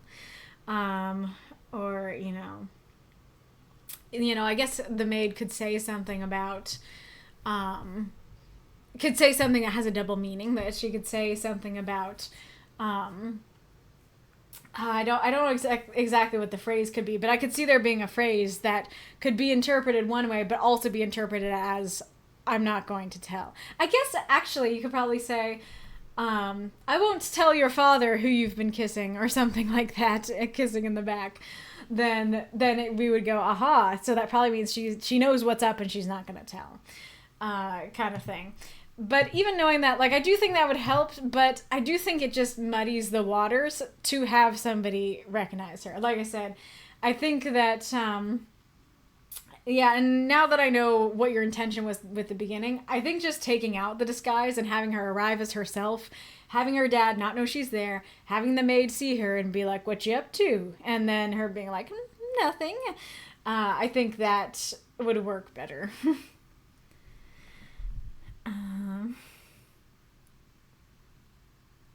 A stare that could stab through the soul. And she knows. I remember this one story about a kid's grandmother that could stare the truth out of you because she always knew when something was wrong. I don't think in this case that conveys that, unfortunately, because stab through the soul is it's a very violent thing, and so it reads as like, hey, I ain't cool with you, buddy. You know, like, I'm mad at you. I don't want you here, get out, kind of thing. Not, I know the truth, kind of thing. And so I think it could have worked if she gave that stare to Hiltrude. If it was like, you know, she arrives and she stares at Hiltrude in a way that could stab the soul. I think that would have conveyed she knows the truth. But because she gave it to Wolf, and Wolf has no idea what's happening. Wolf doesn't know the truth. And so how can Miss Lynn stare through Wolf's soul and see the truth when Wolf's soul does not have the truth? So I like the image, but if that was your intention, I think she needs to give it to Hiltrude, and probably at the beginning. I think I misinterpreted the part at the end with the thoughts of kicking and screaming a little girl's wrong, says Aerith, through her thoughts. I took away the impression the father was evil and like imprisoning or killing little girls or something. Yeah. And that is corroboration that line did not come across right, because I thought abuse and you thought even worse, imprisonment and murder. Yeah, so this image is just a bit too strong. I think if you used Wolf's about like the little fists being drowned out, I think that would have worked better. Yeah, abusive at least. And then Documancer to Aerith says, no, he's locked himself in the room with his beloved ledger because he would rather work on accounting than deal with scary little girls or a huffy wife. He's a very no emotions kind of dude. Yeah, I've kind of already said this, but I think it's just the intensity of the image. It's like the kicking image, not the right image. Kicking and screaming together, definitely not the right image. But even if you had the image of like the little fist banging against the door, it would work better. But screaming, crying, banging on the door, and he is not doing anything. Like, I don't see any way where you can not hear that. And so he hears it. That's a really strong reaction. So the fact that he is not reacting, it doesn't read as like, oh, I'm a no emotions, no nonsense kind of dude.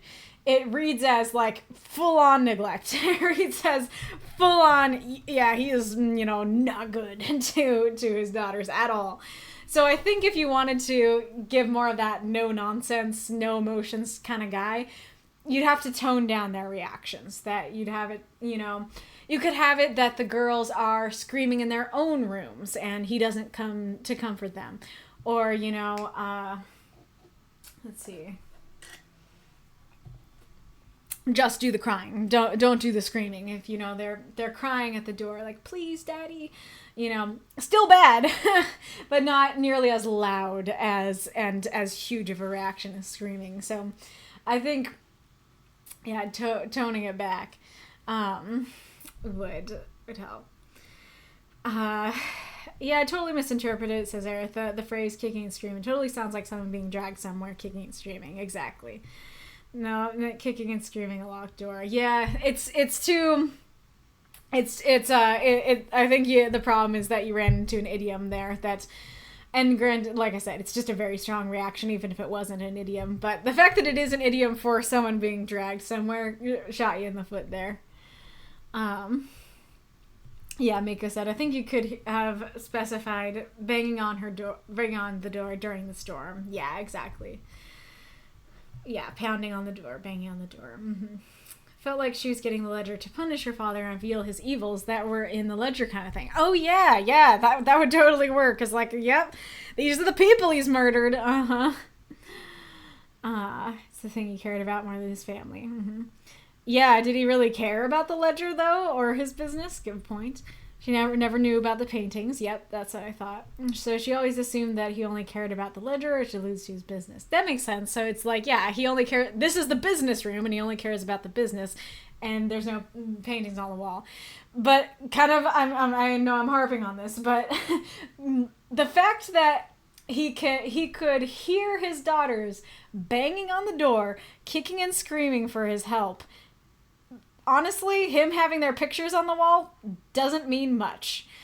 That is too strong of a terrible thing to do to really mean something. And granted, like, it's okay if it, like, means something to Hiltrude in the sense of, like, oh, like, maybe he's more loving than I thought.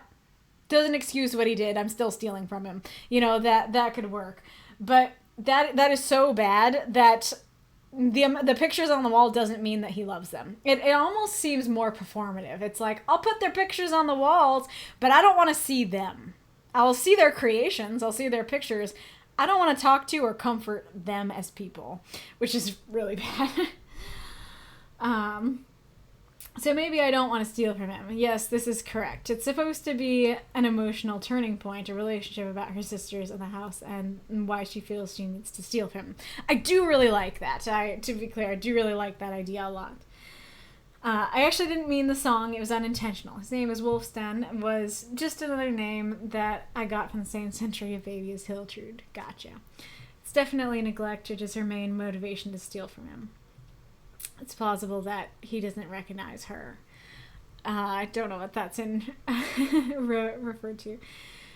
Ultra concentrated narrative. Just add imagination. Are you talking about when I was saying about the adding the memories? These are critiques that you've gotten from long form stories. Yeah, that makes sense. Description, describe as much as you can, as early and quickly as you can, if you're going to describe the characters. Adjectives are your best tool here. This is true regardless of form. I disagree about the regardless of form, because going just what I said before, description is not important, not a good use of your words in these short stories generally. But yes, totally agree with the other parts, that especially in a long form thing. Yes, if you're gonna describe someone, do it quickly and do it early. Or I guess, like, I don't.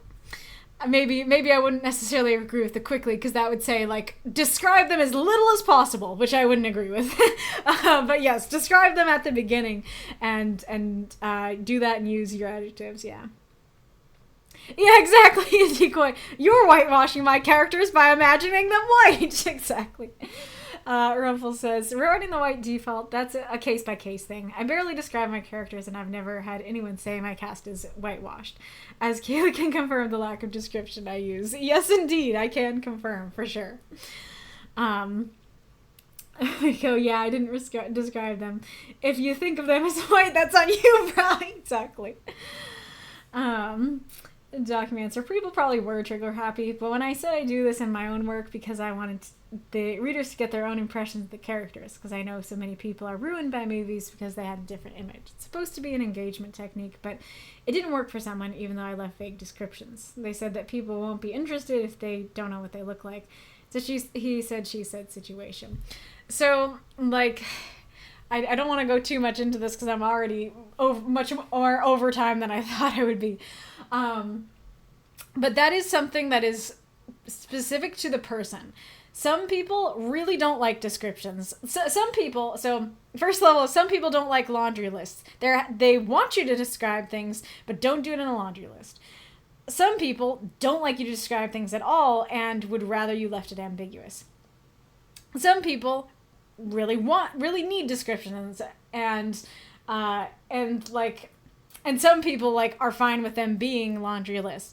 And I am more in, like, the bottom camp, where it's like, I want a description. I don't care if it's a laundry list. It's better if it's not, because that flows better. But I would like a description. And that is just because of how my brain and my imagination works. Because I'm very imaginative. And so if you don't give me something to imagine, I'm going to stick something in there. And if I stick the wrong thing in there, that's only going to hurt her later. If you later on 5 chapters in, you're like, you know, if I'm like, okay, here he is with short red hair, and then like later on in the book you're like, he has long green hair, I'm like, let me just like stop for a minute, because like that's completely the opposite of how I was imagining him. Like, hold on a moment. And like that's not a fun feeling. I don't like that feeling. And there have been times where I have like a description has come later in the book and I've been like, this sign can't stop me because I can't read. You know, I've been like, I have grown attached to my image. I will not be using yours, dear author. If you had your chance, you missed it. You know, kind of thing. And so it just helps my imagination. It helps improve my experience as I read if you describe your characters. Not everyone is like me. Not everyone is going to agree with that. Some people like it but don't need it, and some people actively dislike it completely. So it is completely up to you what you want to do. I would recommend including them in long form work. Not everyone would recommend that, and it is up to you and what you prefer. And it does go back to what I was saying about like the short form stuff too. If the physical description is important in some way, then it should be described, you know? And like, sorry, it's too much, but I guess this is a big writer thing that hopefully will help people. People like, that like for me and like my own writing, like, just like what the character looks like can influence like, I don't know, like, it can influence how people see them, it can influence how they see themselves, like, it can influence, like, the things they do and how they act. So, like, Savion has, like, shoulder-length hair, and he likes that his hair is long, and he wouldn't like his hair short.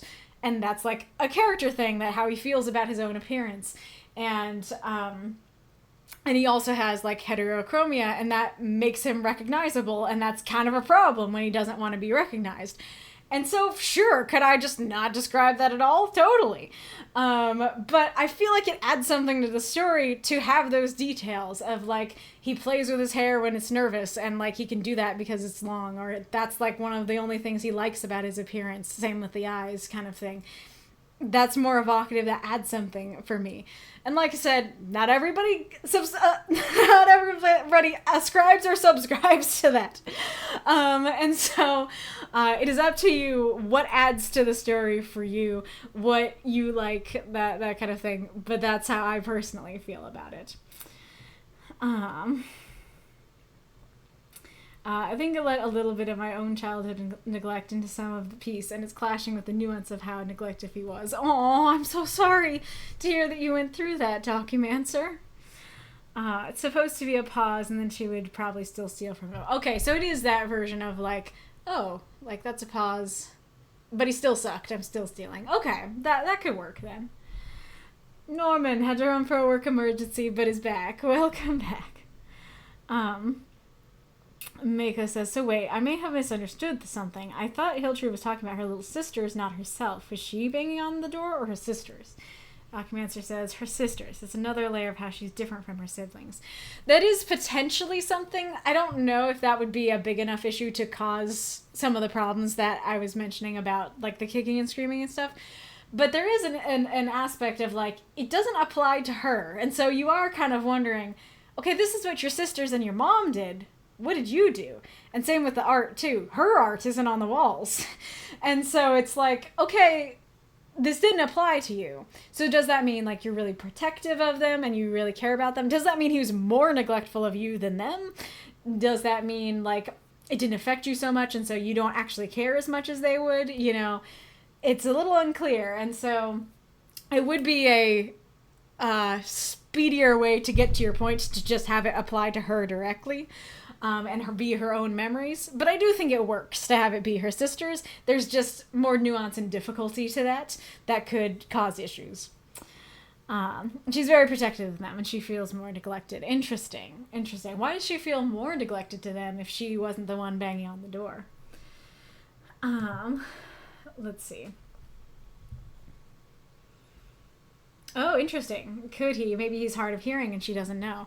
That would be interesting. Yeah, that could work if he's hard of hearing and he wanted to come to them and didn't hear them. That could work. He could not even be in there like she thought she was. Totally. That would work as well. Documancer says, if he was hard of hearing, I would have described it early on. If I'm going to add a character with a disability, I'm going to stress it early and paint them as humanly as possible. Fair enough. Fair enough. Well, I actually like the idea of a reality break. You start out with the character having short red hair, and then suddenly the hair is long and green. They go, hey, what happened to my hair? And the people go, what do you mean? It's always been this way. Cue a person going insane as their appearance changes on whims, and they're the only one that notices. That's amazing. I like that a lot. That would be such a fun premise for a story of, like, the character like is influenced by how readers imagine them, and so their appearance keeps changing and they don't even know that they're in a book. That's interesting. I like that. Oh, incredible. I think the point there is that she didn't know about it. Didn't know about her dad neglecting the sisters, which, like, she did know about. What are you talking about? What do you mean? I've always been taller than you. Yeah, totally. Yeah, it could influence so many things. Or it's like it influences hair color, eye color, short, tall, skinny, chubby, like anything. Like it all changes based on the audience's reactions. And like it would only be like when the book begins, like if their childhood was not in the book and then like they had one appearance and then it starts happening once the book begins. I love that. The theoretical hearing problem that she didn't know about it. Well, it's still, I do agree, like, yeah, like she didn't know about it, but the thing is, it still influences how the reader reads it. And so, like, if I'm reading it as, like, holy crap, this is really bad, I don't forgive him, I don't think what he did is okay, you know, then, like, but the reason why it's, like, more excusable is because he didn't actually hear them. If that's the point, then that needs to be addressed somewhere in the story. Alright. The characters were finding out what they looked like based on what the narrator was saying. Yeah, that could work too. Ooh, I love the idea of like a narrator being like a parasitic entity that enters the story and is trying to change the story. That instead, like they've lived their whole lives, their childhoods, and then suddenly this entity enters the story and is like, this person lived this kind of life. And then like that starts happening and they're like, what? They know it's happening and they're like, why is this happening? That's awesome. I love that. Oh. All right. This has been a lot of fun. I've greatly enjoyed discussing the story, and I hope you have too, Documancer. I hope it wasn't too harsh. Very, very fun discussion. As you can see, I don't have a question written down, which is kind of a problem when we're already on a time crunch. But if you guys have anything, let me know. I had an idea earlier. Let's see if I can remember what it was.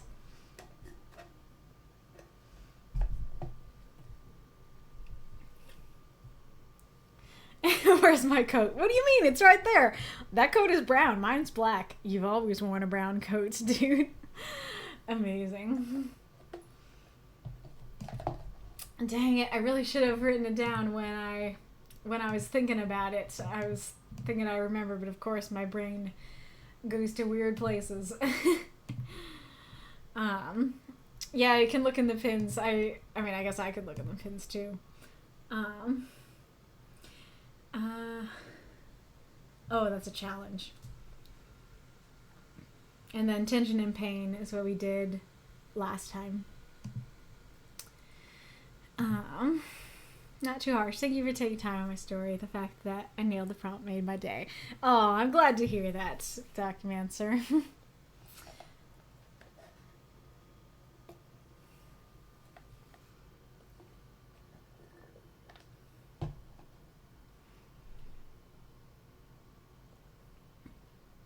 I mean, I guess I could just ask about the character descriptions. I've already talked extensively about it. Maybe I can make those minutes count by just saying, like, do you think that characters need to be described? And if so, do you have any parameters to that? that could be fun. I'll start typing it. If you guys don't like it, speak your piece.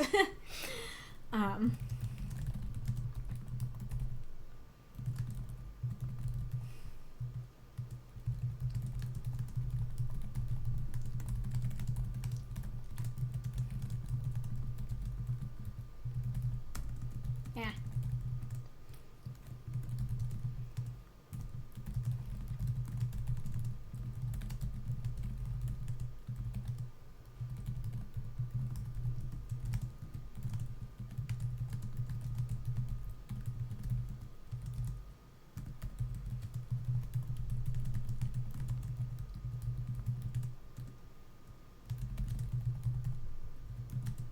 Is that? Yeah, there. I think that's the first time I've used needn't in a while. All right.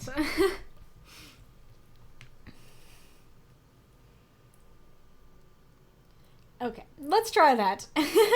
I'll take my break. Somebody or everybody remind me to set the timer for the upcoming stories because yeah, we're already over time. So yes, let's get out the tunes. Okay, here's the tunes. See ya in a little bit.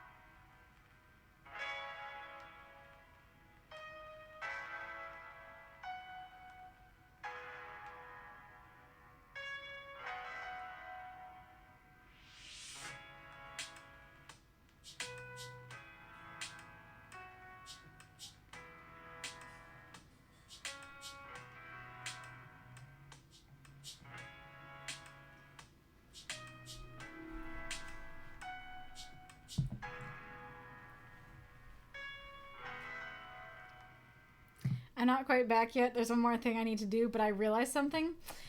I used the wrong word, I think. Should is the word I should have used. Because I bet you all of you are going to be like, oh, you don't need to describe them.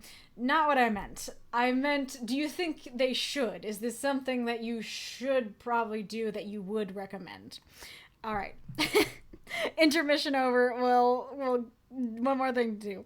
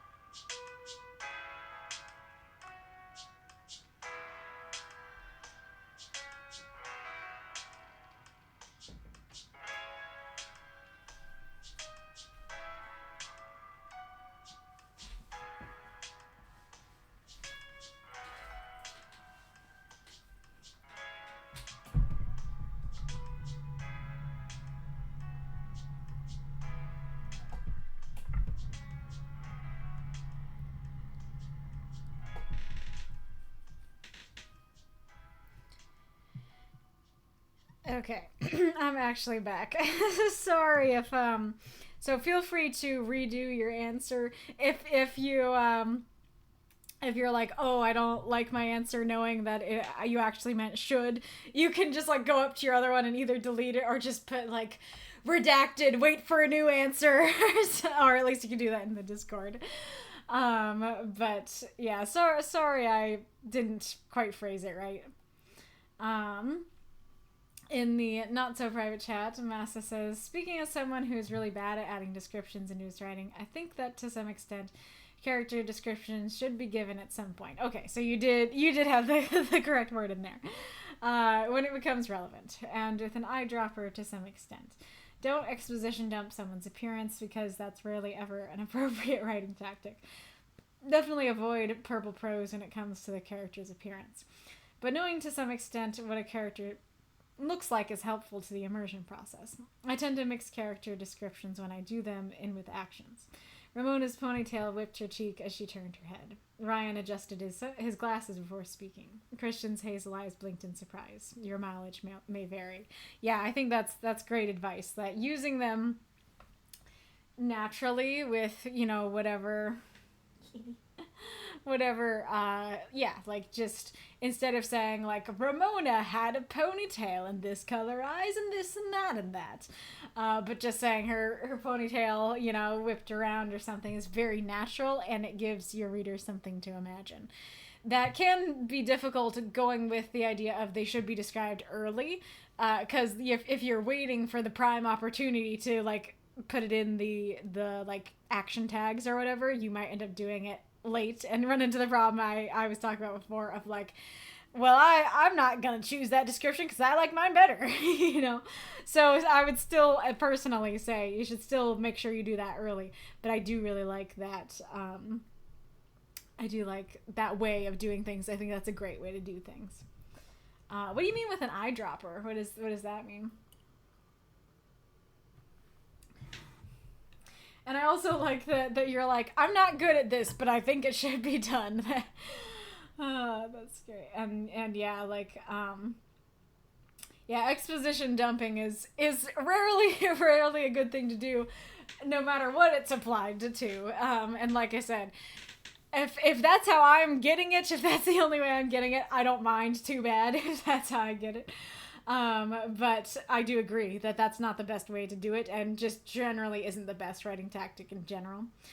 Curious what you mean by avoiding purple prose, because I feel like you can be like beautiful in how you describe a person. It depends on, see, this is an interesting thing, because if someone's in love with someone, then yes, they're going to describe them in very poetic, beautiful ways. If they hate someone, either they're not going to describe them in poetic, beautiful ways, or if they're just a generally very poetic and descriptive person, they're just going to describe both in poetic ways, both very different. What was I going to say? But it depends on your narrator as well. If your narrator is objective, I feel like you can be like beautiful in how you describe someone. So it kind of depends on what you mean by purple prose.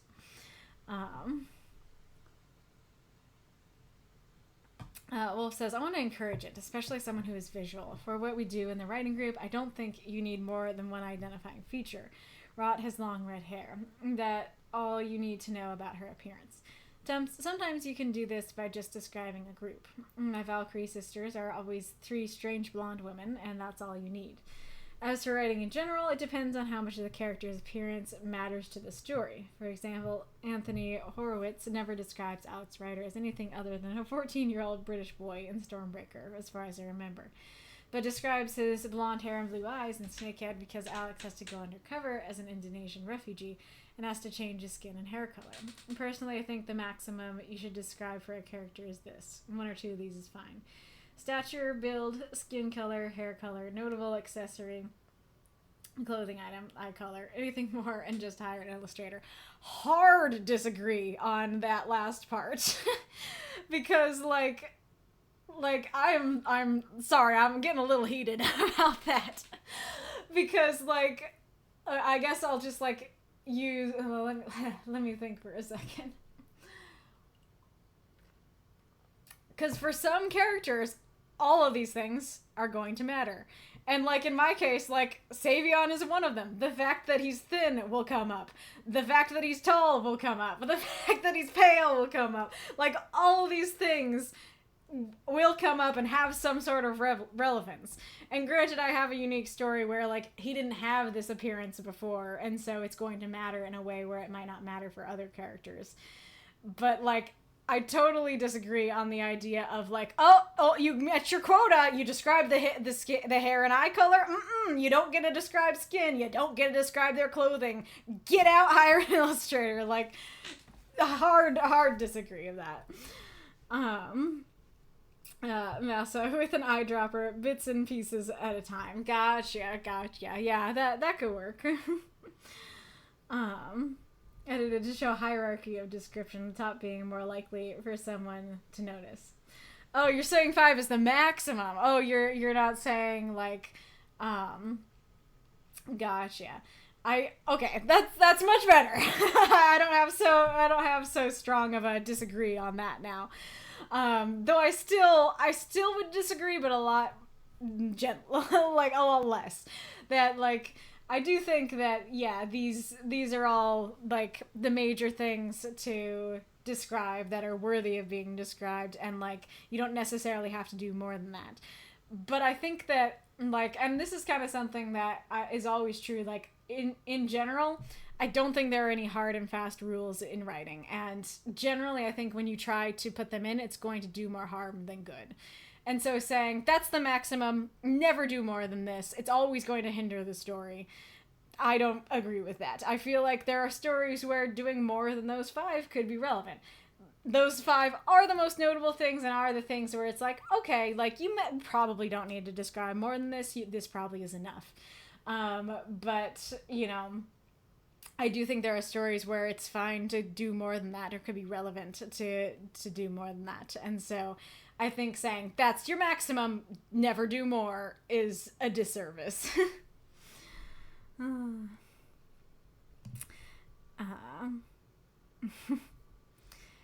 go over here.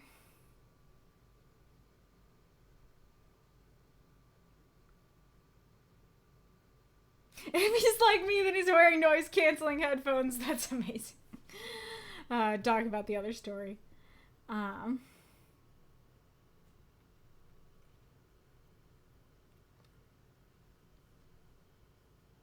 Oh, really? Norman, you did that once as a joke. Like, the characters found out what they look like based on what the narrator's saying. So, send that story to me. I'm really curious now. It says, I think that a writer needs to provide some descriptions, at least to ground a reader's expectation. Otherwise, there's a risk of leaving a blank space in the reader's mind or having a misunderstanding later down the line. Totally agree with that myself. And, like, as you can tell, I'm very passionate about this, but, like, you are free to disagree. As I said, like, we're gonna have different opinions, and I might react strongly to your opinion, but you're allowed to have a different opinion than me. I'm just the one that has the platform to talk right now. Anyway, so yeah, totally agree with that. That, yeah, if you don't describe them, I feel like there are a couple options for what might happen. A, there's a blank space in the reader's mind, and that's not very fun for the reader. Two, they put something in that space, but it's not what you want in that space, and so that could cause a misunderstanding later or an annoyance later. Or you, what was the other thing? Oh, why can't I think of the other thing?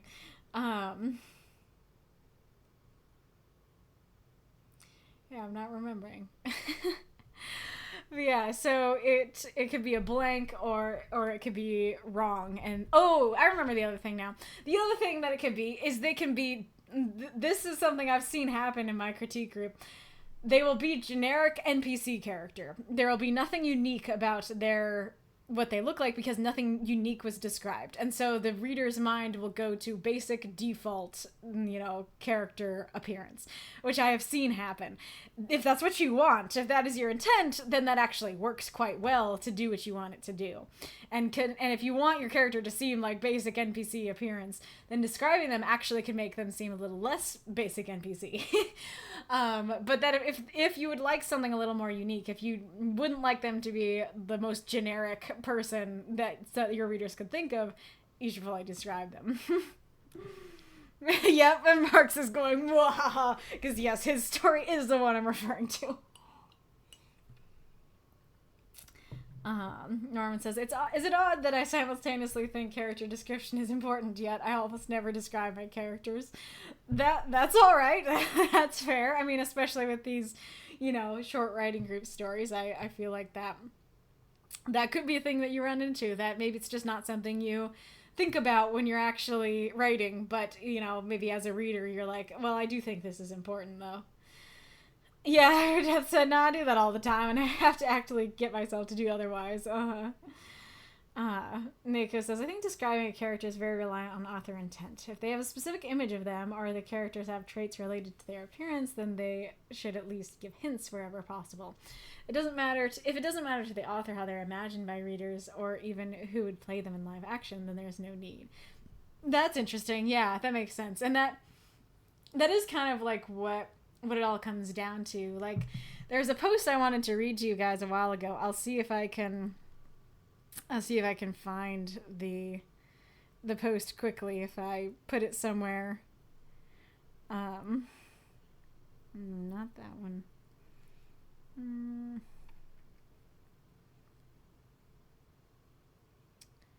No, too much fun art.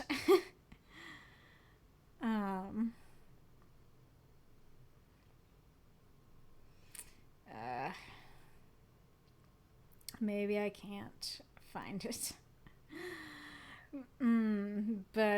Yeah, so yeah, basically, like, that is what critiquing is about. That it is about what the author intended. And so what I, as a critiquer, am trying to help with, what I'm trying to do is make your intent come across better. And so, like, I might, like, have written your story differently, and I might have different ideas for what I would do if I wrote it. But what matters is what you wanted to do. And so you can completely ignore if it's like, this is what I would have done. Well, it's like, well, it's not what I would have done. So move on. So just move on, But it is my intent to be like, okay, what was the author's intent here? Did that come across properly? If it didn't come across properly, how do I get it to come across better? And so that's definitely true here too, where it's like, and it's like what I said about the NPC thing. Like, as far as I know, Marx wants Matt to look like an NPC. And so that it works that Marx doesn't describe him.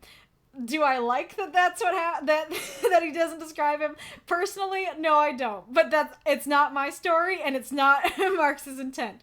So I think that, like, his intent comes across well with not describing him. And so that's kind of thing. Like, somebody else might not want their character to be the generic NPC default imagination.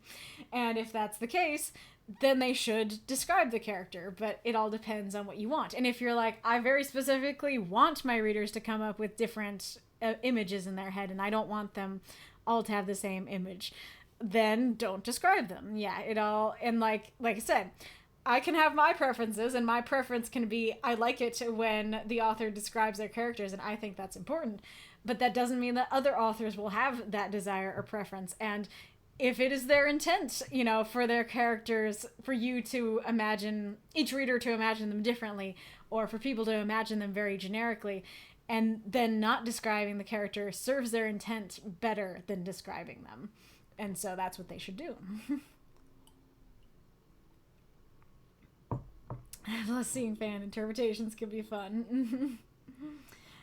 Tico, I'm gonna say shouldn't because I don't. I mean, I've seen a story where all you know is the character's ethnicity and that their knuckles are bloody. Fair enough. Yeah, that's, and I kind of like that everyone will have a different protagonist for my story. Yeah, so if that's your intent, then that works. But yeah, so, and like I said, it depends on the story, it depends on what the author wants, and, like, going back to, like, Wolf's answer, that can work. I think I was just reacting so strongly to the rule of you're not allowed to do anything more than this. It can work to just describe ethnicity, knuckles are bloody, and not describe anything else. That can function for the story, especially if it fits what the author's intent was. It is not a problem. It is not a bad thing to... There's nothing, like, in the morality of writing, there's nothing in the rules of writing that says, like, you have to do this or you don't have to do this. That's kind of the point, right? Where it's like, I have my thoughts and my preference. Not everybody has those thoughts and preference. And people have different intents that can be served by going against my preferences. And so... So yeah, like, there's a lot of different ways that you can do it. There's no hard and fast rules. I was just reacting more to... Because I don't like there being rules, and I don't think there should be rules, even though, like, I have my preference, I don't think there should be a rule that you have to include the description. I also think that it would be a bad idea to have a rule of, you get 5, now you're cut off, you know? Oh, gosh.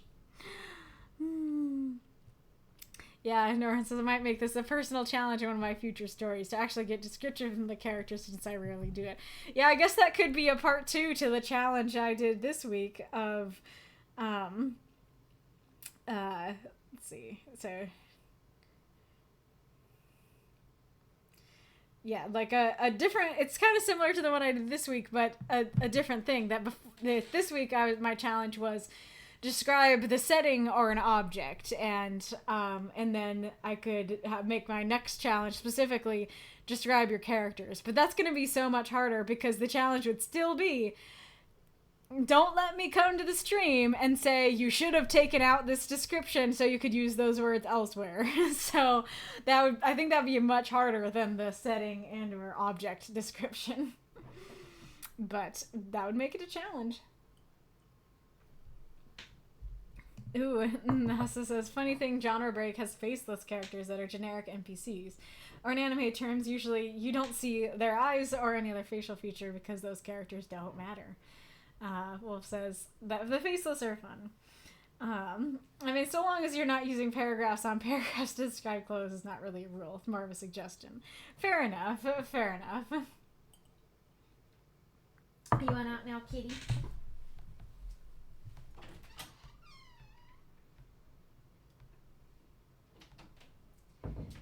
Let's see how long it takes before she starts meowing again. Alrighty, room.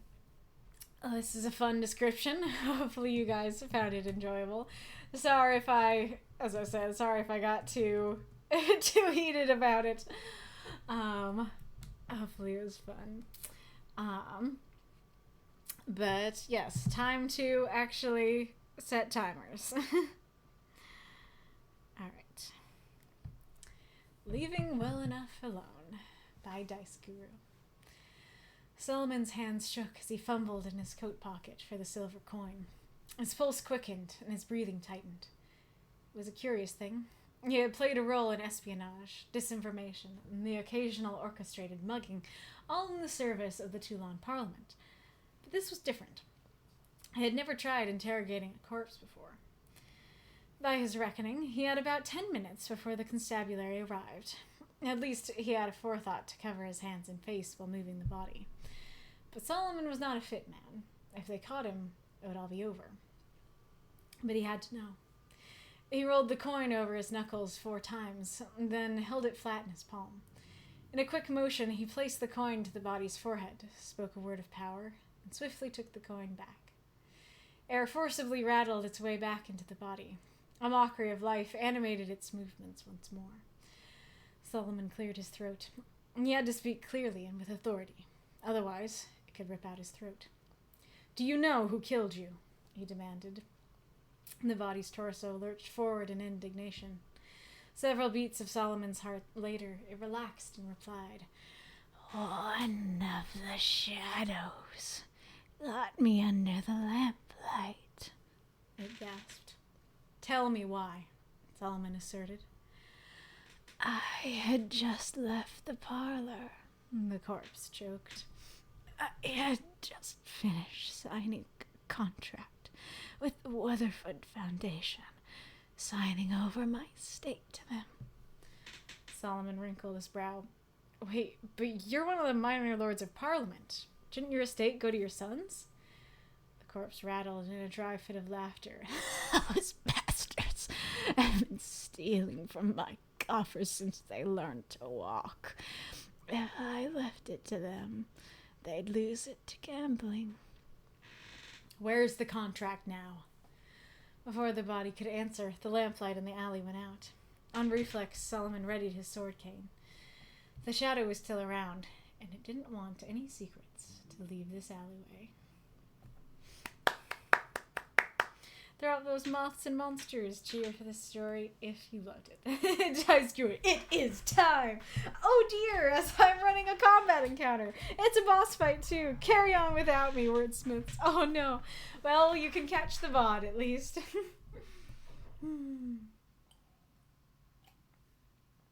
I warmed up some honey water, and it's already cold, and it's already almost gone.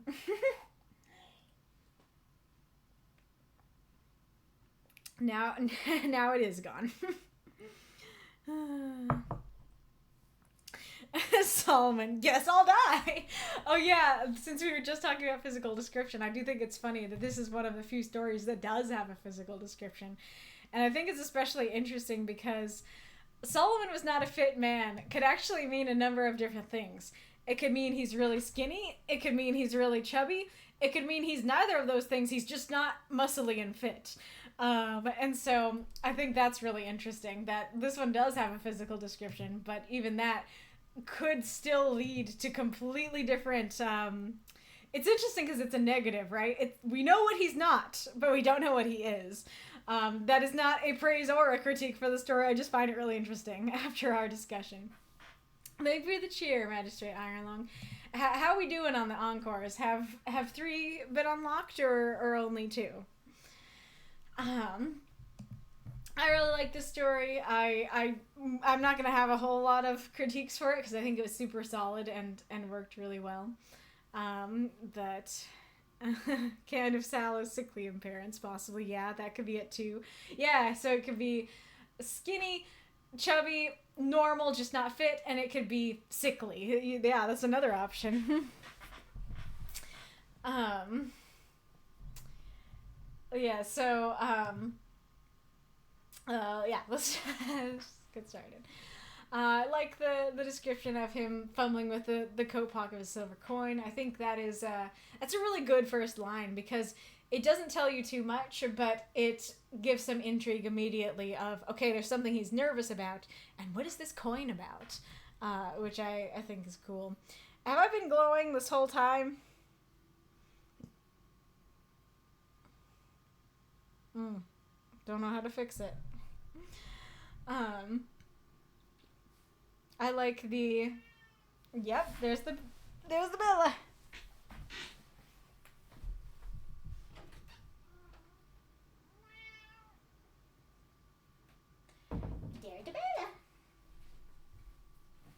Hello, cat. Come here, cat. Oh, you're so cute.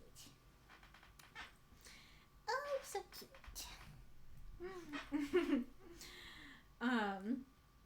I like the description, like espionage, disinformation, the occasional orchestrated mugging. I like the cadence of that. It's very specific descriptions.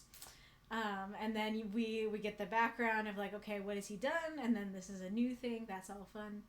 I like the just simple. He's never tried interrogating a corpse before. I love that just very simply tells us what's going on in the story. It's intriguing and fun. I like it. I don't know why he had to cover his hands, his face, but this is one of the stories that's interesting because I'm usually saying, oh, here's where else you could have used the words. But I don't think I turned the volume back up. But yeah, so like, oh, you gonna get up? Do you want to go on the desk? No? Okay. Uh-oh. Did the stream freeze? Oh, that is another option too. That it's like, okay, he's skinny, he's chubby, normal but not fit, he's sickly, or he's old. Those are all options too.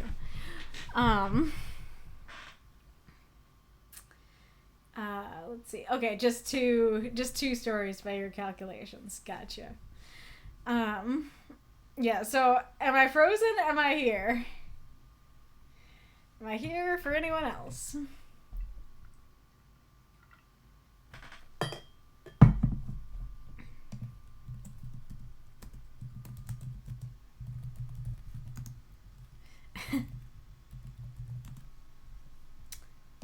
Okay, yeah, I'm seeing some responses. Okay, we're 865 bits short of Decoy story. Gotcha. Good for Decoy, good for Earth, good for Wolf. All right.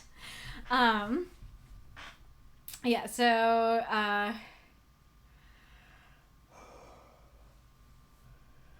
oh yeah, this is, oh, and there's an ad. And there's no kitty sitting here to show you. I mean, she is sitting there, and she's looking out the window, but I don't think I can show her. I don't really want to try and move the computer and accidentally unplug stuff.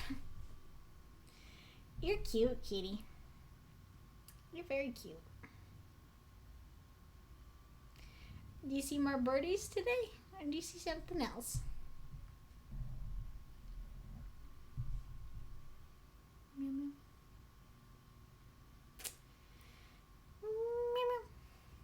Oh, her head's moving like she sees a creature going back and forth. The kitty time has been relegated to describe the kitty time. Describe and talk to the kitty time. Okay, we're back. Alright, so this is one of those stories where usually I'm saying, oh, you can use those words elsewhere. Here's what you can take out. And in this story, there are a number of things you could have taken out, but you didn't need the words. Like, this story works as is, and there's a lot of things that aren't necessarily necessary to say, but it's fine because the story works, and there's nowhere where I'm thinking, like, oh, you definitely need more words for this.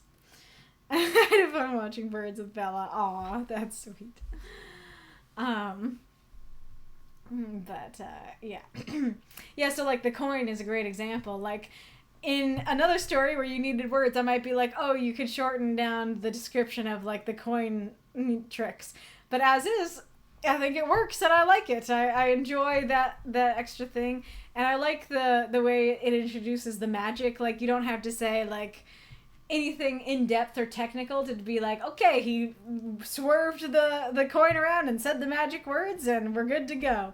And I think that is a great way to introduce these things, because I often talk about how especially when you're writing in a larger universe, you have to toe the line of too much context and too little context. And so I think this is a great way to toe that line, and that we should think about for our stories of like, we don't need to know how the magic works or your specific words for how the magic works, but just describing it doing a thing, and vague enough that you're it's not making it too specific as to confuse people, and not making it too vague as to confuse people. It's just kind of in the middle. I like the image of air forcibly rattling back into the body. That's a great image. A mockery of life. Enjoy that as well. I really like that like basically the only rule that's given is he needs to speak clearly and with authority. That kind of adds some stakes. Well, it does add some stakes, because it's like, okay, if he doesn't speak clearly and with authority, it's going to rip out his throat, which is really interesting, and I like that a lot.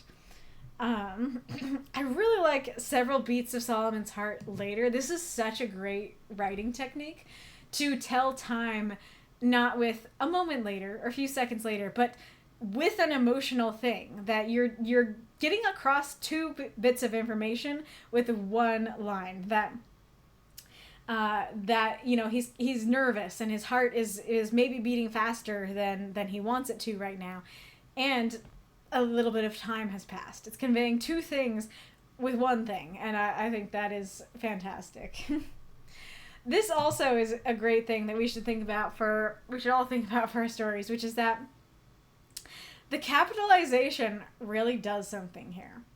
Because you could have just had it as lowercase one of the shadows, and like that might have still worked, but I would have been going, oh, so I guess like literal shadows are sentient.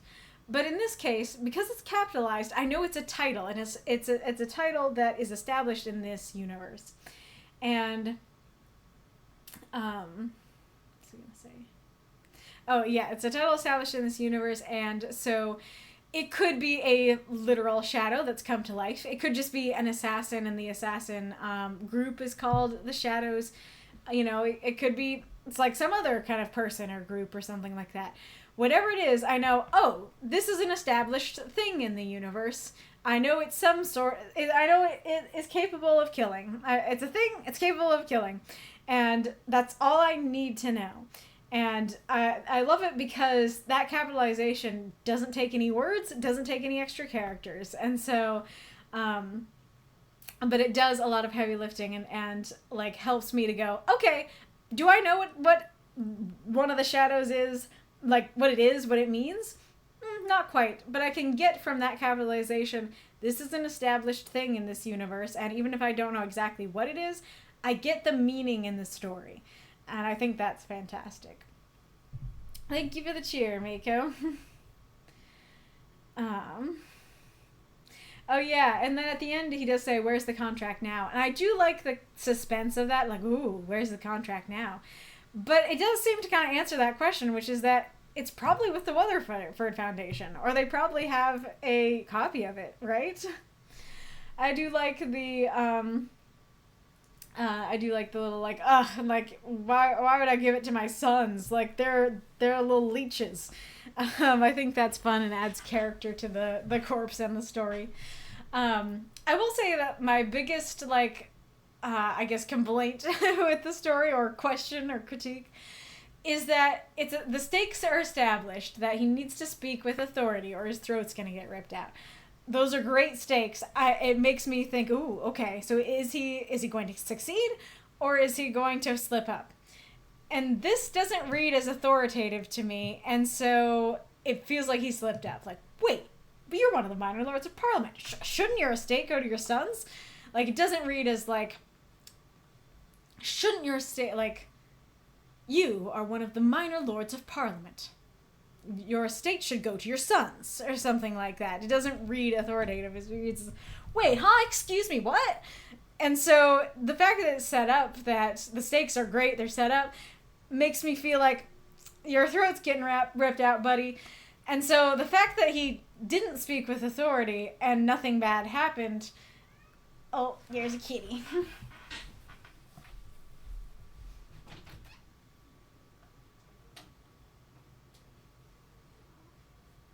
here, kitty. Come on, Bo. Come here, little sunshine. So cute. He's sitting in a ray of sunlight. Come here, baby boo. Love.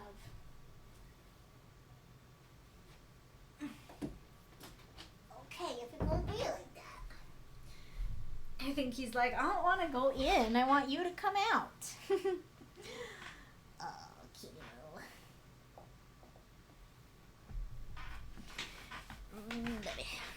Thank you for the cheer, Death's Head. So now we're at like around 500 bits, right? Needed to unlock decoy. So yeah, the fact that he doesn't, like, it's set up that he needs to speak with authority and then he doesn't seem to speak with authority and nothing bad happens, feels like maybe, I don't know, because I want to say it feels like maybe it shouldn't have been set up that he has to do that. But that's also one of my favorite parts of the story, so I really don't want it to be taken out. But I guess it's just kind of a little bit of a letdown that, like, the stakes are there. They're high. They're exciting. The stakes are met. The problem happens, and the stakes don't happen. You know, is a little bit of a letdown. Kitty boo. I know that you want me to come out, but it's not time for me to come out. Can you stay in? Can you stay with me? Buddy. I like the rattled in a dry fit of laughter. That's a great description. And then I like the ending, very dramatic. I also like the sword cane. Makes me think of like Bloodborne and stuff. Very unique, cool weapon. Not just your generic sword, not just your cane, but, you know, very cool sword cane. And granted, they're also, now that I think about it, two characters that I really like use sword canes. Maybe I should grab the one that I have a cosplay of. Do you want to grab it? Yeah, so I like that ending. It's super dramatic of like, okay, like we're already interrogating corpse, that's already dramatic, and then, oh, the secrets aren't meant to leave the alley. So that's like that. I guess I will say that if you wanted us to think that he's going to make it out alive, then mentioning, oh, he's not a fit man, and so he's not going to get out of this, does undermine that and make you go, so long. So long, brother. It was good knowing you. Oh, you have a sword cane. Do you mean, like, literally something you use in your day-to-day life, or like you also have a cosplay one, or you have one on display?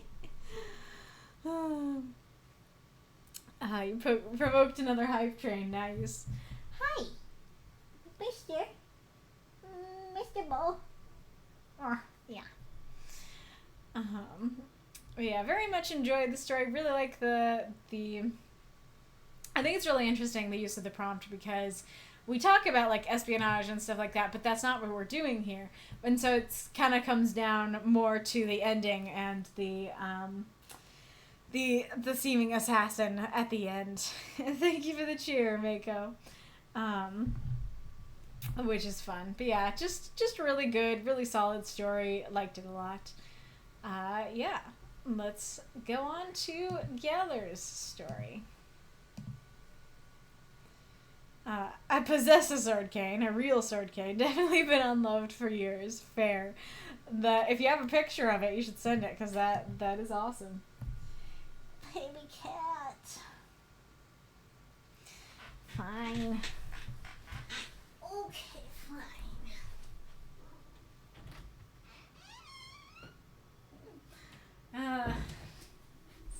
Silly kitty. Silly kitty. Thanks for that tag. Hey, that was perfect. A legit sword cane that can do real damage, says Massa. It's not easy to wield, though. Mostly around to have around. Fair. That feels like a good like defense weapon to have around, of, you know, like you can smack people with the blunt end or with the sharp end. 77% of the way to decoy. Nice. Make sure that you cheer during the story or during the praise and critique of it. Operation Doorstopper by Galler. A guard dressed in winter camo did his patrol as his boots dug into the snow, his gun holstered, and he monitored his surroundings. It was all clear so far, besides the slight distortion around the base, which was a magically powered rune to fool the senses. A subtle method to hide what they were doing here. They didn't want this base to be easy to find. As he was about to patrol, he heard metal being hit. In suspicion, he turned his radio on and requested backup, just in case. And after his partners came, they went to the place of the noise. It was a tractor. He told his partners to wait as he opened the back of the truck. He entered, his gun ready, and he found nothing but a pebble in the middle of the floor. He frowned. He was going to get back outside until he stopped. Why was there a pebble in there? And why were his partners quiet? As his alarm overtook him, reality flickered and a pair of hands dragged him inside a barrier. He fought and briefly freed himself, pointing his gun at the assailant. He got hit in the chin, temporarily dazing his senses. Then a punch to the diaphragm made him gasp and drop his weapon. He raised his head, met the barrel of a silencer, and then voices filled the darkness. Well planned, Mamba, one of them congratulated the other.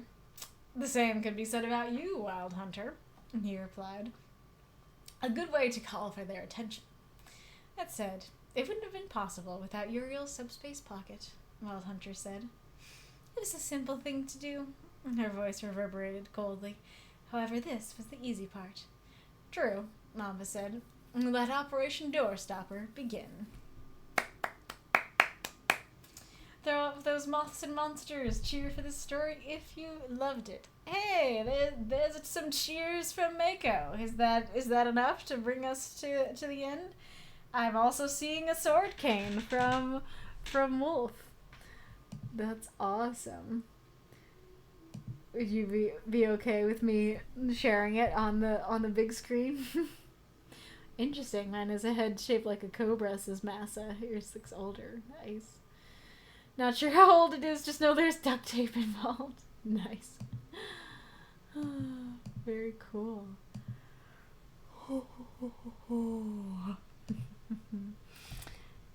Yeah, that is awesome, Mako. Thank you for the cheer, Magistrate Ironblood. Alright. I enjoyed this story, Galler.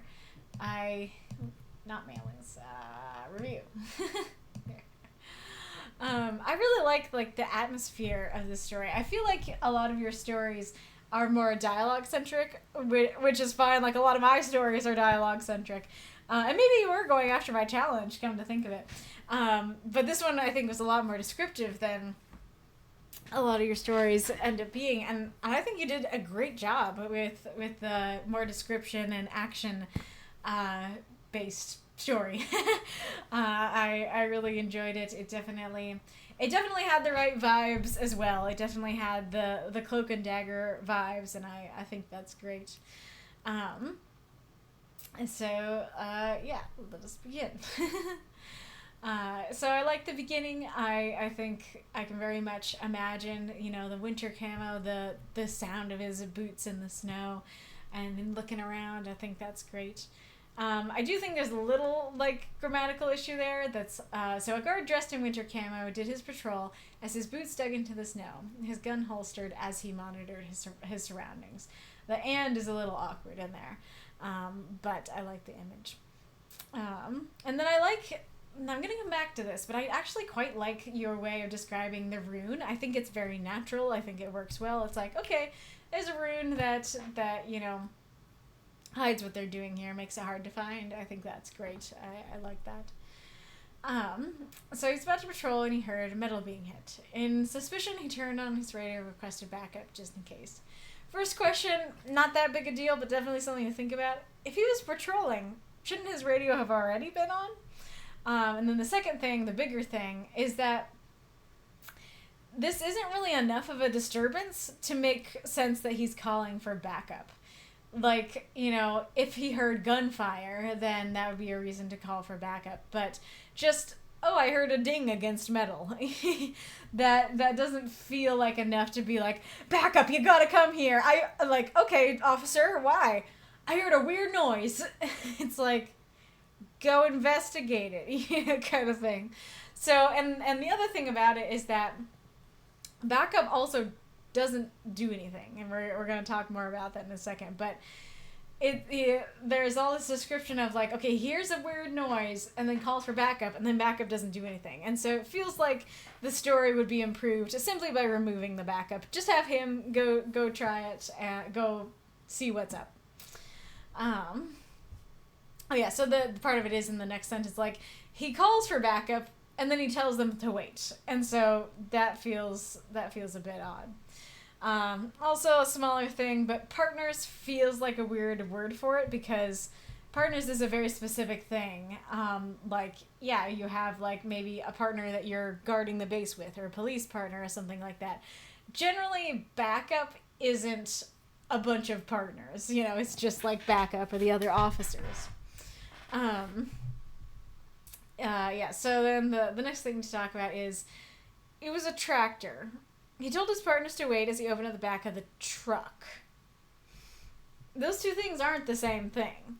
And so it feels like you might have mistaken one, that you like meant to say truck here and accidentally said tractor or something. But that does muddy the waters that we have two different words here. And then, as you can tell by the fact that I tripped on it, there is an awkwardness to the phrasing of this. So he frowned. He was going to get back outside until he stopped. I should have written down how I might rephrase it, but maybe he frowned. Before he could step back outside, he stopped. I think that would sound more natural. Especially because gonna is something you can use in dialogue, but if your narrator isn't like, you know, a first-person narrator with a very specific voice that uses gonna, it doesn't really work in narration. It would have to be going to, which is what I kept end up accidentally saying, even though I knew it was gonna there. I was going to head back outside and then stopped, you know. And I think the until he could be a part of it too. Like, he was gonna head back outside until he stopped. It's more of a, I want to go outside. This pebble though, you know, not, I am in the process of gonna, until I stopped the process of gonna, you know. It feels just like he was going to go back outside, then stopped. I think it would work better.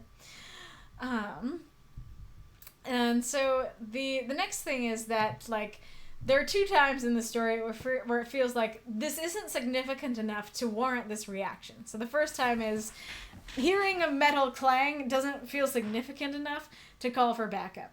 And then here, seeing a pebble on a truck's floor doesn't feel significant enough to warrant a reaction. Trucks are going to have pebbles in them. Trucks or tractors, whatever it is, they will have pebbles in them. It's not a strange thing to see.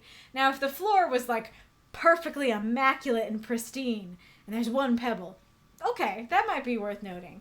But in general, that's not going to be something that your brain even really registers. And so, knowing at the end that it's like, they're saying like, oh, you know, this was a good way to call for their attention, I think you could just have it be something notable. Like, you could have it be a toy, like, you know, one of those little robot toys that, like, walks. You know, you wind it up and it walks. Or, like, it could really be anything. It could be a grape. You could have a grape on the floor. Anything that shouldn't be in the back of the truck, because that's the point. It shouldn't be there, and so he's gonna get captured.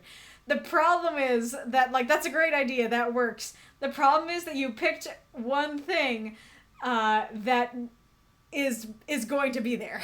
That is naturally going to be at the back of a truck.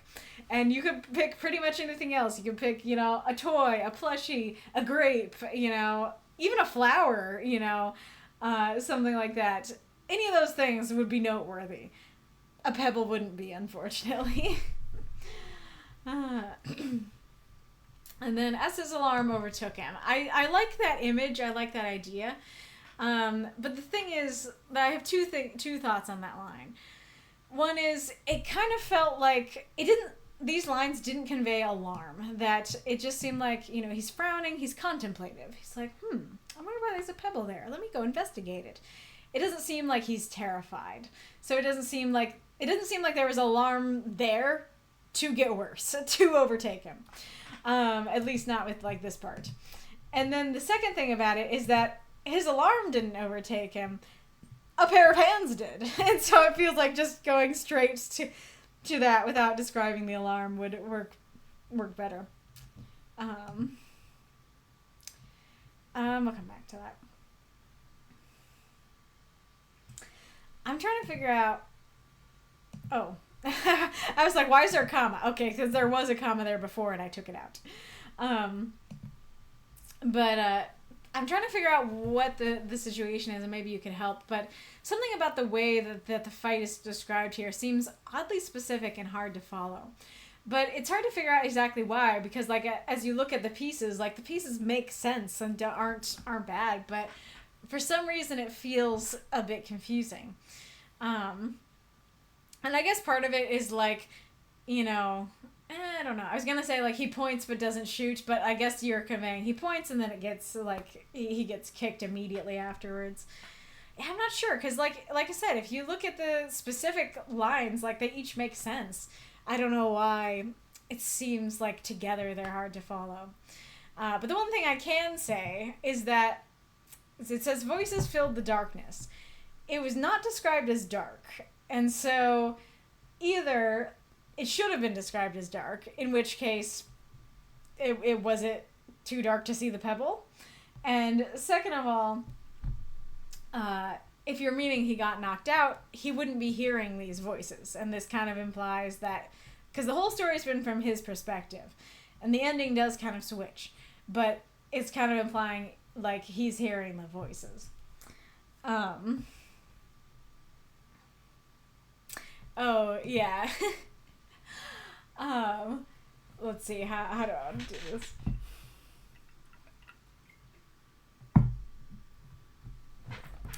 Do you know how natural it sounds to say a person's name in dialogue, Mike?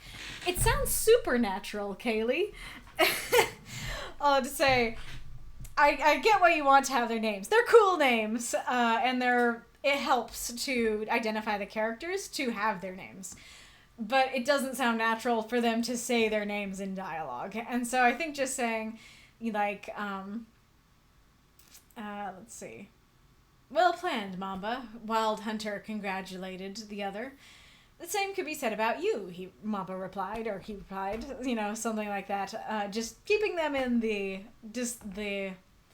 description, the narration, I think would sound more natural than the names. Because generally, like, yes, sometimes we do say our names, say each other's names, I mean, but usually it's like for emphasis, not just in general congratulations type dialogue.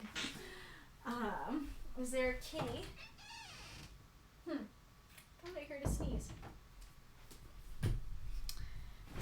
Alright.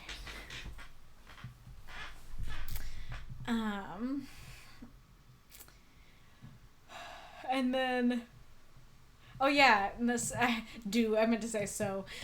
So where is he for the rest of the story? Yeah. I don't think it's bad. Like, I think it works, but I do think that it's a bit odd that the whole story is from his perspective, and it doesn't say he gets knocked out necessarily, and then the rest of it, he doesn't have any reactions. And so, especially because you did have 50 words to use, it feels like it would be worthy to either more clearly describe he is knocked out, or better yet, and I think this would be better because the rest of the story was from his perspective, and it would keep in line the whole way. To just describe how he's reacting, and he could even say something with your 50 words or something like that. What's this? Oh yes. So the other thing about the backup is that the Operation Doorstopper, they're acting like they're done. They're acting like, we got the guards, we're good to go. But there's backup outside. And it feels like they should know that they're outside. And so it's a bit odd, and that's just another reason why I think it would be better to not describe the backup. Just have there be one guard, he hears a weird noise, he goes over there, he sees the weird thing on the ground, gets in, gets nabbed, and they're like, we got the guard, we got the security guard, time to go. But with the backup, you're kind of going, back up, your man didn't come out, time to go in there, you know? So I'm curious, is Uriel, I recognize that name, is she the witch, the cauldron-headed witch from the other story? Or is she from the story where there is Nimue and I don't remember what the other person's name is. Now I'm saying it, I don't think it was Uriel. But somebody did create like a dimension, then I feel like that could be this person. So I do like that through line. But I feel like, so going back to what I was saying about, I really liked how you described the powered rune. It felt very natural. It didn't detract. Like I was like, okay, yeah, we're in a story with magic. This magic's protecting the base. And so it felt like that was introduced so that you could introduce this new barrier, that he is dragged inside a barrier. So I'm like, okay, just like the one above. And so then to say, nope, it's not like it's not like the one above, I think detracts from the story because it makes both of those things feel irrelevant. That instead of it being, hey, I introduced this barrier earlier because it was going to come back at the end, different kind of barrier. Or like, you know, that type of barrier, but a different barrier. Instead, it's here we're introduced to a magical thing that's really ultimately not important. And here we're introduced to another magical thing that's also ultimately really not that important. And so it's kind of that issue of context, right, of adding too much. It's not grievous. It's not too bad. I can understand it. It's too confusing. But it is like a new thing that you're introducing at the end that it doesn't really feel like you have to introduce anything new there at the end. And then the last comment I have here is, especially because Operation Doorstopper is the title, I feel like I should understand what Operation Doorstopper means and or what their goals are by the end. And like I said, especially because you did have 50 words that you could have used to describe this, I feel like that would have been a benefit to the story. And I think this could have worked just to end on Let Operation Doorstopper Begin better if it wasn't the title. Because it's both the title and the last line, it feels like it's important and meaningful and like I should know what that importance and meaningfulness is. But as is, I'm like, I don't know the connection. I don't know what their mission is, and I don't know what the connection to Doorstopper is to anything that's going on here. And so I think that your extra words could have been used to describe that. Yes.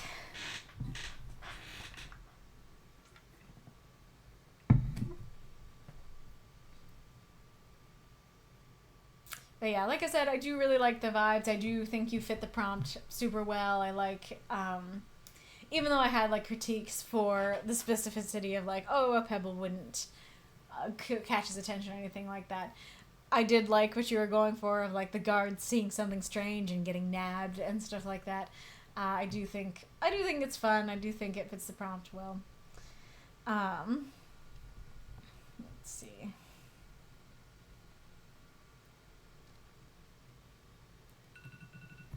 There's the timer. And I have Wolf's permission to show the sword cane. Mass is not my personal sword cane. It's the same model. I didn't want to dig mine out. Fair. That's great, Massa. Yeah, Gala, did you mean a tractor trailer like one of these? Ah, yeah, that does make sense. I still think that saying, well, no, that's still a truck. I would still call that a truck. I wouldn't call that a tractor. Is that the official name for it, a tractor trailer? Yeah, so I still stand by that. I think saying, even if you did mean that, I think saying truck the whole time would have been better, or where'd it go? You could say trailer as well. That it was a truck with a long trailer, a huge trailer. He told his partner to wait as he opened the trailer. I think that could work.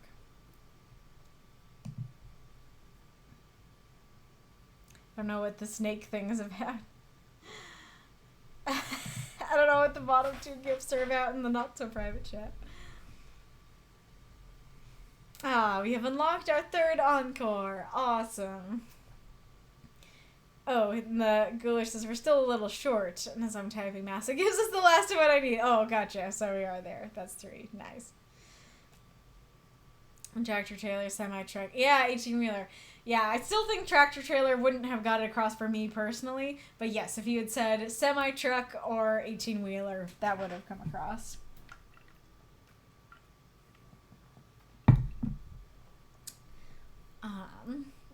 But anyways, fun story, Galler. Great job with this prompt. Let us go on to Decoy. Alright. Idle Hands by The Real Decoy. The tedium was the worst part of the job. The romantic ideal of being an assassin for hire was the travel to exotic locales, the horseback chases through cobbled streets, using your cunning to escape the guards. But the reality was finding your way into a place someone wasn't expecting you, and waiting. I'd slipped into the manor in the evening. Bless overgrown walls and inattentive guards. I now sat in the darkness of the Duke's bedroom, bored. It was decorated with opulence. A four-poster bed, chairs by the fireplace, a rather well-stocked bookshelf of treatises on economics and political philosophy. The room smelled lightly of perfume, notes of sandalwood, and stale smoke. New World tobacco? I'd flicked through the one interesting book on the shelf already, a first edition collection of fairy tales from the continent, and pocketed it. I looked over my blade. It was a weapon for killing. That might sound odd, but lots of weapons are for flourishing, for defense. With a sword, there are options for ripostes, parries, discussion. The stiletto had little in the way of reach, with a mere 4 inches of sharp steel. It had no edge, instead coming to a fine needle-like point. The hilt was simple brown leather with no guard. There was no need. No one was meant to see it. Not in time to mount a defense anyway. It was made to be concealed. No need for a fancy pommel either. You're not going to bludgeon someone. You're going to stab them. And so, I waited in the shadows for my prey. Duke Herstotz yawned as he entered the room. He stumbled to the fireplace, drunk on cherry wine. It had been a good meeting. He'd finally found a partner to deal with the elf problem. He doffed his waistcoat and reached for a cigar. He felt a moment of pain as the blade pierced his carotid and windpipe. He heard a sigh from behind as he felt his lifeblood drain away. Face down and bleeding out into his tiger skin rug, he tried to call for help.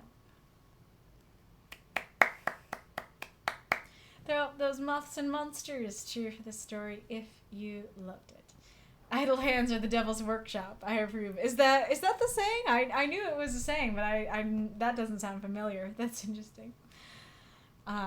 Does somebody have a picture of a stiletto? I mean, I'm sure it looks exactly like it was described, but I'm curious to actually see it visually. Another great story. Decoy is the one who took my challenge, perhaps more than anyone, and we are going to be talking about that, but this was fun to be able to read this one. Okay, so let's see. Let's look at Decoy's notes. Hi, readers. Wasn't too sure I'd get one in this week. Mulled over a few ideas. The first being an argument, with the daggers being metaphorical, but it was rather dark. Thought this tale of an unknown assassin was a bit lighter. Also thought I understood the words, but instead ended up on 450 on the first revision. Cutting room floor mainly contains bits of personality, world building, and description. Hopefully I cut the right things. No questions this week. Just let me know if you enjoyed it. Have a nice week, all. Nice. Ooh, those are pretty. Nice. And one of that one has a nice pommel. That's great. Yeah, idle hands do the devil's work is the version I've heard. That sounds more familiar to me. Thank you for the reading, says Decoy. You're welcome. Do you have any extra questions for us, Decoy? All right. Great opener here. The tedium was the worst part of the job. Super interesting, makes us want to keep reading and figure out what is the job and what makes it tedious. Especially interesting knowing that he's an assassin, which doesn't tend to be described as a tedious job, and so it's fun to see a new perspective on the story. Yes, I did mention the VOD for later. At the very least, like, you can watch it on Twitch in the VOD, but I will get it up on YouTube. It just might be a bit late because I still have to upload the Pride and Prejudice and other stream VODs. So I really like what you're going for here. I really like the examples that you use, but I do think that the grammar ended up shooting you in the foot a little bit, because it's the situation of the romantic ideal of being an assassin prior was the travel to exotic locales, the horseback chases through cobbled streets, using your cunning to escape the guards. One of these is not like the others. The using doesn't fit the format. It also is quite wordy. The wordiness isn't a huge deal. It's more so that using at the end. But it could also contribute to it feeling a bit clunky. So I had some other options here. One being, the romantic ideal of being an assassin for hire was traveling to exotic locales, chasing prey on horseback through cobbled streets, using your cunning to escape the guards. I probably would use an and as well, and using your cunning to escape the guards, but it works without it. And another option is, the romantic ideal of being an assassin for hire was traveling exotic works. Was traveling exotic locales, horseback chases, and cunning escapes. So that would take out the wordiness as well. But that being said, I do really like the examples. I have not I've not played Assassin's Creed, and I do think that would be another fun one to play for the YouTube channel, be it on stream or recorded early. But I think that like those sorts of things happen in those games. And so yeah, I like those specific images of not just like, oh, like, I thought being assassin was like being dark and spooky and cool. It's like, I wanted to travel to cool places, get in chases, and use my cunning to escape the guards. Like, he wants an exciting job. He likes the thrill of this. But it's just waiting. And so I like that. Though, that being said, funny thing is, the reality was finding your way into a place someone wasn't expecting you and waiting.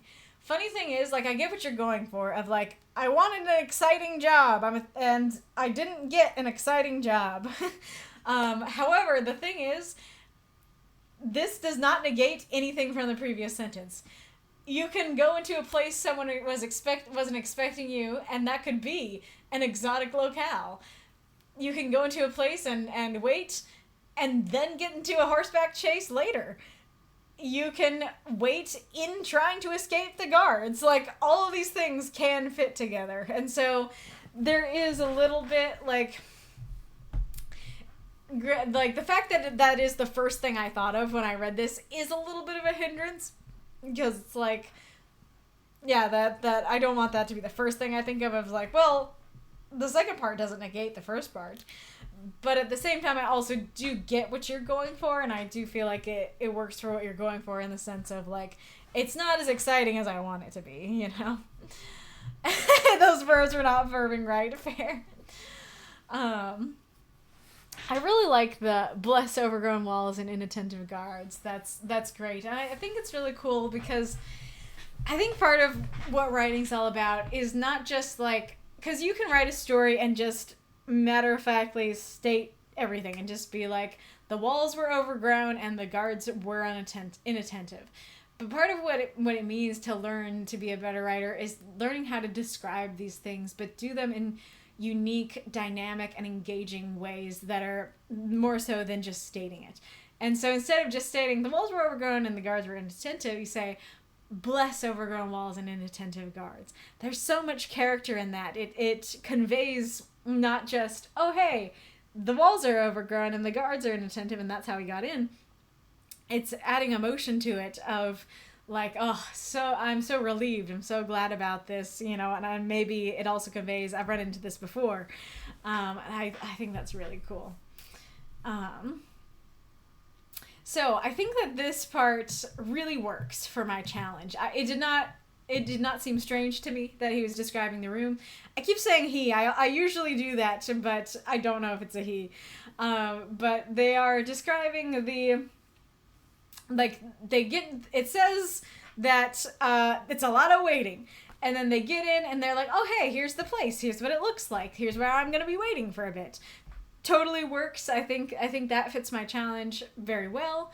And I like it. You know, I can totally just imagine this. I'm kind of imagining, and we'll talk about it in a second, but you know, in the Atlantis Disney movie is it the grandpa? I can't remember who he is to Milo, but like the older guy, and his place where he's got the fireplace and he's got all the cool stuff around. It reminds me of that. It's a very striking image, and I like that. I like that a lot.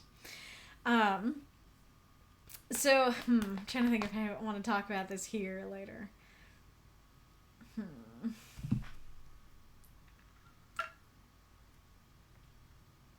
Oh, okay. Older guy was Grandpa's friend. Gotcha. Yeah, I think I'll pause for a second, and talk about that in a bit. So the blade stuff, though. So I do really like the description of it. There is nothing wrong or poorly described about the description, I don't think. My favorite part is, so there are options for Riposte Perry's discussion. I especially love the discussion. Like, these are sword words, and then this is a more symbolic word, because it's such a cool way to describe it, of like, okay, like with a sword, oh, you can like do this move, you can do that move. You're discussing with the other swordsman. You're discussing with the person you're fighting. That's not what a dagger is for. A dagger is not for discussing. It is for getting the job done fast and sneakily. And so I really like that. And I do like that you use the word stiletto as well, even though I didn't like quite know what a stiletto was. You described it, and I was able to go, oh, okay, this is a specific type, after you described it. And so that worked quite well.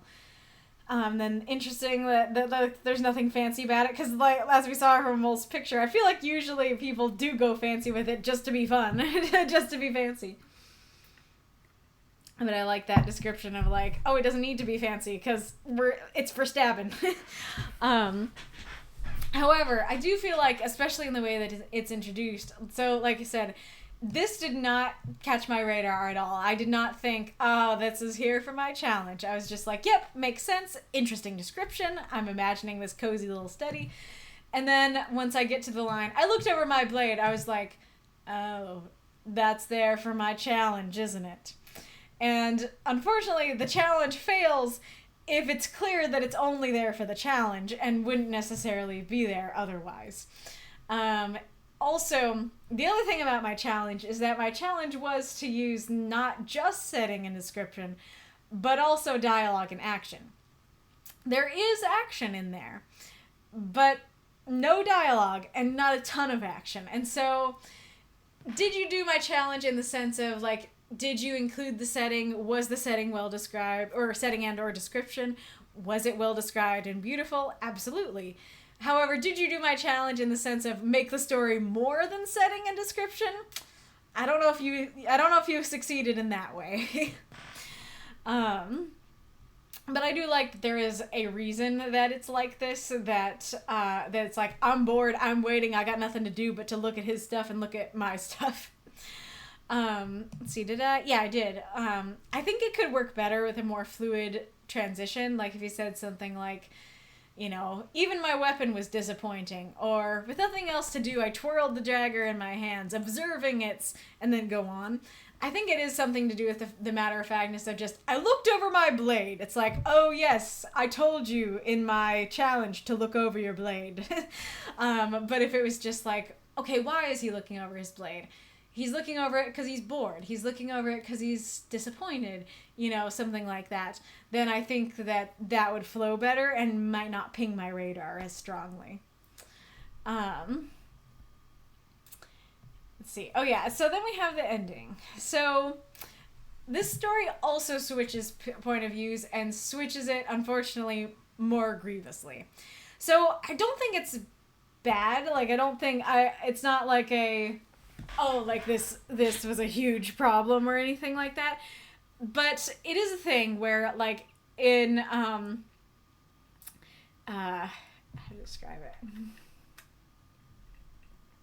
Like, if you're reading a novel and the novel is first person from one character's point of view, and like you've gone through 10 chapters, and then suddenly one chapter is third person from a totally different person's point of view. Like, are there ways in which that could work? Potentially. But that would be the rarity. that would be, you'd have to do a lot of heavy lifting to make that work, and it's possible even after that heavy lifting it wouldn't.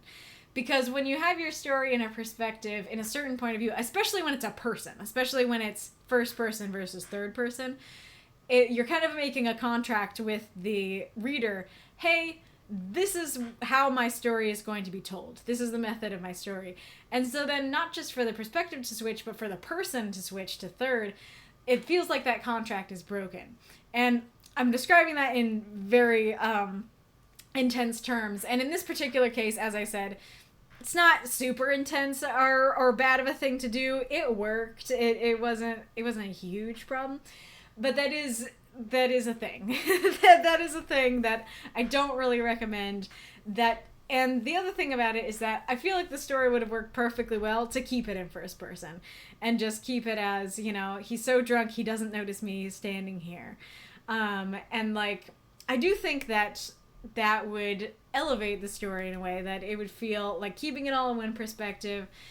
Because there are some aspects of the ending that seem to kind of fall flat, and I feel like they may not fall as flat if it was all in one perspective, if it just stuck to the assassin's perspective. And kind of as I said, there's no real need for it to switch. If there was a particular, like, oh, this can't be conveyed through the assassin's perspective, then, like, yeah, then I might be like, okay, like, I guess it's forgivable. But the fact that there's really no reason to switch makes me harsher on it. Makes me be like, I think it should have stuck to that one perspective. And I think it would have been like, I guess, how do I describe it?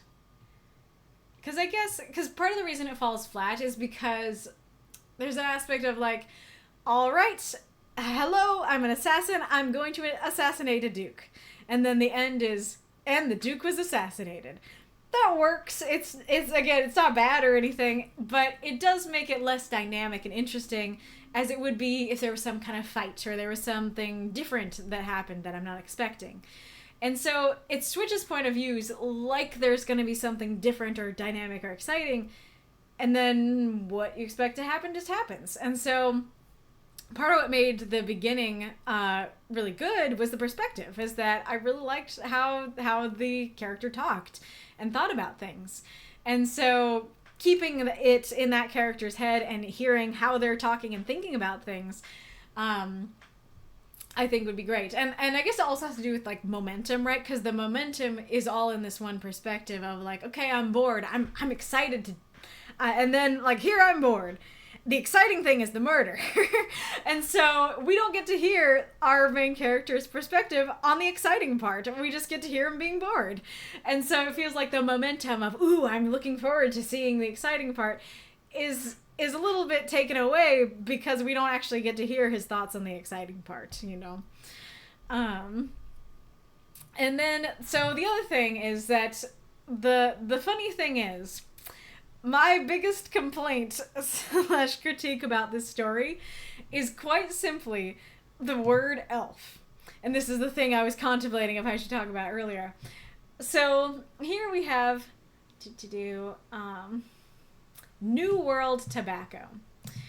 The phrasing of New World, but also even just the word tobacco, is like, oh, so this is a historical story where America was still called the New World. And I was immediately super drawn into that. That's also why I got like Atlantis vibes from it, I think.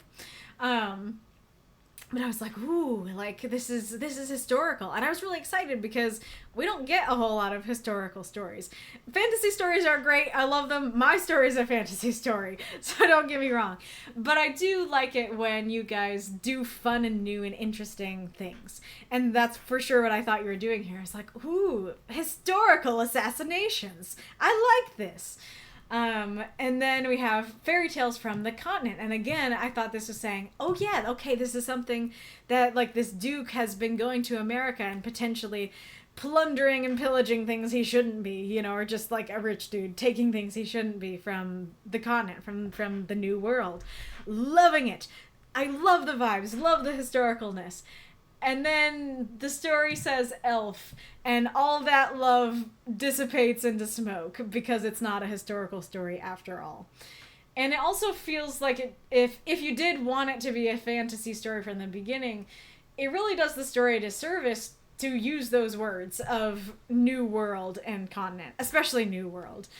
Continent could work. And, like, granted, yeah, in a fantasy world, there might be a new continent they discover, and yeah, they might call it the new world. But in our world, we're very familiar with that being used, or at least I am very familiar with that being used to mean America in a very specific time period where it was just being discovered. And so using those words feel like they very much gave the wrong impression if that's not the impression that you wanted to use. And so keeping it in the assassin's perspective and not hearing about the elf problem would keep it historical. Would allow me to keep that impression of the story. Even if it wasn't your intended impression, it would keep something I liked. So that's another reason to potentially keep it in the assassin's perspective. Also, not super related to like specifically the writing of it, but it was a good meeting. It makes me think of Hazbin Hotel and Alistair after like there was this big fight, then going, well, this was a productive meeting. he just comes home drunk and he's like, this was a good meeting. I love that. I do like your descriptions though, yeah, even though I have like critiques for it, like yawning, stumbling to the fireplace, the specificity of the cherry wine, the good weeding, like what he was just doing, the coat, the cigar. I like the descriptions a lot. And then the tiger skin rug also gives that impression of like he's this, you know, rich dude who's maybe like arrogant or, you know, preying upon the weak and stuff like that. So I like that a lot. So yeah, let's see what folks have been saying.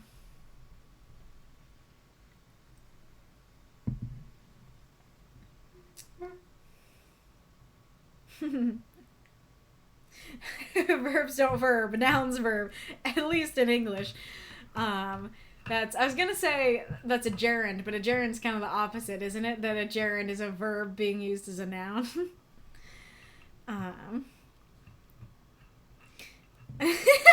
As a kid, I thought he was just some old guy that just suddenly took an interest in Milo because of money. That's funny. Like, I like you, kid. You got some funky ideas. Let me pay for your trip to Atlantis. It tells you the kind of kid I was. Amazing. My linking sentence is on the cutting room floor. What was the linking sentence? They were expecting their blade from boredom. Gotcha. I guess jobs going well is boring. Does not make for an exciting story. Fair. And granted, it's still a very enjoyable story, even though like it's just like what I expected to happen just happens.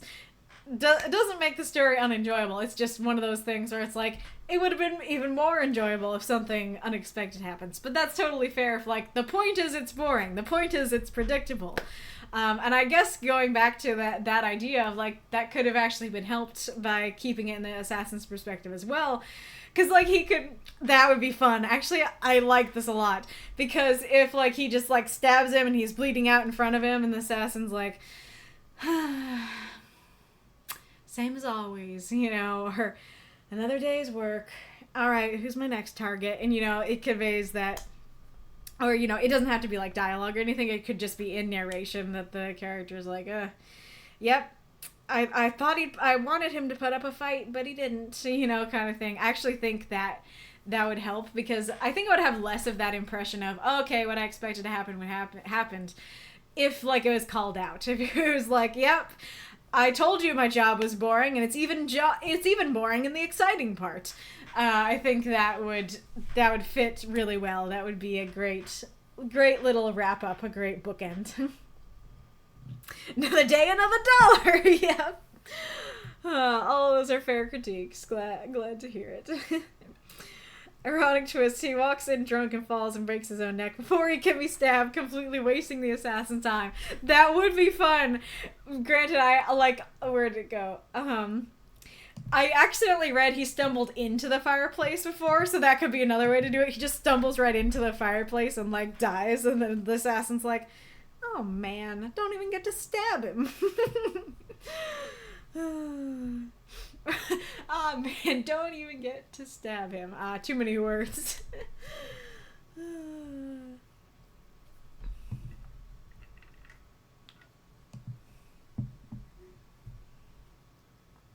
Oh, nice. There's a... That's great. A little Spy Family gif. When you gotta wait, when you want to do some stabbing. That's great.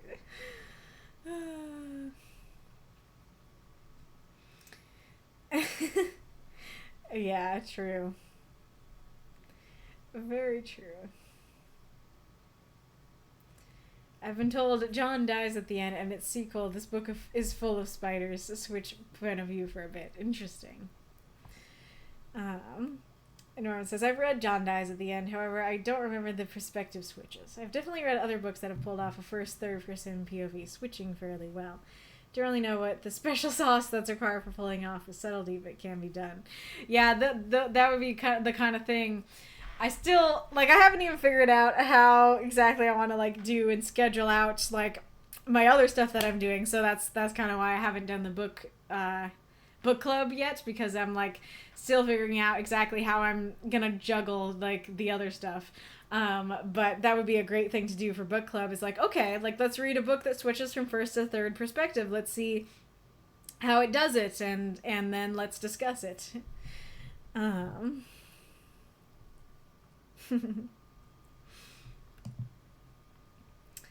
Oh, interesting. Okay, I was thinking of it as an alt history with some magical elements existing alongside our history, but agreed it would have been better without it. Okay, so I wasn't totally wrong. It is still during that time period. It's just an AU of that time period. You got some of it back. You got some of the enjoyment back. Because it is that. But yeah, I do think that you'd need to do a little bit more to convey, oh, hey, this is an alternate history. But I do like that idea, but I do think that just taking it out and leaving me to think, oh, it's just historical, I think for this instance would have been better. The perspective switch did more in my head than it did on paper, for sure. That's fair. And it's also, I don't know what all you had in the other version, so maybe you had more in the other version that got cut. It is a historical story. The elf problem has been solved. That's great. I guess I wanted a feeling of lack of awareness. I do think that came through, but I also think that you could have conveyed it from the assassin's perspective and done more. That, like I said, him being like, he's so drunk he doesn't even see me, little idiot, you know, kind of thing. I see there's an ad break.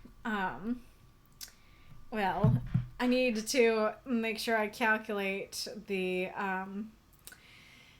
vote correctly anyways, so let's let me work on that while the ad is going. But yes, these are lovely stories. I enjoyed this decoy. I think you did great job. Very Cloak and Daggery, and the ad breaks ended. But yeah, so it is now time to announce the prompt for next week. Oh,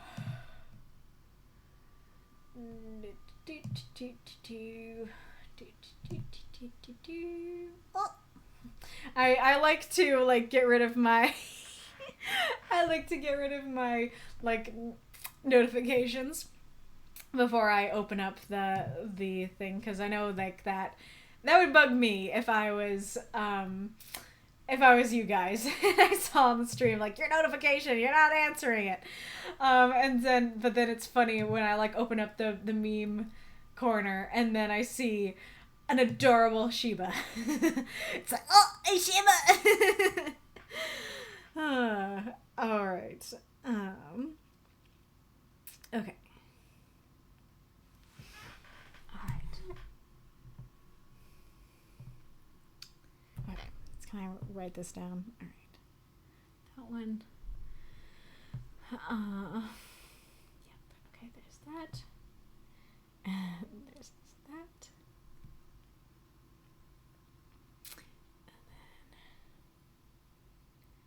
That. And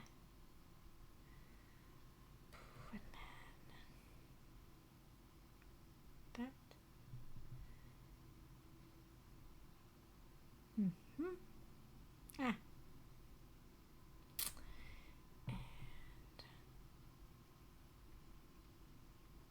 okay. And then yeah, I really should have done this earlier.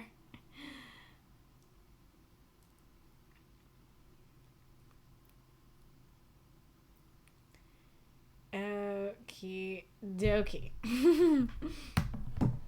Doing math. In third place, with 16 votes, is a tie between three. It is a tie between Silver Tongues and Golden Silence, Where the Sun Won't Shine, and You Call That Collateral Damage. All good prompts. Not our winner, though. In second place, with 19 votes, is Cat Distribution System. Gotta love that prompt. And it seems you guys did too. So submit that prompt again next week because it is great. Our winner, with 22 votes, is The Lamps Are Going Out. I just realized I didn't make it bigger. There you go. The Lamps Are Going Out. Yeah, it got. I mean, I guess I can just show you. It got some votes in here too. Even though Silver Tongues won in here, it was not our winner overall. Also, I'm curious, which symbol do you like best for Silver Tongues and Golden Silence? Because I've used a tongue, a silver heart, and now I have the silence emoji. I kind of liked it because I just typed I usually just type in silver, but I typed SIL, and then I got something for silence, and I was like, it's silver and silence, so hey. Let's see.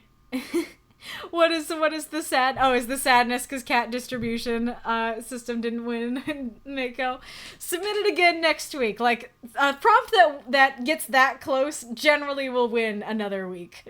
So yes, keep on keeping on. Ever just walk a dark street at night and a street lamp just eerily goes out while you're walking under it? Yeah. So Deathhead submitted this one. So Deathhead, what was your intention with this prompt? Was there something specific you were thinking of, or were you just thinking of the spooky vibes of what Norman just described, of like you're walking by and then the lamps are going out? I don't remember if I used it in like any of my official stories, if this was in like more of a bonus story or version I wrote, but I have like written that sort of thing with Peter, and I just really like the image of like, that lamp's out, now this one's out, now this one's out, now this one's out, and it's getting closer and closer, like, oh, that's wonderfully spooky. Yeah, or just flickers, like that could work as well. But yes, so yeah, this story gives those kinds of spooky vibes of, you know, the lamps are going out. But I also think you could use it in a metaphorical sense of like hope is going out, or the light is going out, that like someone is slowly encountering like bad thing after bad thing, and their hope is slowly dwindling. That lamp is going out. Also makes me think of Hanukkah, actually. Then like you could go with that sort of thing. Okay. What is somebody tagging me about? There's all the drum rolls. If you don't see these, there they are. Okay. The lamps are going out all over Europe. We shall not see them lit again in our lifetime. British Foreign Secretary Sir Edward Grey remarked to a friend, John Alfred Spender, on the eve of the United Kingdom's entry into the First World War. First published in Grey's memoirs in 1925, the statement earned wide attention as an accurate perception of the First World War and its geopolitical and cultural consequences. Edward Grey died in 1933, while his friend John Alfred Spender died in 1942. Neither man saw the lamps lit again. Wow, that is much deeper than I expected. That is something. So what is he talking about? A specific? Let's see. Is that indeed talking about hope, or is it talking about something like genuinely like there are lamps that were going out? Because that very much seems like it's about hope and like, oh, like it seems like, yeah, war is starting, like the bad things are coming. And that is really sad of like, they never saw them again. Yes. Yeah, oh, interesting. I realized the lamps going out could also be metaphorically someone passing away. Yeah, that's the lamp of their light going out. That's true, that like a bunch of people are dying around you, and like that can be all these lamps around me are going out. It could also be something like not necessarily like people you know, but like it makes me think of in like Mako's story from last week how Jonathan talked about killing the heroes, that like the heroes during that time could be thinking of like that hero died, that hero died, that hero died. That could also be especially interesting because they're dying in fire. They're dying in light. But anyway, so yeah, it could be like, oh, another paragon of the community, another, shining beacon is dying. Another hero is dead. That could be it too. Let's go over here.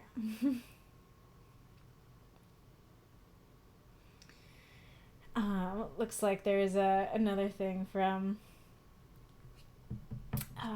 Destin. Gray's memoirs, 25 years, 1892 to 1916, mentioned the remark as being made on the 3rd of August, 1914. A friend came to see me on one of the evenings of the last week. He thinks it was on Monday, August 3rd. We were standing at a window of my room in the Foreign Office. It was getting dusk and the lamps were being lit in the space below on which we were looking. My friend recalls that I remarked on this with the words, "The lamps are going out all over Europe, and we shall not see them lit again in our lifetime." Okay, so it's both, that he's watching the lamps get lit, and then he's thinking, the literal lamps might be being lit tonight, but all over Europe, the metaphorical lamps are going out. That is really, really deep. And then Wolf has here, okay, lamps can be oil lamps, kerosene lamps, electric lamps, signal lamps, which are used to communicate between Navy ships, safety lamps, which are used by miners. Yep, or a lighthouse story. That's true for sure. And like anything light related could be metaphorically a lamp. Because like you could see that I used, there was no lamp emoji, and so I used a candle emoji, and I think like that could work as well, of like you're just watching the candles go out and everything. Yeah, and there's an oil lamp. I know one of the stories are right night. Yeah, signal lamps could be, and safety lamps could be especially interesting and different, for sure. And yeah, lighthouse would be especially interesting because it's like, oh, the ships need this, and that could be part of the thing too of like, couch, cute. That did come up when I typed in lamp. Yeah, these are the ones that came up when I typed in lamp, but I didn't like them as much as the candle. What was I gonna say? Oh yeah, that you could talk more about like the effects of it, is that instead of it being about the person in the lighthouse going, oh no, the other lighthouse went out, now we can't light our lights. It could be about the oh wow.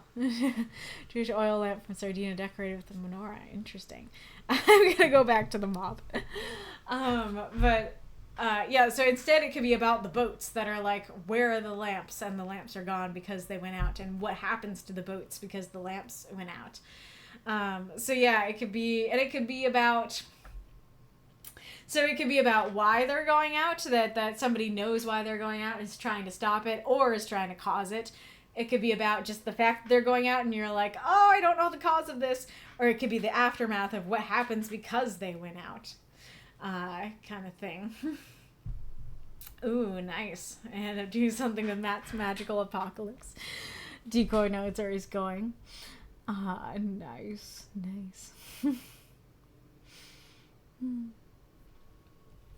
Alrighty, room. Very fun prompt. Very curious to see where you guys go with this one. Oh yeah, and it could also be like thinking about like the Olympics and stuff like that. Maybe there's some like eternal flame and that should never go out and it's going out kind of thing.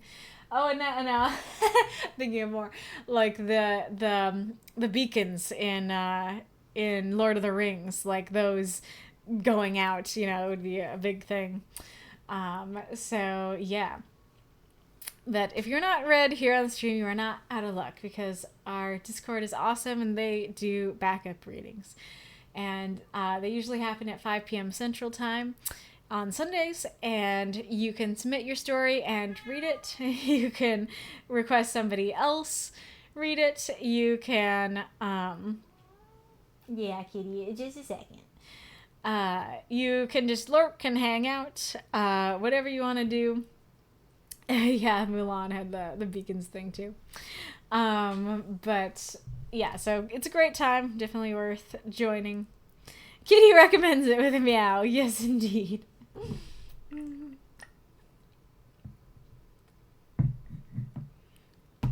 Join us or else have your plain stuff to use. Oh yeah, that's another thought of like, it could be a torture sequence of like the villains like, oh, I stuffed out thousands of flames before yours. Do you want your light to go out? And now the other thing that made me think of is in Rise of the Guardians when Pitch is like stamping out all the lights of the children's belief, and then there's one still alive. Could totally do something like that. Yeah, that totally works for those Santa type stories where it's like, you have to believe in Santa. Like the belief could be the lamp. So instead of, you know, hope, it could be belief. That could be really cool.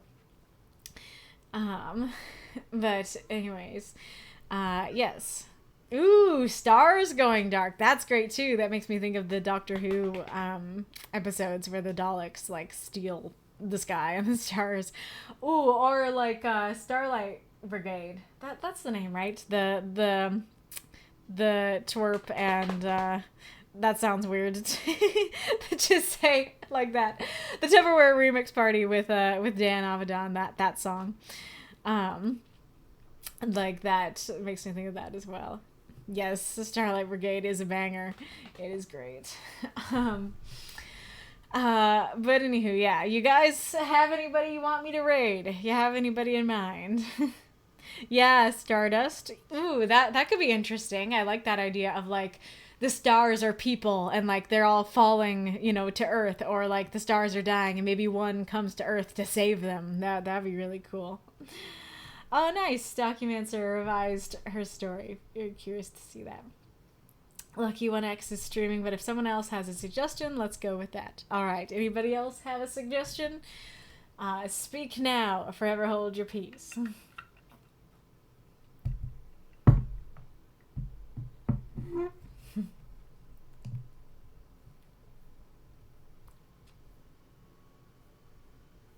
Oh yeah, it also makes me think of like Tesla and Edison, like in their fight about electricity. I wonder if you could do something like that. Documancer says, 1 sec, I'm following a writing stream. Ooh, that feels very related.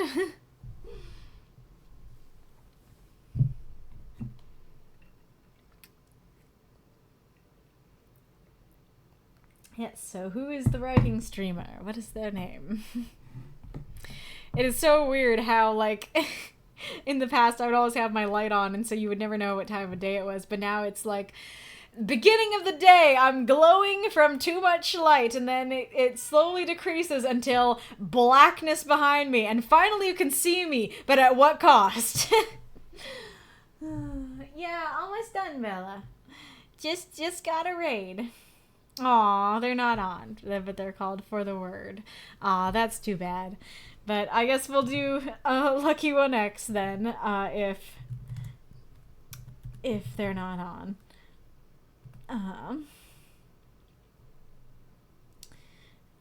Almost like the light has gone out. Yeah, that could be interesting. A story about streamers that like they keep stopping streaming. Alrighty, room. Well, thank you all for joining me today. It's been a lovely stream. I hope you have enjoyed it. We'll see what happens next week, but like I said, very high likelihood that there won't be a stream next week, so I'll keep you updated on what the plan becomes. Yeah, the stream keeps disconnecting, their light goes out. The lag goblins, they're trying to steal the light. 10 candles, yeah, that totally fits. But anywho, I will see you all next time, and I hope that none of our flames will have gone out by then. Bye-bye. Yeah, it worked. Okay.